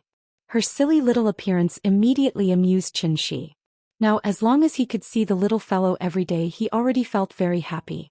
Out of the door, Qianxi went straight to the bus stop. More than an hour later, he arrived at the expensive Jin Qingbian. After taking out his ID card and registering in the security room, Qianxi entered the community under the guidance of the security guard. Although he said that he was leading the way for him, in fact he was monitoring his every move. After all, this kind of high-end community was not a place that just anyone could come in and hang out. According to the address provided by Qianxi, the security guard took him to the front of a villa, and then stood silently by the side, indicating that Qianxi could go forward and knock on the door. Looking at the magnificent single-family villa in front of him, Qianxi couldn't help but have a doubt in his heart. Were rich people so low-key these days? Why would they buy a lousy A6 for no reason and make him ask for a low price? Qianxi pressed the doorbell, and the person who answered the door was a middle-aged woman dressed as a nanny. Before Qianxi could speak, the woman had already asked with a smile, "Are you Mr. Qin?" Under the guidance of the woman, Qianxi smoothly walked into the villa. Then he saw Ning Zhonghua in the living room who was watching TV. "Brother Qin, you're here? Please sit down."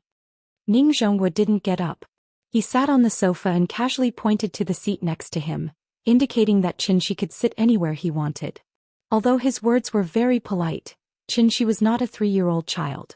Naturally, he could clearly feel the arrogance emanating from Ning Zhonghua's bones. In fact, it was because he didn't trust him. Perhaps he had never trusted him from the beginning to the end. The reason why Ning Zhonghua was willing to give him a chance was because he wanted to give him a chance as well. After all, this was a matter of life and death. Therefore, even if there was only a 1 in a million chance, Ning Zhonghua was willing to give it a try. The two of them exchanged a few simple pleasantries, and Qianxi was ready to take Ning Zhonghua's pulse to see if his condition had worsened. However, at this moment the sound of high heels suddenly came from outside the villa. Qianxi looked back and saw Ning Qiutong leading a group of people in a line. "Dad, let me introduce you. This is Professor Xia, the chief physician of the Acupuncture Teaching and Research Department in the School of Chinese Medicine. He is also a member of the Wuxia Special Effect Medical Research Society and the executive director of the Zhonghai Chinese Medicine Association. Professor Xia, this is my father Ning Zhonghua." Ning Qiutong was followed by an old man in a Chinese tunic suit who looked about 60 or 70 years old. As soon as they entered the villa, she led the old man straight to Ning Zhonghua. Then, as the middleman, she smiled and introduced the two of them to each other. After listening to his daughter's introduction, Ning Zhonghua quickly stood up and shook the old man's hand. He said happily, "So it's Professor Xia. Hello, hello." Qianxi sat on the sofa and slightly raised his head to look at the arrogant woman in front of him. However, Ning Qiutong acted as if he didn't exist. She didn't even look at him. At this moment, a man who was 178 centimeters tall was like invisible air, staying in the corner and ignored by everyone. Looking at Ning Zhonghua and the old man talking happily, Xianxia couldn't help but touch the tip of his nose awkwardly. But then he couldn't help laughing. Chapter 13. Professor Xia was over 60 years old, so he was older than Ning Zhonghua by a generation.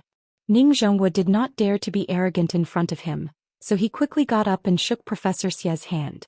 After the two exchanged some pleasantries, Ning Zhonghua invited Professor Xia to take a seat. Then Professor Xia noticed Xianxia on the side. He saw that Xianxia was young, so he thought he was from the Ning family, so he asked curiously, "Who is this?" Hearing this, Ning Zhonghua laughed and said, "This is a friend of mine, he also knows medicine. If Professor Xia doesn't mind, we can have a medical exchange later." "Oh, hello." Professor Xia nodded and guessed that Xianxia was a medical student. He knew that Xianxia was coming, so he waited here in advance. Professor Xia had seen this kind of situation many times, so he did not find it strange. Xianxia did not know what Professor Xia was thinking. When he saw Professor Xia nod at him, he bowed slightly in return out of courtesy. Then Ning Zhonghua looked at the two people who came with Ning Qiutong. Behind Ning Qiutong was a man and a woman. The man was about the same age as Ning Qiutong. He was Ning Zhongping, the second uncle of Ning Qiutong. After Ning Zhongping came in, other than chatting with Ning Zhonghua for a while, he did not say anything else. From his words and actions, it was not hard to guess his identity as a soldier. As for the woman at the back, she was younger, about 23 or 24 years old. She was very beautiful and she looked very similar to Ning Qiutong. What was even more amazing was that she had a cold temperament and she had a natural feeling like a snow lotus blooming on top of a mountain. When she stood next to Ning Qiutong, the two formed a sharp contrast. One was as passionate as fire and the other was as cold as snow. She was Ning Qiutong's younger sister, Ning Xianxia. Ning Zhonghua greeted his younger brother first, then looked at his second daughter who never came home and complained, "Xianxia, you're almost a rare guest. I'm afraid that your second uncle comes home more often than you." Hearing this, Ning Xianxia explained helplessly, "Dad, you know that I've been very busy recently. I can't just be a boss like my sister. Yo, if you think it's easy to be a boss, why don't you give it a try? I'll exchange jobs with you. Do you dare?" Ning Qiutong laughed and joked with her sister, but what she got in response was Ning Xianxia rolling her eyes.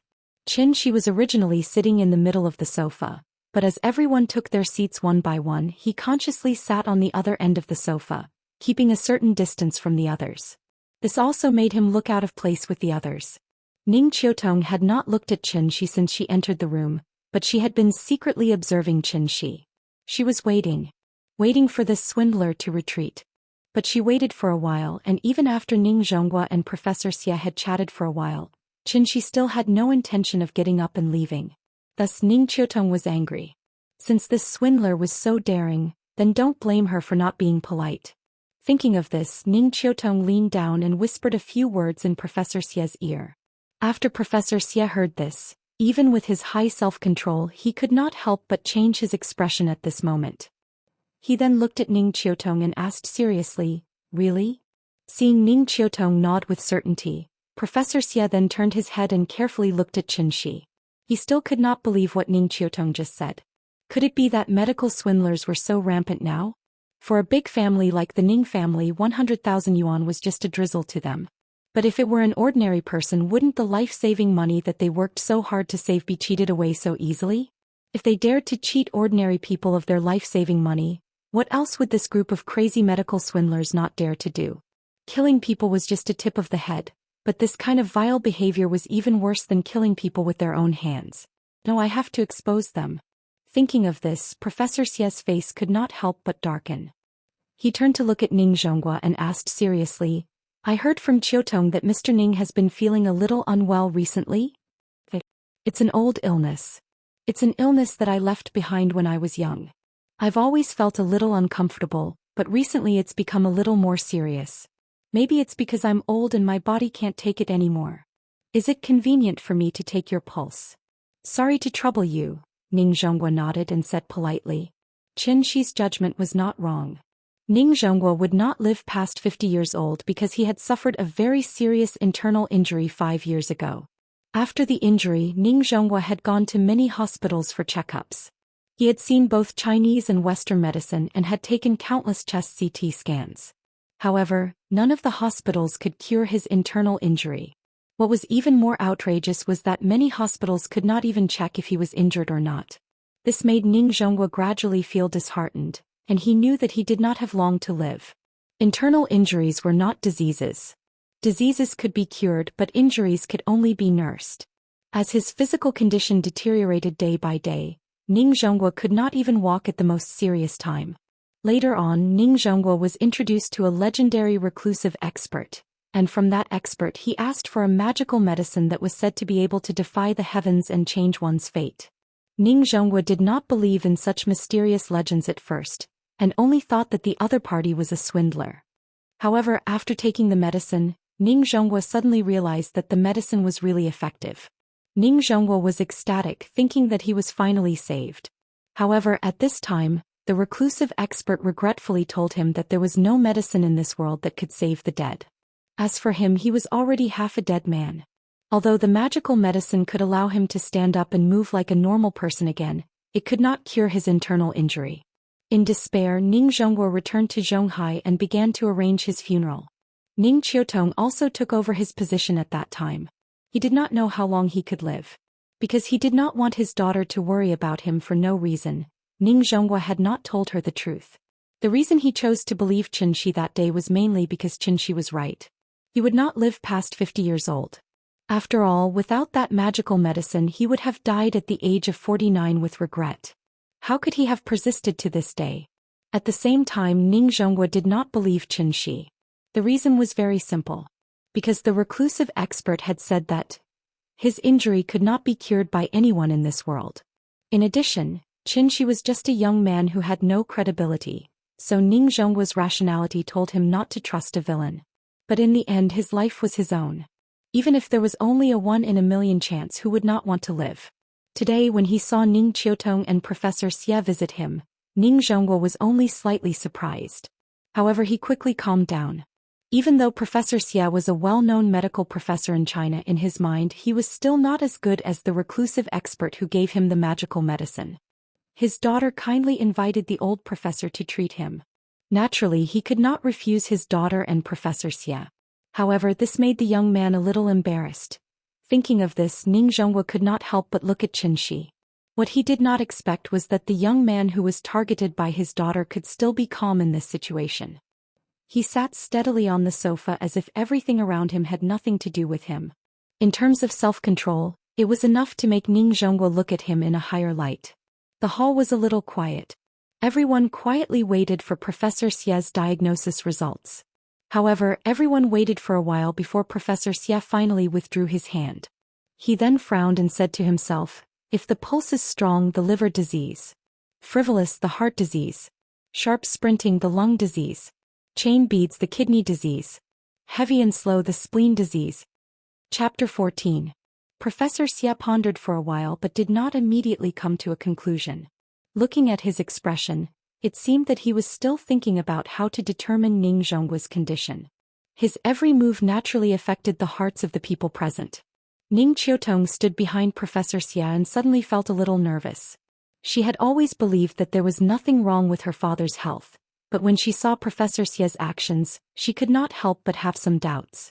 Could it be, did her father really have some kind of strange illness? Otherwise, why would a leading figure in the medical field take so long to determine whether a person was healthy? As time passed, the atmosphere in the hall became heavier and heavier. Professor Xia still did not speak. Everyone's hearts were getting higher and higher, and they were all worried about Ning Zhonghua. After waiting for a long time, Professor Xia finally spoke. "If my inference is correct, Mr. Ning, your heart, liver, spleen, lungs, and kidneys are all damaged." As soon as these words came out, everyone was shocked. Ning Zhonghua was also slightly stunned. He had the most intuitive understanding of Professor Xia's medical skills. Other than the hidden expert, Professor Xia was the second person to be able to detect his physical condition just by taking his pulse. As for Xianxia, he could be considered half a person. To be honest, Ning Zhonghua suspected that Xianxia knew about his physical condition from somewhere, and that was why he was able to point it out so easily. After Ning Qiutong heard Professor Xia's diagnosis, she suddenly turned pale and asked anxiously, "Professor Xia, is my father seriously ill?" Hearing this, Professor Xia gently shook his head and said, "I'm not sure yet. This is just my preliminary inference. If you want to understand the specific situation, I'll have to trouble Mr. Ning to come with me to the University of Chinese Medicine. My laboratory has the most advanced medical equipment. I can do a comprehensive examination for Mr. Ning so that I can make an accurate judgment." "Hey, then let's not delay. Shall we go now?" It was obvious that Ning Qiutong was really worried about her father's health, so after hearing Professor Xia's explanation, she quickly walked to Ning Zhonghua's side and complained, "Dad, if you weren't feeling well, you should have told me earlier. I would have gone with you for a checkup. Science is so advanced now. As long as you find the problem early, any illness can be cured. But you kept it from me." At this time, Ning Qingxue, who had been sitting next to them without saying anything, also stood up with a worried expression. She was ready to go with them to Professor Xia's laboratory to take a look. Ning Zhongping looked at the situation and felt that he might have come at the wrong time. The reason why he came here today was mainly to discuss a very important matter with Ning Qiutong. However, he did not expect that the medical professor brought by Ning Qiutong would find out that there was a problem with Ning Zhonghua's body at this time, so he could only temporarily hide this matter in his heart. It was better to wait until Big Brother recovered before telling him, Ning Zhongping thought to himself as he looked at Ning Zhonghua on the sofa. The family looked at Ning Zhonghua anxiously, hoping that he would follow Professor Xia to the medical school for a checkup. However, when Ning Zhonghua saw their anxious looks, he comforted them with a few words and said with a smile, "It's okay. It's an old problem. Don't worry. It's rare for a distinguished guest to visit. I've already instructed the kitchen to prepare a feast yesterday.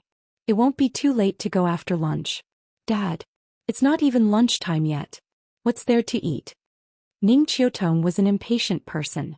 When she saw that Ning Zhonghua did not panic at all, it immediately made her angry. She reached out to pull Ning Zhonghua up from the sofa. "That's enough. Look at yourself. How improper." Ning Zhonghua slapped his daughter's hand away and signaled for her to pay attention to her image. Then he said to Professor Xia, "Then how about this? Sir, please wait for a moment. I'll change into a jacket and go out. After the checkup, I'll set up a banquet to treat you well." Professor Xia nodded with a smile. Ning Zhonghua got up and walked to the second floor. At this time, Ning Qiutong looked at Xianxia. Seeing that Xianxia was still sitting there calmly, she could not help but feel a little angry. Therefore, she directly yelled at Xianxia, "How long are you going to sit here, you liar? Do you want me to personally send you out?" Ning Qiutong crossed her arms in front of her chest and slightly straightened her chin. She looked like a proud queen who was examining a criminal in front of her. The reason why she invited Professor Xia over today was mainly to expose this liar's lies.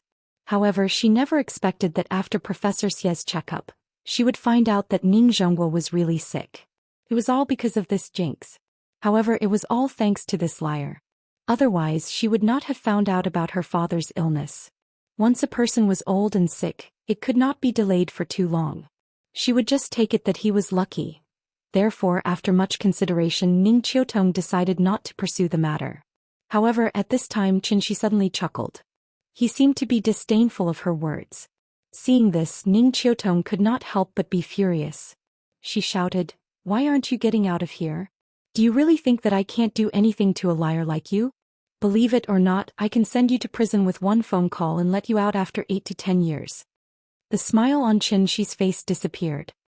He looked at Ning Qiutong and asked calmly, "You keep saying that I'm a liar. Then tell me, what did I cheat you of?" "What? Do you think you're in the right? You cheated my father of $10,000 the day before yesterday. Have you forgotten already? $10,000. Xianxia shook his head and chuckled. "How much do you think the herbs I bought that day cost?" At this time, Ning Zhonghua, who had just walked up the stairs, looked back at the two people who were arguing in the living room. He stopped Ning Qiutong. "Qiutong, don't talk nonsense. This young man has good intentions. I've already asked someone to check those herbs. After taking them, they really do help relieve pain." Hearing this, Ning Qiutong stomped her foot and said anxiously, "Dad, I don't care about the money. I just can't stand this liar's arrogance. I specially invited Professor Xia over today to make this liar back off. But look at him. He's still like a dead pig that isn't afraid of boiling water. As she spoke, Ning Qiutong turned around and stared at Qianxia. Even Professor Xia couldn't easily determine my father's condition. You just took his pulse and said that my father won't live past 50 years old? And you keep saying that you can cure him? Do you really think that you're a miracle doctor? I can cure him, Qianxia said calmly. Get out of here. Seeing that Qianxia didn't repent again and again, Ning Qiutong was so angry that her face turned red. Perhaps she realized that she had lost her composure, so Ning Qiutong took a deep breath and controlled her emotions. Then she pointed at the door of the villa and looked at Qianxia coldly. I don't want to say it again. Are you going to get out or not? Hearing this, a cold light flashed in Qianxia's eyes. He was slightly angry. He stood up and stood proudly in the living room. He looked at Ning Qiutong and said coldly, the reason why I'm willing to save your father is that I really need money recently. But you have to understand that I didn't make a profit by charging you $100,000. It's you who made a profit. If the King of Hell wants you to die at midnight, I can keep you alive until dawn. Chapter 15. I've earned. Ning Qiutong was stunned for a moment, then she couldn't help but laugh. She mocked, may I ask what I've earned? However, Qianxia didn't reply. He glanced coldly at Ning Qiutong, then looked at Ning Zhonghua at the staircase. He said coldly, I've refined the medicinal herbs that you bought with 10,000 yuan into pills. The medicine is here. Or even now. If you continue to spout nonsense, don't blame me for being rude. After saying that, Qianxia took out a small bottle from his bag and placed it on the table. Then he walked out of the door. Ning Qiutong looked at Qianxia's back. Her lips moved as if she wanted to say something, but in the end she didn't say anything. Ning Zhonghua silently looked at Ning Qiutong and Qianxia arguing. After Qianxia left, he didn't say anything to stop them. He just sighed softly and went up the stairs again. One was his daughter, the other was just an outsider. Since the two of them were already like fire and water, he naturally couldn't continue to help an outsider. Forget it. What his daughter said should be right. That young man was probably trying to cheat money. Perhaps it was because he felt lucky that he couldn't find out that young man's problem. After Qianxia left, the living room fell into a strange silence. Ning Qiutong angrily walked to the table and wanted to throw the bottle of so-called medicine away. But when she picked up the bottle of medicine, she stopped for some reason. Then she opened the bottle cap, wanting to smell the pill inside. The moment she opened the lid, a faint smell mixed with the fragrance of medicinal herbs rushed into her nose. She took a light sniff and felt that this fragrance had an indescribable taste. The fragrance was very unique. It smelled fresh and pleasant. In the faint fragrance, there seemed to be a faint bitter smell from the medicinal herbs, intertwining with the fragrance. After inhaling this fragrance into her lungs, she suddenly felt much more awake. This medicine, Ning Qiutong frowned slightly. After thinking for a while, she closed the bottle cap and put the small bottle in her bag. Qianxia was a little depressed as she returned home. Naturally, he would not be in a good mood after being rolled his eyes at for no reason. There were more than 9,000 herbs, but after careful calculation, the labor cost for this trip was only about 800 yuan. I can earn 800 renminbi in one night. If that's the case, I'm one of the high-income people in Zhonghai. Qianxia laughed at himself and knocked on the door. The Peiyuan pill could effectively alleviate Ning Zhonghua's condition, but it could only treat the symptoms and not the root cause. There was only one way to truly cure him. With the help of the Peiyuan pill, Qianxia would use the Immortal's Dharma access to massage Ning Zhonghua's qi to fully exert the medicinal effect, eliminating the old illness in Ning Zhonghua's body from the root. However, in the current situation, even if Ning Zhonghua took out 1 million or 10 million, Qianxia wouldn't treat him anymore. Did they really think that a single copper coin could stump a hero? Thinking of this, Qianxia couldn't help but sneer. Let's wait and see. Papa is back. Now as long as Qianxia went out of the door, the little girl would always pay attention to the situation outside the door. Therefore, even if Qianxia only knocked on the door very gently, she could accurately hear the sound coming from the door in the noisy animation music. The little girl excitedly jumped off the sofa and ran barefoot to the door. Qianxia looked at the little head that poked out from the crack of the door, and the dark clouds that hovered in his heart suddenly dissipated a lot. He opened the door, leaned over and picked up his daughter.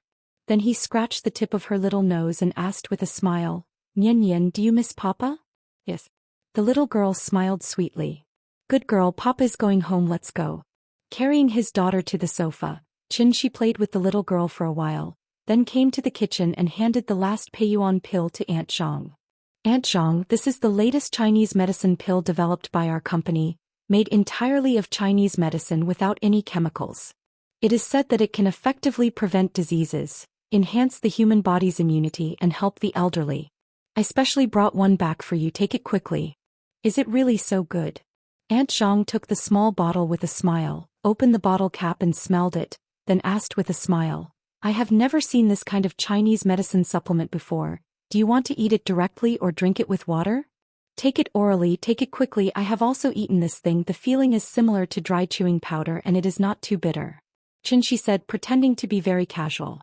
Seeing that Xianxia repeatedly urged her, Aunt Zhang did not doubt him, poured out the pill and swallowed it directly. After swallowing the pill, Aunt Zhang only felt a clear stream flowing from her neck to her stomach. It felt like eating a mint candy, which was very comfortable, and she could even rely on the clear stream to clearly feel the flow of the pill. Well, this medicine is very good. After taking the pill, Aunt Zhang closed her eyes and felt it for a while. When she opened her eyes again, she felt that everything in front of her was much clearer.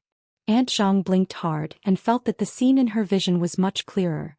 The presbyopia that had troubled her for many years was suddenly cured. God.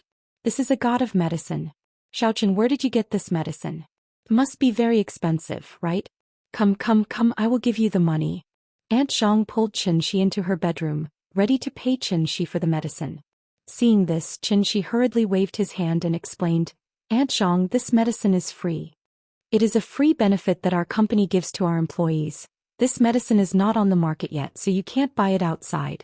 Speaking of this, Xianxia couldn't help but hold Aunt Zhang's hand and said sincerely, all these years, thank you for being around. I don't even know how to repay the kindness that our family owes you. You want to give me money for such a small matter, aren't you treating me as an outsider? I am your junior, so naturally I should give you something good to show my filial piety. However, Aunt Zhang didn't agree and kept pulling Xianxia to give him money. She wasn't stupid, this pill with an immediate effect was definitely not simple, so no matter what, she wasn't willing to take Xianxia's medicine for free. And of course, Xianxia couldn't take Aunt Zhang's money. He already owed Auntie Zhang too much. How could a single pill be enough to pay it all off? The two of them argued for a while and finally Xianxia convinced Aunt Zhang.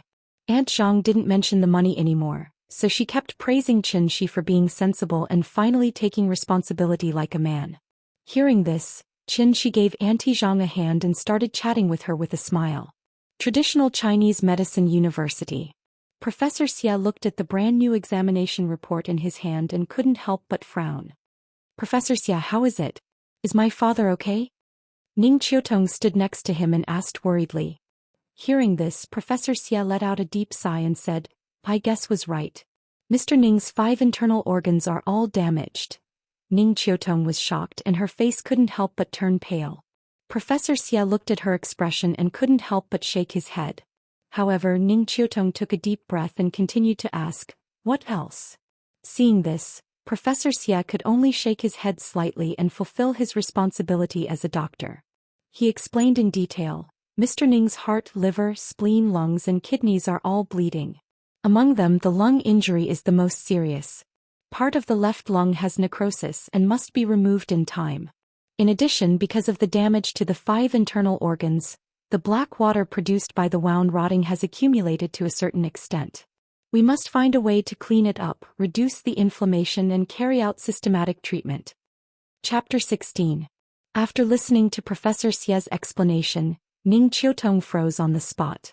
She really wanted to ask Professor Xia if her father's illness could be cured. However, she opened her mouth slightly and her lips squirmed for a long time before she realized that she couldn't even say a word. Was there a need to ask? Although she didn't understand some of the medical terms that Professor Xia was talking about, did Professor Xia really need to explain in this situation? Ning Qiutong stood in the same place. 2 lines of tears suddenly slid down her pale face. In an instant she felt as if she had returned to her childhood. Their mother had passed away very early, and their father had raised the 2 of them up painstakingly. Later on, the family's conditions became better and better.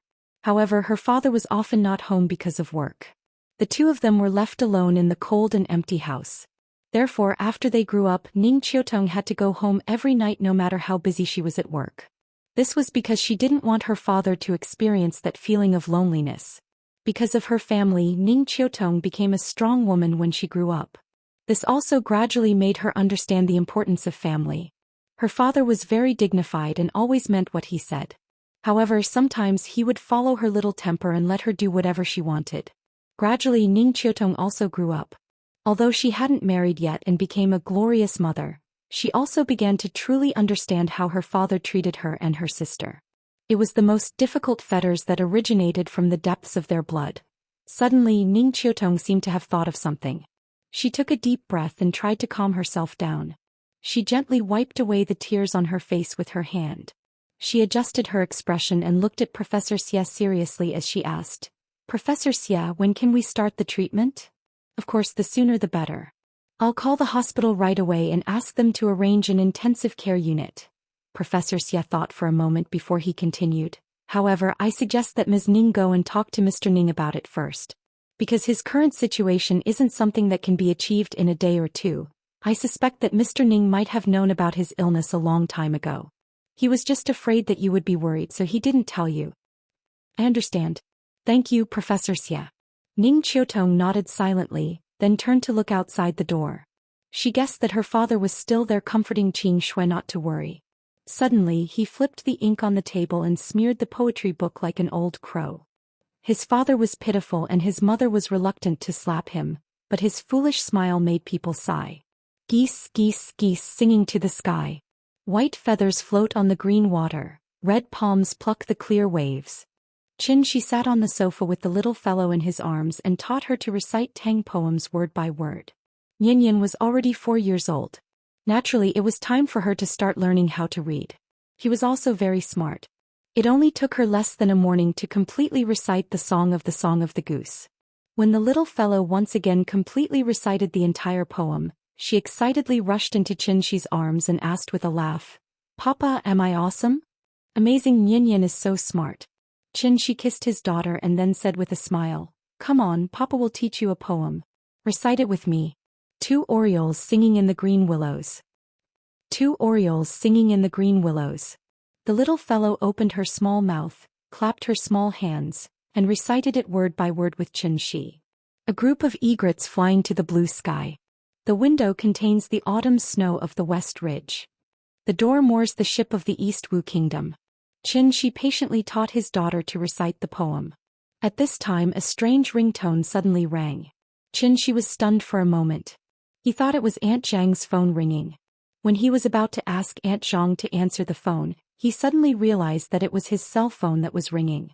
Shi quickly put the little fellow aside and reached for the phone on the table. "Hello, is this Shi?" Lin Xian's voice sounded at the other end of the phone. Perhaps it was because she heard the little fellow reciting the poem. Lin Xian immediately smiled. Without waiting for Shi to reply, she said directly, "The day after tomorrow, Sunday. I have made an appointment with everyone. You must come." "Well, okay, sorry to trouble you. Remember to bring Yin too. Let them see how cute the daughter of you and Ying is. They will be so jealous." Hearing this, Shi thought for a moment and laughed involuntarily. "Okay, I will bring Yin too." After that, the two chatted for a while and then hung up the phone. Shi put down the phone and looked down. He saw the little fellow secretly sticking to him and eavesdropping with her little ears. Shi smiled and held his daughter in his arms. He scratched her nose with his hand and deliberately asked with a straight face, "When did you learn to eavesdrop on Papa's phone call?" The little fellow did not take it seriously at all. Instead, she giggled and said, "Papa, where are you taking me?" "I am taking you to see the sister from the day before yesterday, okay?"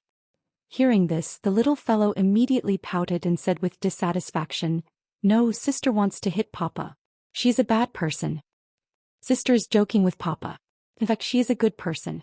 She likes Yin very much." "Really?" "Of course it is true. Would Papa lie to you?" "Okay, then I can play with her." The little fellow pretended to be reserved and said. Looking at his daughter's proud appearance, Shi suddenly laughed. Zhonghai Medical College Affiliated Hospital ICU. Ning Zhonghua changed into a hospital gown and sat on the edge of the bed. He looked at the expressionless Ning Qiutong helplessly. To be honest, he had long thought that he would have such a day. However, he did not expect this day to come so suddenly. Why don't we go home? You see, Papa usually has no major problems. He can eat and exercise. There is no need to make such a big fuss, right? Looking at his daughter's cold expression, Ning Zhongguo's tone was no longer as harsh as usual. His tone was like that of a child who had made a mistake and was anxiously waiting for her parents to scold her. No, we will go home after you finish the surgery. She looked at her father, who was sitting on the hospital bed with a crooked back, shaking his head and smiling bitterly. Ning Qiutong's expression was still cold, but her heart seemed to be dripping blood. When had Papa ever shown such an attitude in front of her? The more Ning Zhonghua acted like this, the more Ning Qiutong understood his current thoughts. Papa had always known about his physical condition, but he had been hiding it from her. Since she already knew, Papa naturally did not need to hide it anymore. Looking at her father, who had aged a few years in an instant, and then looking at his weakness and helplessness that was exposed for the first time because he could no longer continue to hide it, Ning Qiutong's heart was broken. The ward suddenly became quiet. The father and daughter looked at each other for a while. Finally, Ning Zhonghua was defeated. He shook his head as if he was talking to himself and said, "Okay then, I will sleep first. Call me when Professor Xie is ready." Ning Qiutong nodded expressionlessly, then turned around and walked out of the room. However, the moment she turned around. Chapter 17. Outside the room. As soon as Ning Qiutong walked out of the door, Ning Qingxue immediately stood up from the chair next to her and asked anxiously, "Is Dad okay?"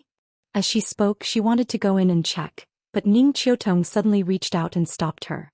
"It's okay, let him rest." Ning Qiutong forced a smile. Ning Qingxue was stunned. Looking at her sister's slightly red eyes, she couldn't help but feel sad. The two sisters looked at each other and there was a sense of sadness in their hearts. Ahem. Ning Zhongping coughed softly and comforted them. "Don't worry, Professor Xie's medical skills are superb, he will definitely cure your brother." Ning Qiutong nodded, thought for a moment, then looked at Ning Zhongping and asked, "Second uncle, do you know when my dad got injured? How did he get injured?" Ning Zhongping shook his head, indicating that he didn't know. "That's weird, Professor Xie said that my dad didn't get sick naturally. It was most likely caused by an external force, but he couldn't say for the time being what caused it. Anyway, my dad's condition is very strange." Hearing that, Ning Zhongping suddenly seemed to have thought of something, and his face couldn't help but change. Ning Qiutong was only thinking about Professor Xie's words, so she didn't notice the strange expression that flashed across his face. The surgery began very quickly. Ning Qiutong, who had always been very strong, finally broke down the moment she saw her dad being pushed into the surgery room. She leaned against the wall and slid to the ground weakly. She covered her face with her hands and cried out loud. She wasn't ready yet, nothing could happen to her dad. Perhaps it was because Ning Qiutong's emotions, Ning Qiutong, who was always cold and didn't seem to have any emotional fluctuations, was now crying and squatting down with Ning Qiutong in her arms. Ning Zhongping sat on the chair silently, watching the two sisters crying on the ground. He wasn't good with words and now he didn't know how to comfort them. Unknowingly, he had already clenched his fists. The white knuckles and bulging blood vessels were all a reflection of his heart. He had already roughly guessed when his elder brother was injured. This enmity must be avenged. After a long time, the lights in the operating theater finally went off. When she saw Professor Xie walk out of the operating room, Ning Qiutong's heart tightened. "Professor Xie, my father, Because she was too excited, she couldn't even speak clearly at this moment. Her whole body was trembling uncontrollably and she looked particularly pitiful. "Don't worry, the operation went smoothly. The necrotic part of the lung has been successfully removed. Next, he will be hospitalized for a period of observation. After that, I will prepare the next stage of treatment for Mr. Ning." Professor Xie took off his mask and said tiredly. After all, he was already old and had not been the chief surgeon for a long time. Therefore, this surgery was really tiring for him. Fortunately, the surgery was a success. Therefore, when he saw Ning Qiutong's haggard appearance, he patted Ning Qiutong's shoulder with a smile and comforted her. "The patient is still in a coma. You should go eat and rest. Don't tire yourselves out." Ning Qiutong's heart, which had been hanging in mid-air, finally calmed down. The moment she relaxed, her entire body seemed to have lost all strength in an instant. Suddenly, she fell limply to the ground. Fortunately, Ning Qingxue reacted quickly and supported Ning Qiutong, preventing her from falling to the ground. Sis, why don't you go back and rest? If this goes on, you will collapse before Dad is done. Ning Qingxue advised very worriedly. It's okay. Qingxue, go buy some water and food. We will rest here and wait for Dad to come out. Ning Qiutong shook her head. Ning Qingxue saw that her attitude was firm and could only follow her and turn around to buy food. The three of them ate some snacks and then continued to wait outside the ward. Not long after, a nurse walked out of the ward and said to them, "The patient is awake. You can go and see him. But remember, don't let the patient eat anything." Ning Qiutong ran into the ward excitedly with her sister. As soon as she entered, she saw Ning Zhong was pale-faced due to excessive blood loss. "Dad, do you feel better? How can it be so fast?" Ning Zhonghua shook his head weakly and reached out to hold his daughter's hand. Ning Zhonghua clearly looked very healthy in the morning, but after the surgery, it was as if he was terminally ill in an instant. He looked like he was on the verge of death. Looking at his weak appearance, Ning Qiutong could not help but cry again. "Dad is fine. Come and talk to me. Qingxue, you come too." As if to reassure his daughters, Ning Zhonghua forced himself to be alert and tried to straighten his body, wanting to talk to his two daughters. But then Ning Zhonghua suddenly felt a tightness in his chest. Then he spat out a mouthful of blood. "Dad." Seeing the blanket that was instantly dyed red with blood, Ning Qiutong was stunned. Almost without any hesitation, she immediately cried loudly outside the door, "Someone, where is the doctor? Call the doctor." Ning Qingxue quickly ran out to call the doctor. Ning Qiu then looked helplessly at her father, who was still coughing up blood. This sudden turn of events made her cry like a child. She no longer looked like a strong woman. "Dad, don't scare me. Didn't Professor Xie say the surgery went smoothly? How could this be?" Cough cough. "I'm fine. Don't worry." Ning Zhonghua coughed for a while, spitting out blood as he coughed. When he finally felt better, Ning Zhonghua held his daughter's hand and forced out a smile. He said with difficulty, "The weather is unpredictable and people are fickle in fortune and misfortune. Qiutong, you're not young anymore. Don't you understand? Dad." Ning Qiutong opened her mouth and screamed silently. Tears had already blurred her eyes. Her father, who was so close to her, slowly blurred his figure in her eyes. Ning Qiutong could not see his face clearly. "It's okay. Dad has lived for 3 more years. I'm satisfied." At this point, Ning Zhonghua's tone became more and more stable. His words became clearer and clearer. He seemed to be much better. But in Ning Qiutong's eyes, this was a sign of terminal lucidity. She cried and shook her head. She shouted with a hoarse voice, "Dad, don't say any more. Rest well. Professor Xie will be here soon. He will definitely cure you."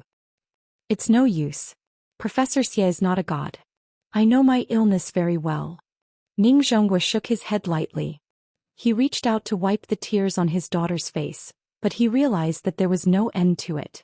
"Do you know why Dad has lived for 3 more years? It's because Dad met a god 3 years ago."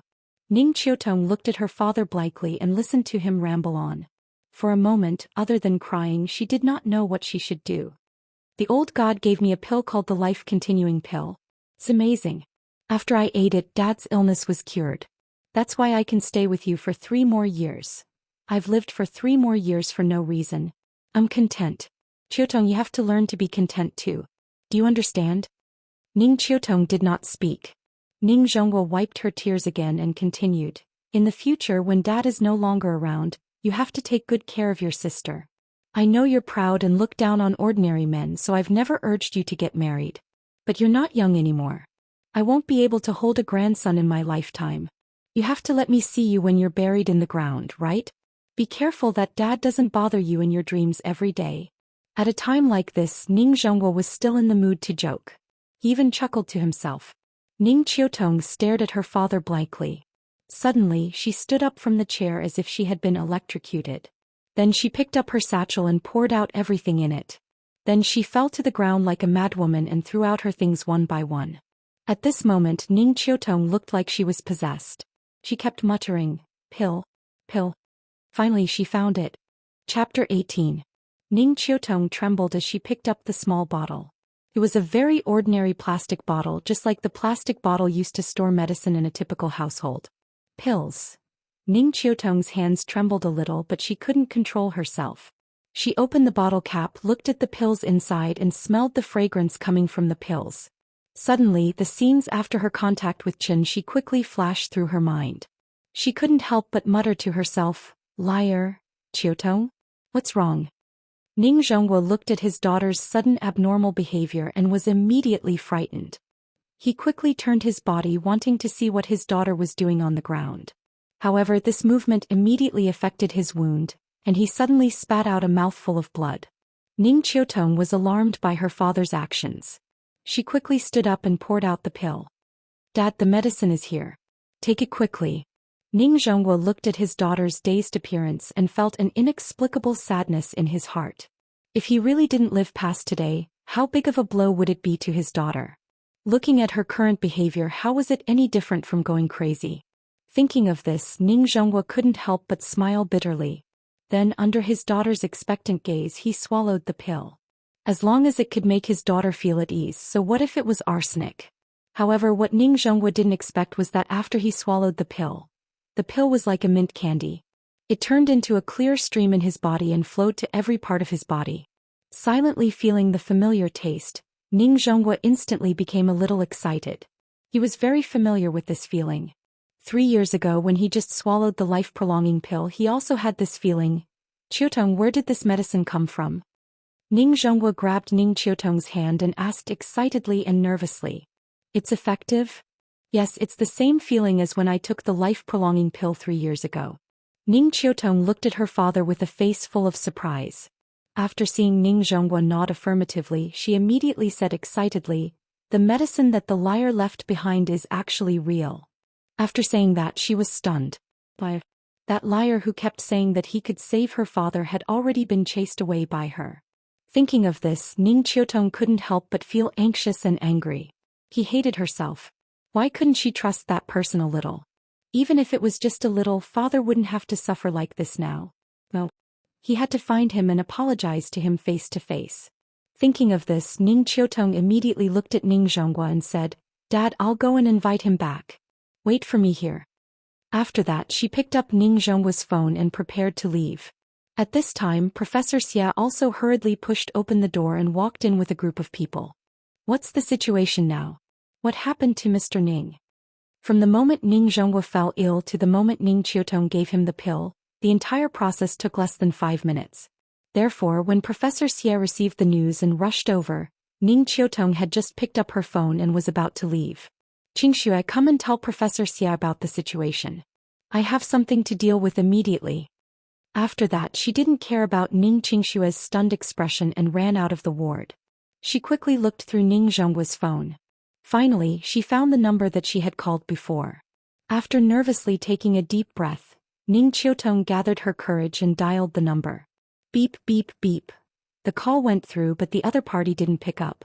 Listening to the beeping sound on the phone, Ning Qiutong's heart was in her throat. However, what she didn't expect was that after the phone rang a few times, the other party actually hung up the phone. "Sorry, the number you have dialed is currently busy. Please try again later." Hearing the busy tone from the phone, Ning Qiutong didn't want to give up and continued to call. However, after she dialed a few more times, she found that the tone suddenly changed. "Sorry, the number you have dialed is currently unavailable." Crazy. She looked at the name of the caller, speechless, and then hung up the phone. When he left yesterday, he already expected that Ning Zhongguo would call him again. However, what he didn't expect was that the call would come so quickly. She just fell out with him yesterday, and today she shamelessly called him. It was only a day later and she couldn't do it anymore? What were you doing earlier? She was still a little angry. "You wanted to break up, so be it. Now you want to use true love to coax me down? Bah." The phone rang again and again, and she hung up several times. However, the other party still didn't give up and kept calling, so he simply turned off his phone. He only had 2 contacts anyway, and Lin Xian probably wouldn't call him now, so he turned off his phone for peace and quiet. She casually threw the phone aside, put on a smile, and put his daughter on his lap. She stroked her little face and asked with a smile, "Nian Nian, Daddy will teach you to memorize the 3-character classic now, okay?" The little girl said sweetly. "Yin Yin is so good." She happily taught his daughter to memorize the 3-character classic. Aunt Zhang was watching TV while listening to the father and daughter reading, and her face was full of gratification. Since Xianxia came back, she really relaxed a lot. And this family finally looked a little like home. The father and daughter recited for a long time. During the intermission, the little girl seemed to suddenly think of something, so she looked at Xianxia and asked in a childish voice, "Papa, other children have to go to kindergarten, why don't I go?" Xianxia was stunned. To be honest, he hadn't thought about this problem for the time being. Nian was only 4 years old and she could only go to kindergarten in the middle class. Xianxia originally planned to wait until she was 5 years old before sending her to kindergarten in the upper class, so that it would be easier for her to adapt to the school atmosphere when she went to primary school. The 9-year compulsory education didn't include kindergarten. Most parents now sent their children to kindergarten when they were 2 or 3 years old because they didn't have time to take care of their children. But Xianxia wasn't in this situation. He was an unemployed vagrant and he hadn't been with the little girl at all in the past few years. Now of course he wanted to accompany the little girl all day. After all, if conditions permitted, it was best to take care of his own children. Thinking of this, Xianxia couldn't help but lower his head, looked at the little girl and asked, "Nian, do you want to go to kindergarten?" "Yes." Xiaoyu and the others said that kindergarten is fun. "Then will you be afraid when you go there?" "No.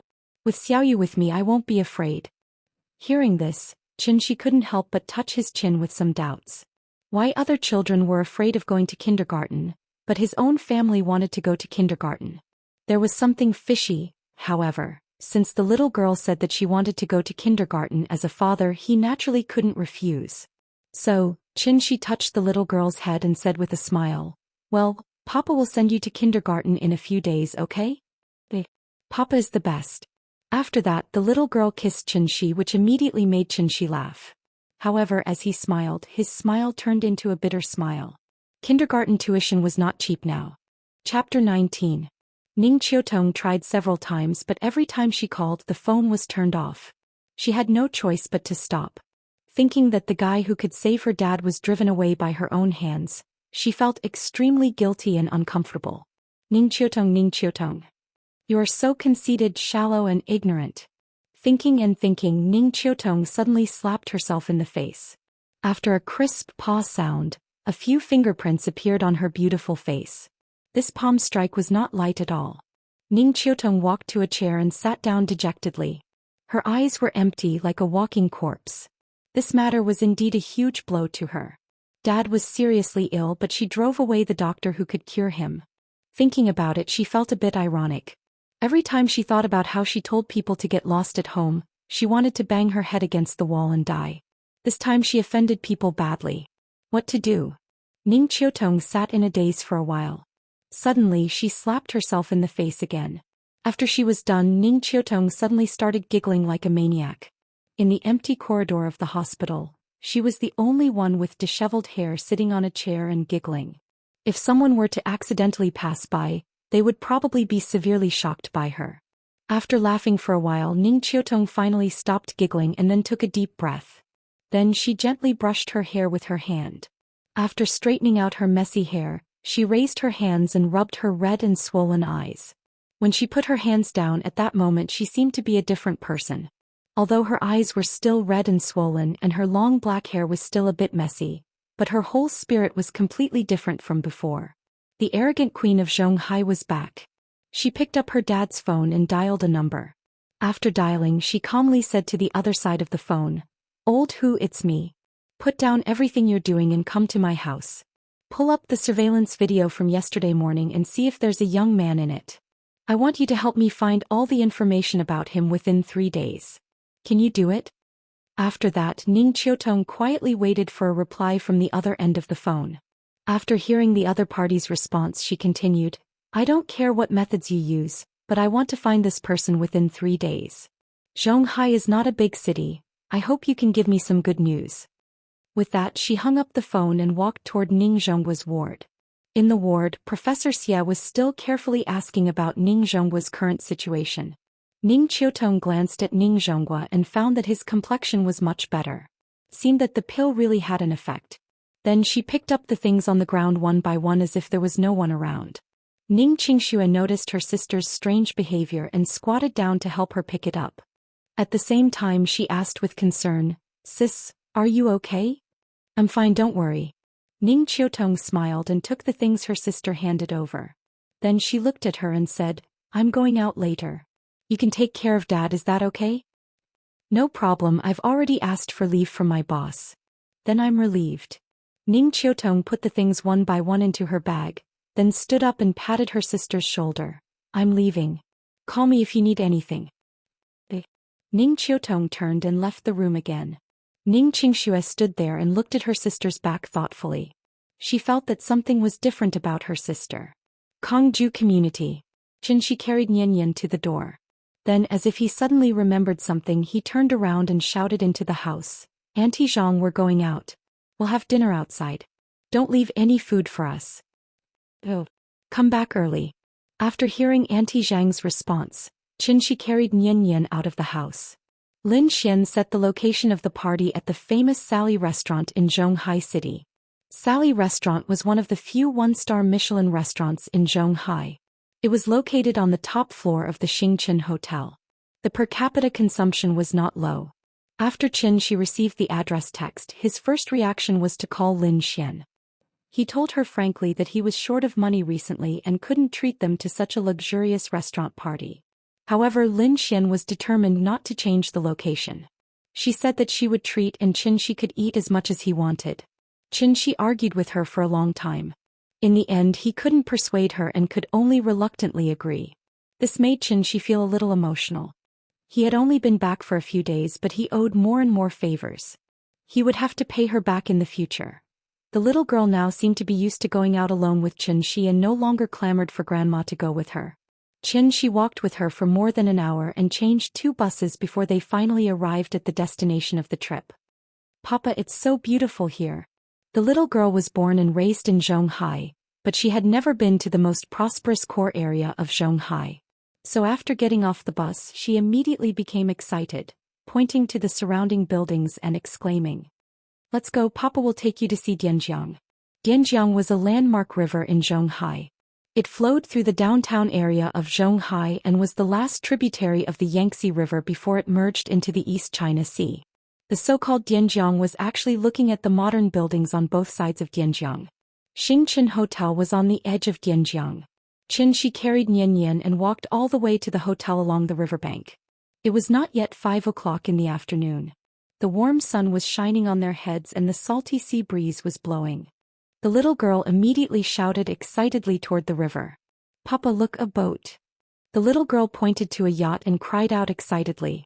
In her concept, running on the road was a car, floating on the water was a boat, and flying in the air was an airplane. As for yachts and cruise ships, cars and buses, in the eyes of the little girl, of course, they could only be distinguished by size. "Nian, do you like the sea?" "I like it. I haven't been to the sea yet. When will Papa take me to play in the sea?" The little girl asked with a pout. "When you grow up, Papa will take you to play in the sea." "No, I want to play in the sea." The little girl did not want to do it. She sat on Shi's arm and shook her feet vigorously, shouting that she wanted to play in the sea. "Today we are going to find our sister. Papa will take you to the beach to play another day, okay?" Shi felt that his mouth was also cheap. He asked her if she liked the sea. This behavior was simply courting death. The father and daughter strolled along the riverbank to the hotel. At this time, Shi's phone just happened to ring. "Oh, Shi, have you arrived?" "Just arrived at the entrance of the hotel." "Where are you?" "Hey, don't move, I see you." "Here." Shi held the phone and looked around.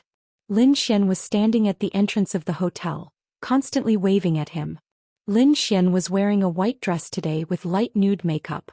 Her hair was tied up high on the top of her head, looking particularly dignified and elegant. "Let's go, we'll go up first. Lulu and the others will still be a while before they arrive." She carried the little girl to Lin Xian. Lin Xian said while reaching out to touch the little girl's face. But at this time, the little girl suddenly turned her little head as if she was unwilling. Seeing this, Lin Xian could only helplessly ask, "Baby, are you still angry with your sister?" The little girl didn't answer. It seemed like she was holding a grudge. So Lin Xian pretended to be very sad and pretended to sob. "Sob, sob, sob, I'm so sad, baby is ignoring me." This trick was effective. The little girl immediately turned her head, looked at Lin Xian and said very generously, Don't cry, I forgive you. Hearing this, Lin Xian immediately beamed with joy and hurriedly asked, then can big sister hug you? The little girl seriously considered it, then reluctantly nodded. Lin Xian immediately laughed and took her from Xianxi's arms. At the same time she didn't forget to flatter her. Let's go, I'll take you to eat good food. I guarantee you'll be satisfied with the taste. Xianxi helplessly followed behind her. Seeing her talking to Nian Yin like a child, he couldn't help but feel a little emotional. After so many years she still hadn't changed. Asterisk asterisk asterisk asterisk asterisk asterisk asterisk asterisk asterisk asterisk. Thank you to Li Shujian, Blood CV sticks for the tip. Chapter 20. After entering the door, Lin Xian took the father and daughter straight to the restaurant. Because they had just strolled around Yanjiang, it was almost time for dinner. Xianxi really wasn't familiar with this kind of legendary high-end restaurant. Because he had never been here. It was not that he couldn't afford it, but because he and Yingying had similar views. Both of them felt that they should work harder while they were young and not easily extravagant and wasteful in order to enjoy. After all, they really didn't have much capital.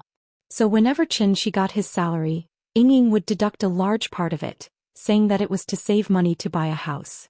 It was precisely because of this that Xianxi had never taken Yingying to any high-end place for a long time. He wanted to create some romance for Yingying, but unfortunately the housekeeper was too strict. Without a small treasury he could only sigh. In the end this also became a little regret in Xianxi's heart. Lin Xian was very familiar with this kind of place. Perhaps she also saw Xianxi's unfamiliarity, so she came up with a set of tasting menu and very considerately ordered good dishes for Xianxi. However, the little fellow didn't care so much. She sat next to Lin Xian.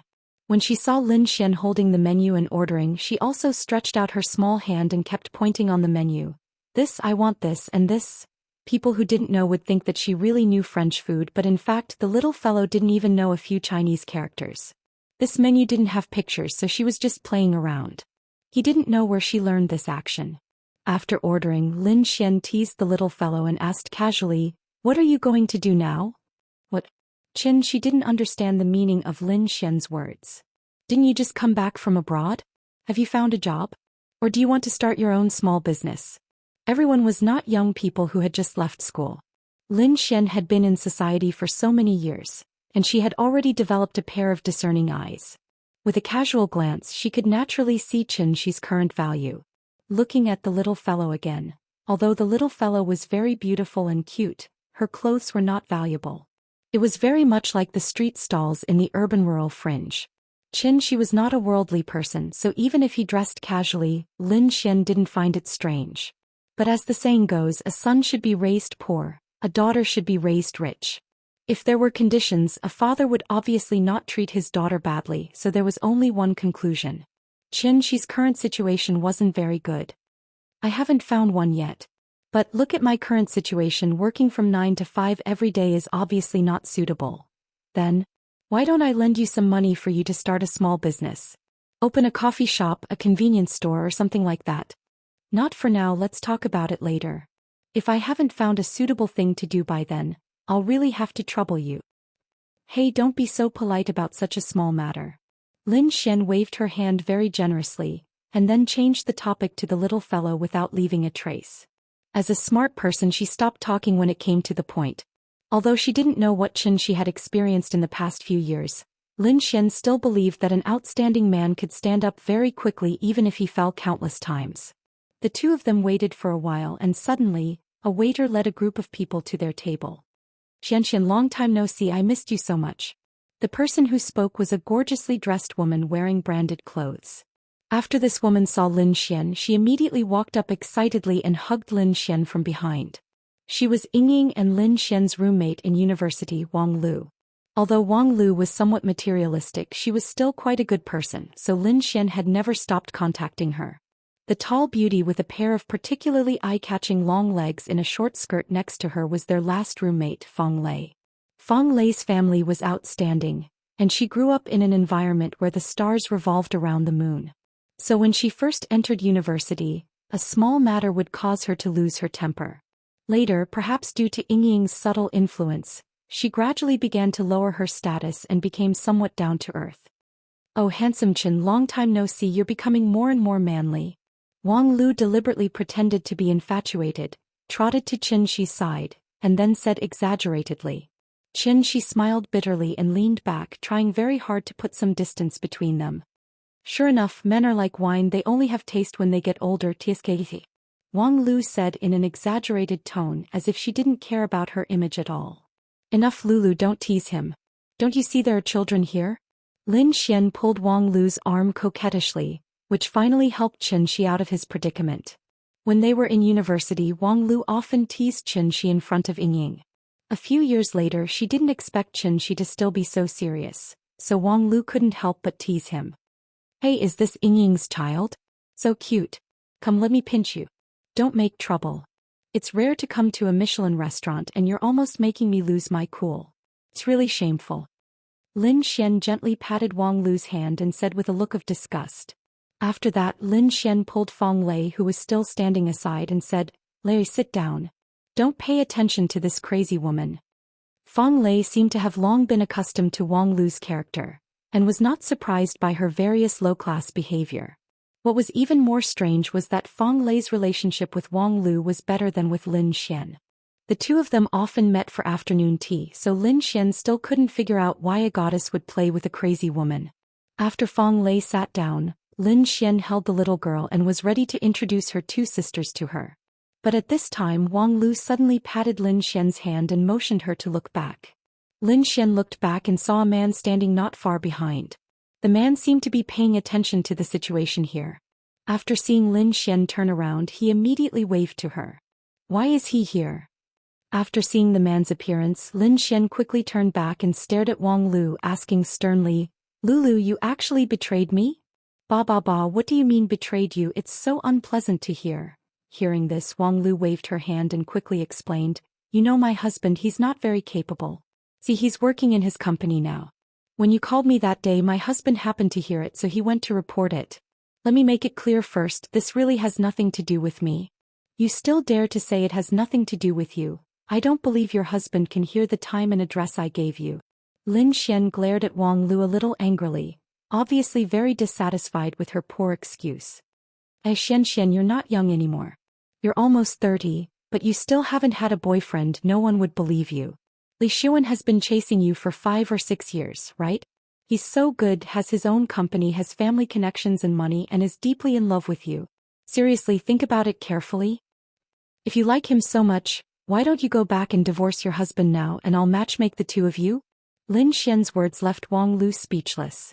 Thus, Wang Lu could only wave in Li Xuan's direction, indicating that they should find a seat.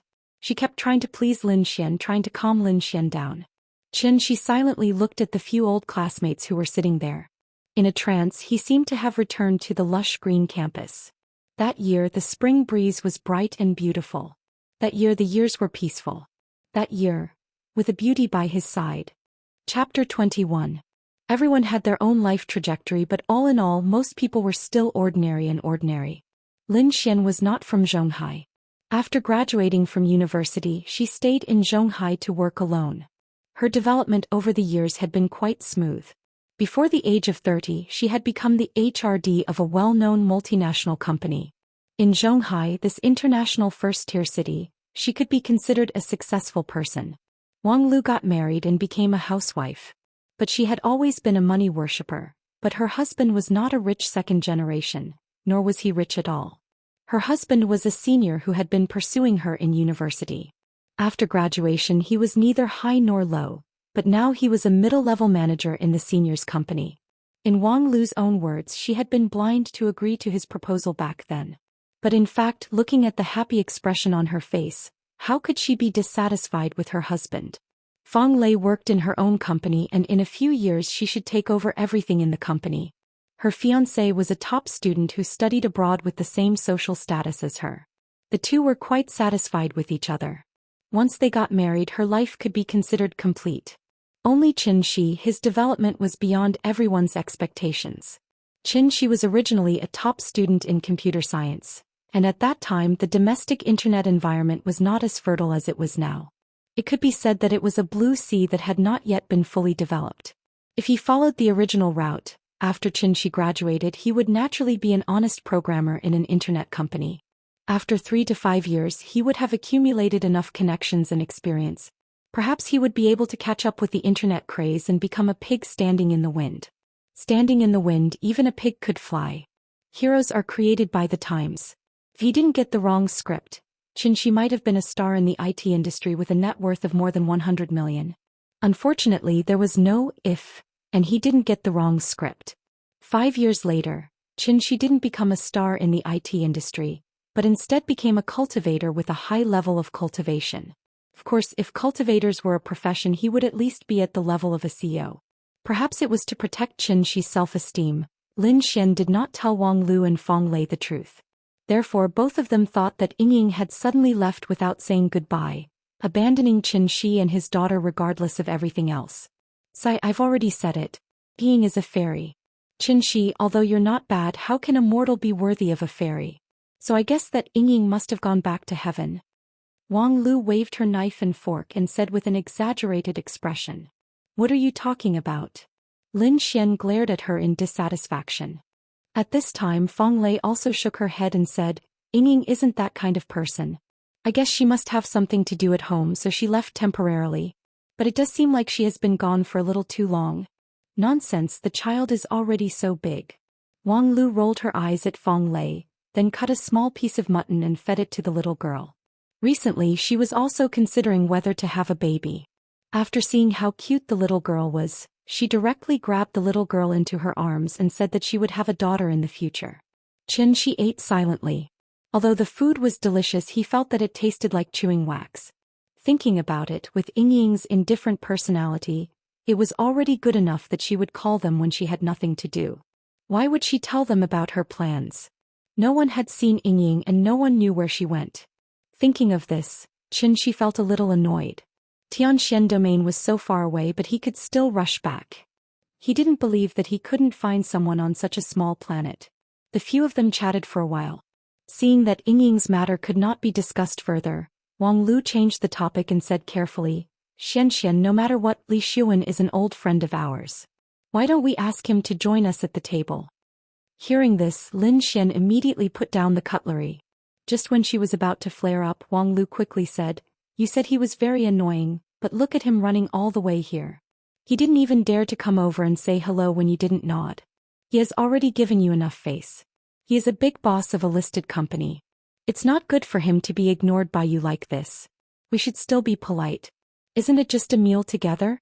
It's not a big deal." Under Wang Lu's constant persuasion, Lin Xian was finally convinced by her, so she nodded reluctantly. Seeing this, Wang Lu immediately stood up and waved to the opposite side, indicating for him to sit down. Lin Xian originally booked a round table by the river, so when the man sat down, it didn't seem too crowded with 5 adults and 1 child. Come, Xianxia, let me introduce you. Li Xuan, the young master of Wenmao Group. He opened his own shipping company. He can be ranked in the top 3 among our alumni. Director Li, this is Xianxia, our old classmate and also your junior in the same major. Li Xuan was 3 years older than them. He was now 30 years old, in the golden age of men. He was wearing a tailored suit and looked particularly energetic. He exuded the confidence and charm of a successful person from head to toe. "Hello, Mr. Chen." After listening to Wang Lu's introduction, Li Xuan politely took the initiative to extend his hand. Perhaps it was because of Lin Xian, Li Xuan lowered himself very much. He didn't seem to put on any airs and felt very approachable. However, when Li Xuan shook hands with Xianxia, he secretly looked at Xianxia. Seeing that Xianxia didn't seem to be a big threat to him, Li Xuan finally relaxed and the smile on his face became wider. His little action naturally didn't escape Xianxia's eyes. Li Xuan met Lin Xian at an alumni meeting. At that time Lin Xian had just graduated. This natural and beautiful girl deeply attracted him, so Li Xuan immediately launched a strong attack on Lin Xian. Unfortunately, Lin Xian wasn't interested in him at all. She rejected all invitations and didn't accept any gifts. The relationship between the two didn't make any progress for a long time, so Li Xuan had no choice but to poach Wang Lu's husband to his company. He planned to use Wang Lu's side to save the country in a roundabout way. Reality proved that this method was very effective. Recently, the number of times he and Lin Xian sat together for dinner gradually increased. Although there were always other people in the way, at least there was progress, right? Lin Xian didn't actually hate Li Xiuan that much. The reason why she was so cold to Li Xiuan was mainly because she didn't want to give him any hope. Actually, what Wang Lu said made sense. He was 30 years old, rich and handsome. Moreover, he had pursued her for 5 to 6 years. His perseverance alone was enough to make many girls fall for him. However, Lin Xian didn't think so. Although she looked carefree at times, deep down she was a very feminine woman. If she had to find a reason to reject Li Xiuan, then Lin Xian would only have one reason. It felt wrong. The meaning of these 4 words was very simple. That was, no chance. However, Li Xiuan didn't believe in this. He had been in the field of love for many years, but he really hadn't met someone like Lin Xian. Therefore, the more Lin Xian rejected him, the more enthusiastic he became. Thinking about it, a 30-year-old unmarried man, which one of them was easy to deal with? Chapter 22. Li Xiuan sat down and the atmosphere cooled down a lot with his arrival. Lin Xian took the little guy from Wang Lu's arms and started talking to him. Perhaps he was used to Lin Xian's indifference, but Li Xiuan didn't feel awkward at all. He smiled and took out a card from his pocket and put it on the table. Then he gently pushed it in front of Lin Xian and said, "Xianxia, this is the VIP card of Tanggu. With this card you can go to Tanggu to eat at any time. You don't have to make an appointment." There was no need to line up and make an appointment, and it would be free of charge. Of course, Li Xiuan didn't say the last sentence. Tangguang Court was the only 3-star Michelin restaurant in the mainland. It focused on traditional Wuxia and Cantonese dishes. The per capita consumption was about 1,000 yuan, and every meal had to be booked at least a month in advance. However, after he finished speaking, Lin Xian didn't react at all, as if she hadn't heard him at all. At this time, Wang Lu's eyes immediately lit up and she shouted. She took the card in her hand and looked at it carefully. Then she said in surprise, "Tanggu also has a membership card? Why haven't I heard of it? In the past, every time I went, I had to call in advance to make an appointment. Sometimes I had to wait a month for a seat." After that, Wang Lu handed the membership card to Lin Xian and said with a smile, "Xianxian, quickly accept it. In the future I can bask in your glory and have a big meal at any time." Not interested. Hearing this, Lin Xian didn't even look at it. She held the little guy and asked, "Baby, are you full?" The little guy nodded and said in a childish voice, "I'm full. Thank you, sister." "Good girl, Mua." Lin Xian kissed Nian Yan's little face and continued to ask, "Do you want sister to take you to see Dianjiang? Dianjiang is beautiful at night." The little guy was a little impatient from sitting, so he immediately stretched out his hands and hung himself around Lin Xian's neck. Lin Xian supported her little but got up and said, "I'll take the child upstairs to have a look. You guys take your time eating." After saying that, she got up and left, leaving everyone looking at each other. The atmosphere was a little awkward. Not long after, Fong Lei also put down the cutlery in her hand and got up to go to the balcony above the restaurant. It was obvious that he couldn't eat anymore. Li Xiuan called the waiter over to pay the bill, but he was told that a lady had already paid the bill. He could only look at Wang Lu helplessly. It was indeed difficult to deal with him. Because Qin was there, Li Xiuan couldn't discuss anything with Wang Lu in front of Qin, so he could only order the waiter to clear the table. After that, Li Xiuan prepared to head to the balcony to see if he could find a chance to talk to Lin Xian alone. Qin followed behind the two and prepared to go up and sit for a while. After that, he would bring Nian Yan home. At this moment, his phone suddenly rang. Qin glanced at the incoming number. It was a string of unfamiliar numbers, so he stopped and picked up the phone. "Hello. Mr. Qin. I'm Ning Qiutong." Without waiting for her to finish her sentence, Qin decisively hung up the phone and turned it off. There was a balcony bar upstairs of Sally Restaurant. Because of the excellent location, it could overlook most of the beautiful scenery on both sides of the Dianjiang River, so it was more famous than Sally Restaurant itself.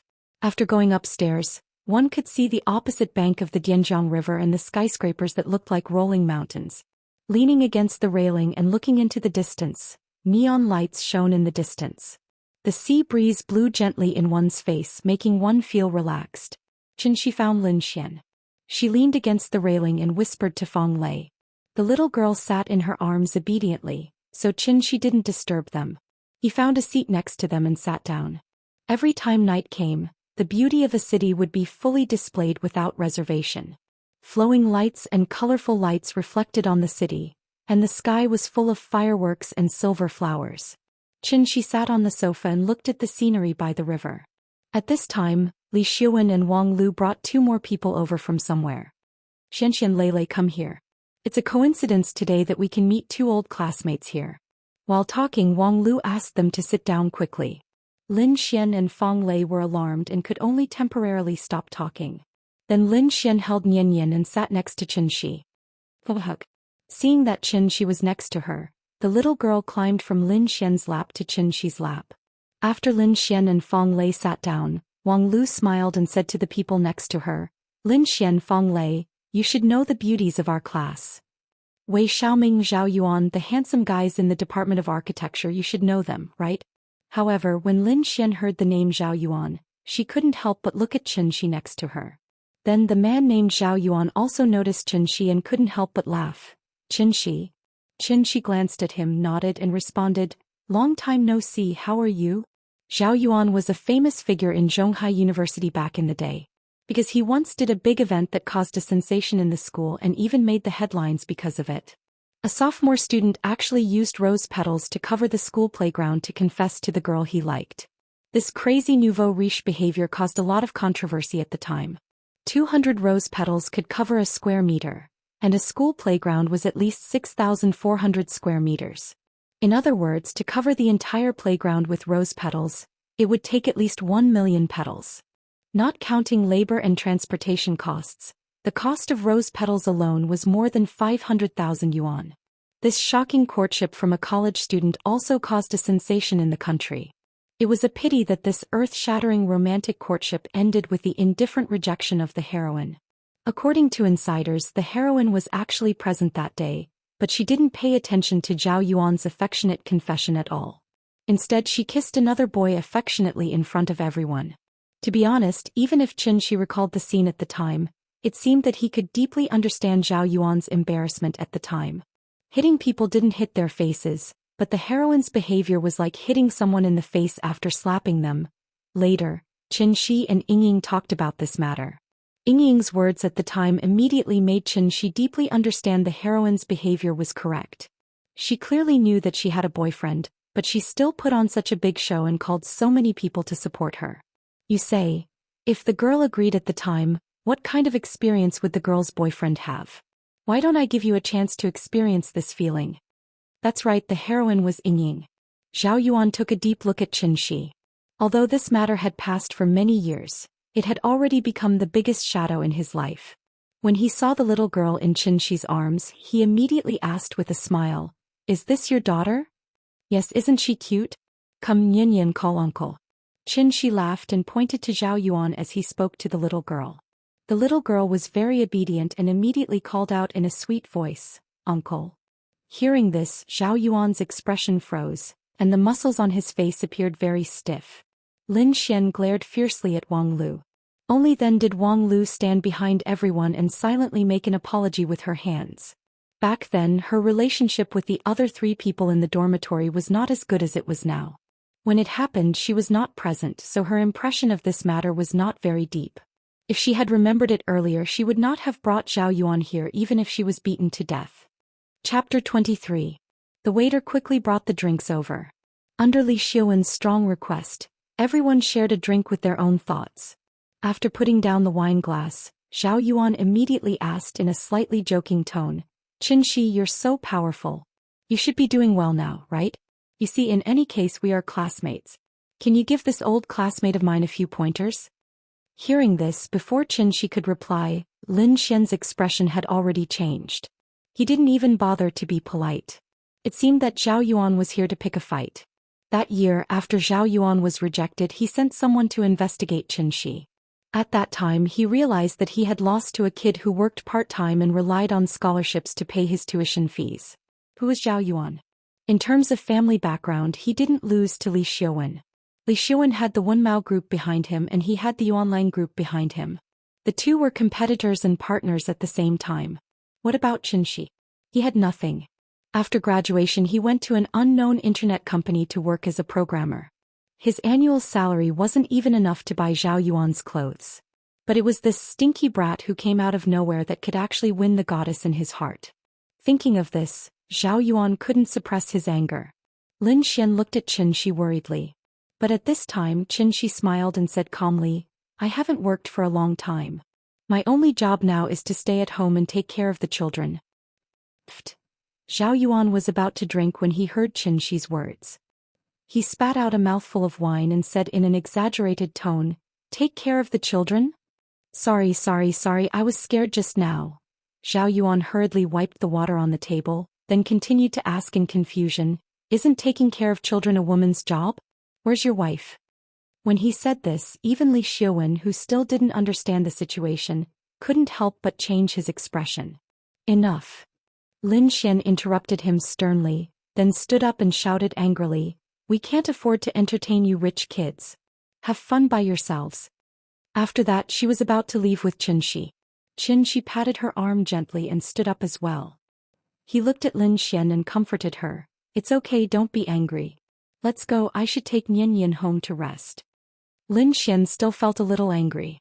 She glared fiercely at Wang, then turned and walked toward the stairs. Fang Lei looked at the situation and stood up without saying a word. It seemed that she was preparing to leave with Lin Xian. Xian, don't go. Wang Lu looked at Lin Xian worriedly. She really didn't expect things to turn out like this. It had been 6 or 7 years since they graduated. Who would still remember the grudges in school? The party hadn't started yet, but it was about to end. Li Xiaowen looked at Zhao Yuan with some resentment, then stood up to stop Lin Xian. But at this time, Zhao Yuan couldn't care less. He had been suppressing his anger for a long time. It was rare to meet Xianxia, so if he didn't take the opportunity to express it, Zhao Yuan would feel sorry for himself. So he half lay on the sofa, tilted his head and looked at Xianxia, who was about to leave, and said loudly to himself, Hey, what do you think is the reason for a man to stay at home all day to take care of a child? Could it be that his wife ran away with someone else? Crush. With a muffled sound, the long table beside Xianxia suddenly broke in the middle. The wine bottles on the table fell to the ground and shattered. This sudden series of noises startled everyone on the balcony. Xianxia turned around with Nian in his arms, looked calmly at Zhao Yuan and asked word by word, Say that again if you dare. At that moment, Zhao Yuan felt as if he had fallen into an ice cellar. The warm sea breeze that kept blowing from the surface of the sea seemed to have suddenly turned into a bone-piercing evil wind. It immediately gave him goosebumps and every hair on his body stood on end. Li Xiaowen was also someone who had seen big scenes. When he saw that the situation was not right, he immediately stood in front of Xianxia and tried to smooth things over. Zhao Yuan drank too much and is talking nonsense. Brother Xianxia, don't lower yourself to his level. However, Xianxia didn't pay any attention to him. She just quietly looked at Zhao Yuan behind him. Under Xianxia's gaze, Zhao Yuan slowly stood up. Then he suddenly spread out his hands and shrugged his shoulders. He looked at Xianxia with a sneer and asked, Actually, I'm really curious. Why did Qin Ruing fall in love with a good-for-nothing like you? After he finished speaking, Xianxia moved. Li Xiaowen only saw a blur in front of his eyes, and Xianxia's figure suddenly disappeared in front of him. Bang! When he looked back, Zhao Yuan's entire body was like a tattered rag doll flying through the air. After flying for a full 2 to 3 meters, Zhao Yuan's body crashed heavily on the railing. If the railing was not made of stainless steel and tempered glass, he would probably have fallen downstairs and become minced meat. Li Xiaowen looked at the scene in front of him in shock. He stared blankly as Zhao Yuan slid down the railing like a pile of mud, and then sat on the ground paralyzed. Zhao Yuan's head drooped powerlessly, and blood kept seeping out of the corner of his mouth. From the looks of it, he was probably more out of breath than in. A chill suddenly surged from the soles of his feet to the top of his head. Was this still human? He quickly ran to Zhao Yuan's side. After checking Zhao Yuan's situation, he immediately shouted at Wang Lu, Call the police. Call the ambulance. Xianxia, let's go. Lin Xian looked at the scene in front of her and was also stunned. The moment Li Xiaowen shouted to call the police, Lin Xian finally came back to her senses. She grabbed Xianxia's arm and dragged Xianxia out. Don't be afraid, it's okay. However, at this time Xianxia gently shook his head. There was no panic in his eyes, only indifference. Dragons have reverse scales, wolves have dark thorns. Kill if you look at it, kill if you touch it. Qin Ruing. These 3 words were his reverse scale. Zhao Yuan could freely insult him and belittle him because Xianxia did not care at all. After all, who would be bored enough to bicker with an ant? However, Zhao Yuan's mistake was that he should not have mentioned the 3 words qin ruing. Qin ruing, qin ruing. Only when you are drunk can you know how strong the wine is. Only when you love can you know how heavy it is. It was not easy to come back. Originally, he wanted to peacefully live the life of an ordinary person and wait for the day to reunite with his daughter. However, he did not expect that someone would jump out to disturb them. Thinking of this, Xianxia could not help but look at his daughter in his arms, only to find that her little head was buried in his shoulder and she had already fallen asleep. She had been outside for too long today and the little girl's energy was used up. Chapter 24. After going downstairs, Xianxia was ready to take a taxi home, but Lin Xian insisted on giving them a ride. Xianxia couldn't persuade her, so he had to get in the car with the little fellow. Along the way, Lin Xian wanted to say something several times but stopped.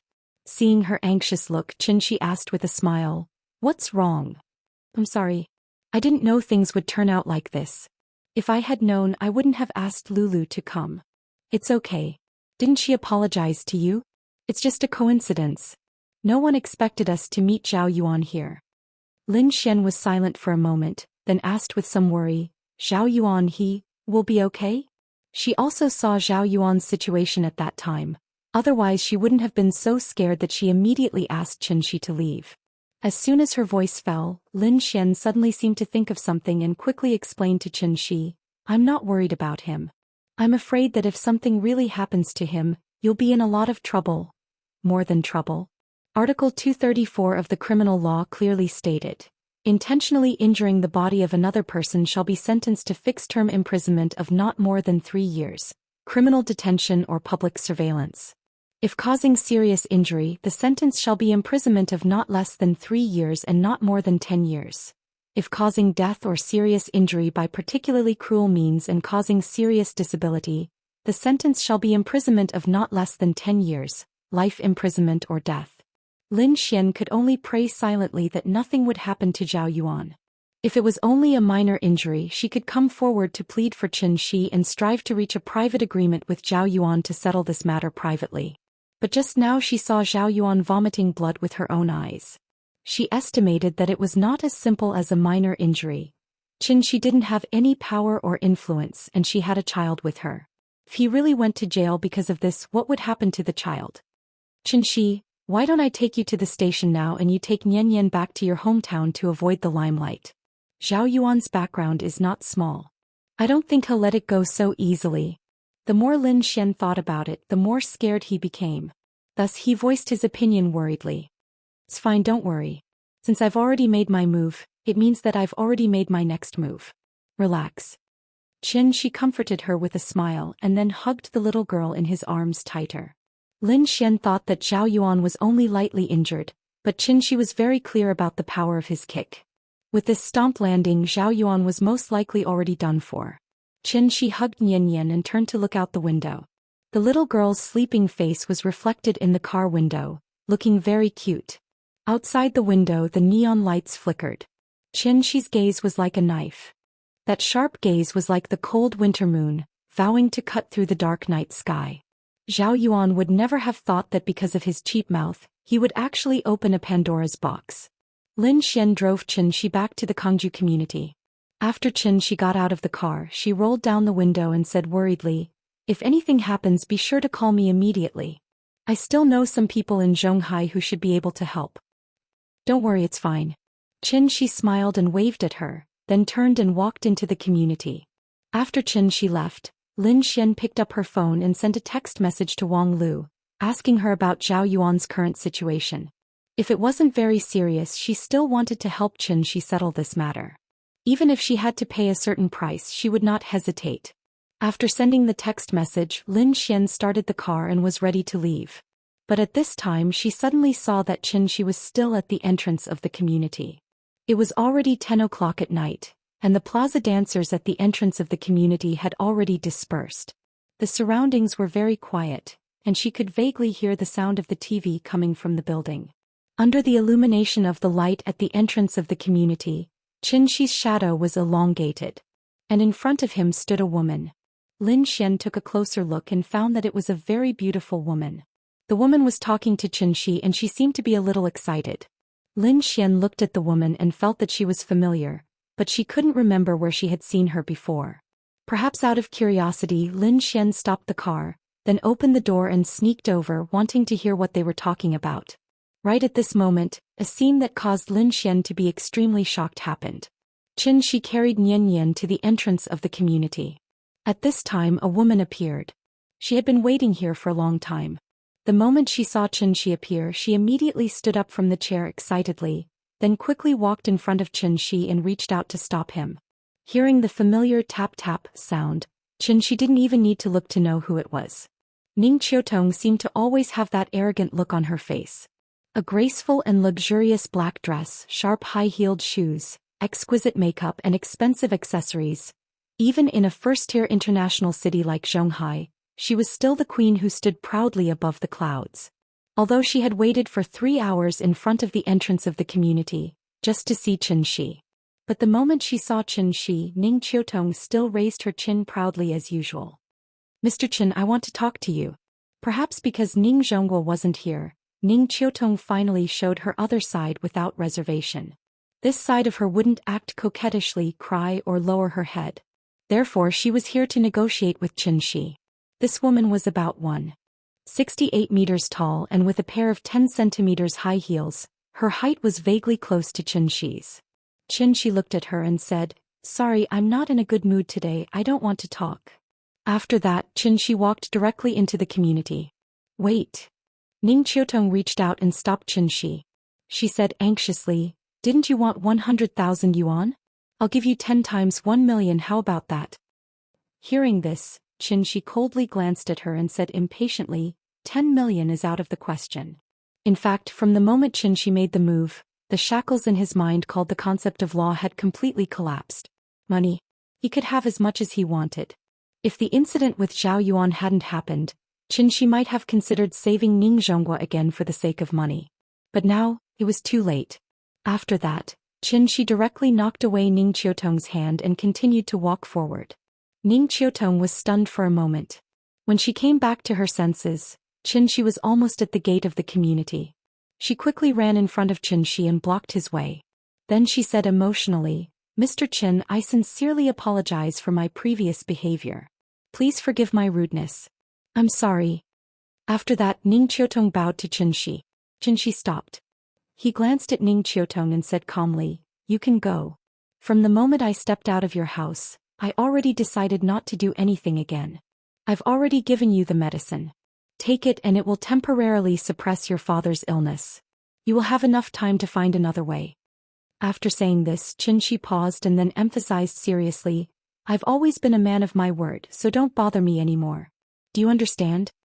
After that, Xianxia walked forward again. Ning Qiutong stood there in a daze. Then something that shocked Lin Xian happened. Ning Qiutong suddenly ran in front of Xianxia. Then under Xianxia's cold gaze she bent her legs and knelt heavily on the ground. When her knees touched the ground, there was even a soft bang sound. This woman was as arrogant as a swan. Maybe she wanted to make up for her mistakes, or maybe she didn't want to see her father in pain again. Therefore at this moment she chose to apologize in the most sincere way to ask for Xianxia's forgiveness. She was the one who chased Xianxia out of the house. Now it was naturally her turn to invite Xianxia back. "Mr. Qin, is the person in your arms your daughter? Since you're also a father, I think you should be able to understand the deep feelings between a father and a daughter. So, I hope you can understand my feelings as a daughter. I beg you, please save my father." After that, she lowered her head until her forehead gently touched the ground. A lot of people criticized this part, so I'll say it here. When I wrote this part, I wasn't very experienced, so I didn't write it in enough detail. Some readers might think that the twist was too big and sprain their backs. I admit that it was my mistake. In the future I'll edit it again and make it as detailed as possible. I'll also make up a better reason. If some of my more fragile friends can't take it and are poisoned to death, please silently click X. Because I'm rushing to update every day, I really don't have time to come back and fix it. If I accidentally poisoned you, I'm sorry, I'm very sorry. Also, I don't even know who you are, so you don't have to come and tell me when you give up. If you insist on making your existence known to me or even to the point where I feel uncomfortable, then I can only write a chapter and send you away. Above summary. Chapter 25. Outside Kongju Community. Ning Qiutong suddenly knelt in front of Xianxia. Her sudden action not only shocked Lin Xian who was peeking at them, but it also made Xianxia feel a little strange. Like many second-generation heirs, this woman came from an outstanding family. She was born under the shadow of her parents. Coupled with her outstanding ability, no matter how much effort she put in, her peers could not catch up with her growth. They could only follow her from afar and watch her fly higher and higher like a divine bird. This gave her an innate sense of superiority. Superiority was actually a manifestation of excessive self-awareness. Therefore, when Ning Qiutong believed that Xianxia was a liar in the hospital, no matter what Xianxia did next, she would think that Xianxia was setting up a trap to continue deceiving her. It was normal to have this kind of thinking. After all, there were so many medical scammers. Their serial tricks often deceived people until they could not come back to their senses. Ning Qiutong's mistake was that she only believed in her own judgment. When she made up her mind, she did not even want to verify it. She firmly believed that Xianxia was a liar. Ning Zhongwu did not believe Xianxia either, but he would at least verify it to see if the medicine Xianxia bought for him was effective. Xianxia looked at Ning Qiutong with some surprise. He did not expect that this arrogant woman would use this kind of method to beg for his forgiveness. However, Xianxia did not intend to forgive her. If apologies were useful, why would he need the police? So Xianxia no longer paid attention to her and walked past her. Ning Qiutong knelt on the ground with a miserable expression. She begged, "You are also a father. I hope you can understand my feelings as a daughter. I was arrogant and ignorant. I did not know the immensity of heaven and earth. I sincerely apologize to you. Please don't vent your anger on my father because of me. If my father is seriously ill because of me, I really don't know how to continue living in this world. I beg you, please save my father."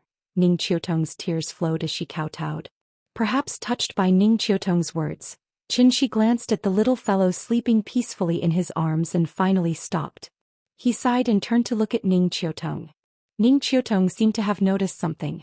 She knelt on the ground and slowly raised her head. That miserable and helpless expression really made people's hearts tighten. Her delicate makeup looked a little ridiculous because of her tears.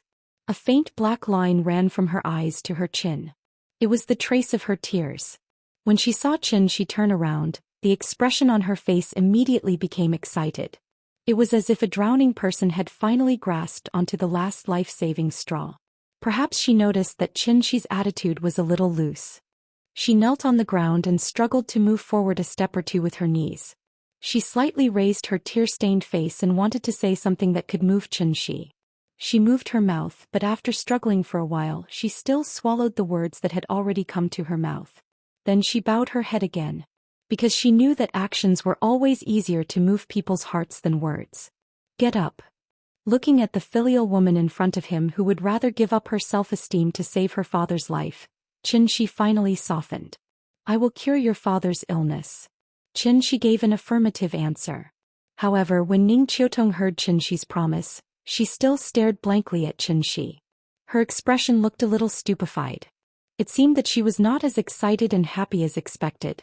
In the next second she burst into tears. She knelt on the ground and covered her face with her hands. Suddenly she burst into tears like a child. Because the movement was too loud, several people in the nearby units even opened their windows to see what was happening outside. Xianxia did not know what was going on in her heart, so he did not know what was going on with this woman. At this time the little girl was also awakened. She rubbed her eyes with her small hands and stretched in her father's arms. Then her attention was attracted by Ning Qiutong's crying. The little girl quickly signaled Xianxia to put her down. After Xianxia bent down and put her on the ground, the little girl ran directly to Ning Qiutong's side. Then she patted her shoulder with her small hands and said very sensibly, "Sister, don't cry. Grandma said that girls don't look good when they cry too much." Perhaps the little girl's comfort was effective. Ning Qiutong gradually stopped crying. She wiped her tears with her hand. In her tearful eyes she vaguely saw the appearance of the little girl. The little girl walked up to her and suddenly reached out to hold her head. Then like a little adult she comforted her sweetly, "Sister, don't cry. Nian will play with you." "Thank you." Ning Qiutong hugged Nian's small body. Although she was still sobbing, there was finally a smile on her face that had not been seen for a long time. Ning Qiutong left.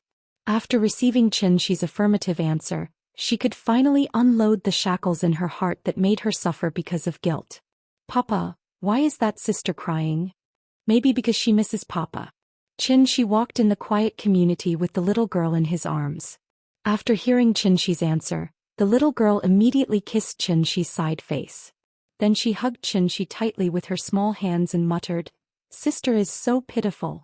She misses Papa but Papa is not around." Hearing this, Xianxi could not help but be stunned. He looked at the little girl and asked seriously, "Did Nian Yin cry when she missed Papa before?" "No." The little girl wrinkled her little face and made a face. Then she said loudly, "Grandma said that girls can't cry. If they cry too much they will not look good when they grow up." "That's true. Nian Yin will grow up to be a great beauty, so you can't cry anymore. Be careful or you will become ugly." I won't cry." The little guy turned his head away with a proud look on his face. When Xianxi returned home with the little girl in his arms, he found that Aunt Zhang had already gone to bed. Maybe because he had turned off his phone just now, Aunt Zhang could not get through to him, so she went to bed first. Xianxi quietly carried Nian Yin to the bathroom, and then washed the little girl's face with a hot towel. "Grandma has fallen asleep. Nian Yin will sleep with Papa tonight, okay? Then I want to listen to Papa's story. How about Papa tell you the story of the ugly duckling?" "Okay." After washing up, Xianxi carried the little girl back to the room, and then told her the story of the ugly duckling. The story was not long, but the little girl had already fallen asleep before Xianxi finished. The moonlight was like water and the night wind was melodious. Looking at his daughter lying obediently in the place where Ying used to sleep, Xianxi felt a little emotional. Perhaps a few years ago, Ying was also in this room, quietly looking at her sleeping daughter like he was doing right now. This was his home. He had been away for too long and even lost the most important thing in his life because of it. So no matter what would happen tomorrow, he would not leave again. Thank you to the boss of the Amnesiac Man. For the reward, my book was first published on Qidian, so there is basically no data on QQ reading. I didn't expect someone to support me. Chapter 26. The next day, Sally Restaurant. Last night's farce caused a lot of sensation, but unfortunately when the hotel's security staff received the news and hurried over, the attacker had already left. It was said that the matter was a bit big, even the ambulance came and a person was carried down from upstairs. It was estimated that the injury was not light. Sally Restaurant has been open for a few years, and such a bad incident has never happened. It's not because the security here is good, but because the people who come here to eat are basically some people who have a high status. Everyone is people with status. How can they fight over a small matter? So after this incident, the restaurant manager hasn't had a good sleep since last night. Early in the morning, he received a call again, asking him to hurry to the restaurant to cooperate with the investigation. When he arrived at the restaurant, it was only 9 o'clock in the morning, and the waiters hadn't come to work yet. Only a few kitchen apprentices were busy moving today's fresh vegetables into the kitchen. In the empty restaurant, there were only 2 men in black suits standing there quietly. If these 2 men in suits wore sunglasses, it would really feel like a sci-fi movie Men in Black. The 2 men showed their ID. But before the manager saw the unit and name on the ID, they had already quickly taken it back and then asked about the incident. Although the restaurant manager felt a little strange, he had already taken a statement last night. Why are there still people coming to ask today? But looking at the overbearing appearance of these 2 men in suits, it was obvious that they weren't people to be trifled with. So he honestly retold everything he knew. In fact, he wasn't on the terrace at all and everything he knew was heard from the waiter. It was said that 2 men quarreled at that time, and the person who attacked broke the long table with a slap. Later they quarreled for a few more words and then the attacker attacked. According to the waiter's description, they didn't even see the attacker's movements at that time, and the man who was hit had already flown out and hit the fence. Breaking a long table with a slap? Kicking someone 2 or 3 meters away with a kick. And seriously injured to the point that he needed an ambulance to take him away? In this regard, the restaurant manager always maintained a skeptical attitude, but the 2 waiters present at the time said so he could only tell the police this. As for whether the police believed him or not, that was not his concern. After the 2 men in suits finished listening to the restaurant manager, they asked the manager to take them to the balcony. On the balcony, the long table had not been cleaned up yet, so they walked directly to it. One of them crouched at the broken part of the table. After carefully examining it, he took out his mobile phone and took a few photos. The other person roughly determined the exact location of the incident with the restaurant manager's description. The two of them carefully looked at the scene and recorded a video before preparing to leave. At this time, the restaurant manager asked worriedly, "Officer, that person yesterday, is he okay?" Sally Restaurant was also one of the few Michelin one-star restaurants in Zhou City. They couldn't ruin their reputation because of this sudden bad incident. "Not dead yet," one of the men in black suit said coldly. The two men then left, leaving the restaurant manager standing alone on the balcony in a daze. "Not dead yet." The restaurant manager looked at the backs of the two men in a daze. After pondering for a while, he suddenly realized and then said to himself with a frightened face, "Not dead yet." Xianxia didn't go out today. Instead, he stayed at home to read books with the little fellow all morning. During this period, Lin Xian and Ning Qiutong called him separately. Lin Xian had confirmed Zhao Yuan's situation. It was said that Zhao Yuan was seriously injured and had one foot in the door of hell. Thanks to the Zhao family's wide network, they invited an attending doctor to perform the operation on Zhao Yuan overnight, which pulled him back from the door of hell in time. However, although his life was saved, he was still in a coma and didn't know when he would wake up.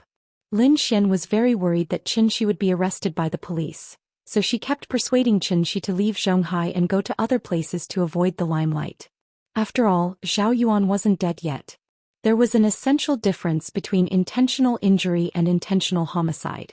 As long as Xianxia wasn't caught by the police, when Zhao Yuan recovered, maybe she could think of a way to settle it privately with Zhao Yuan.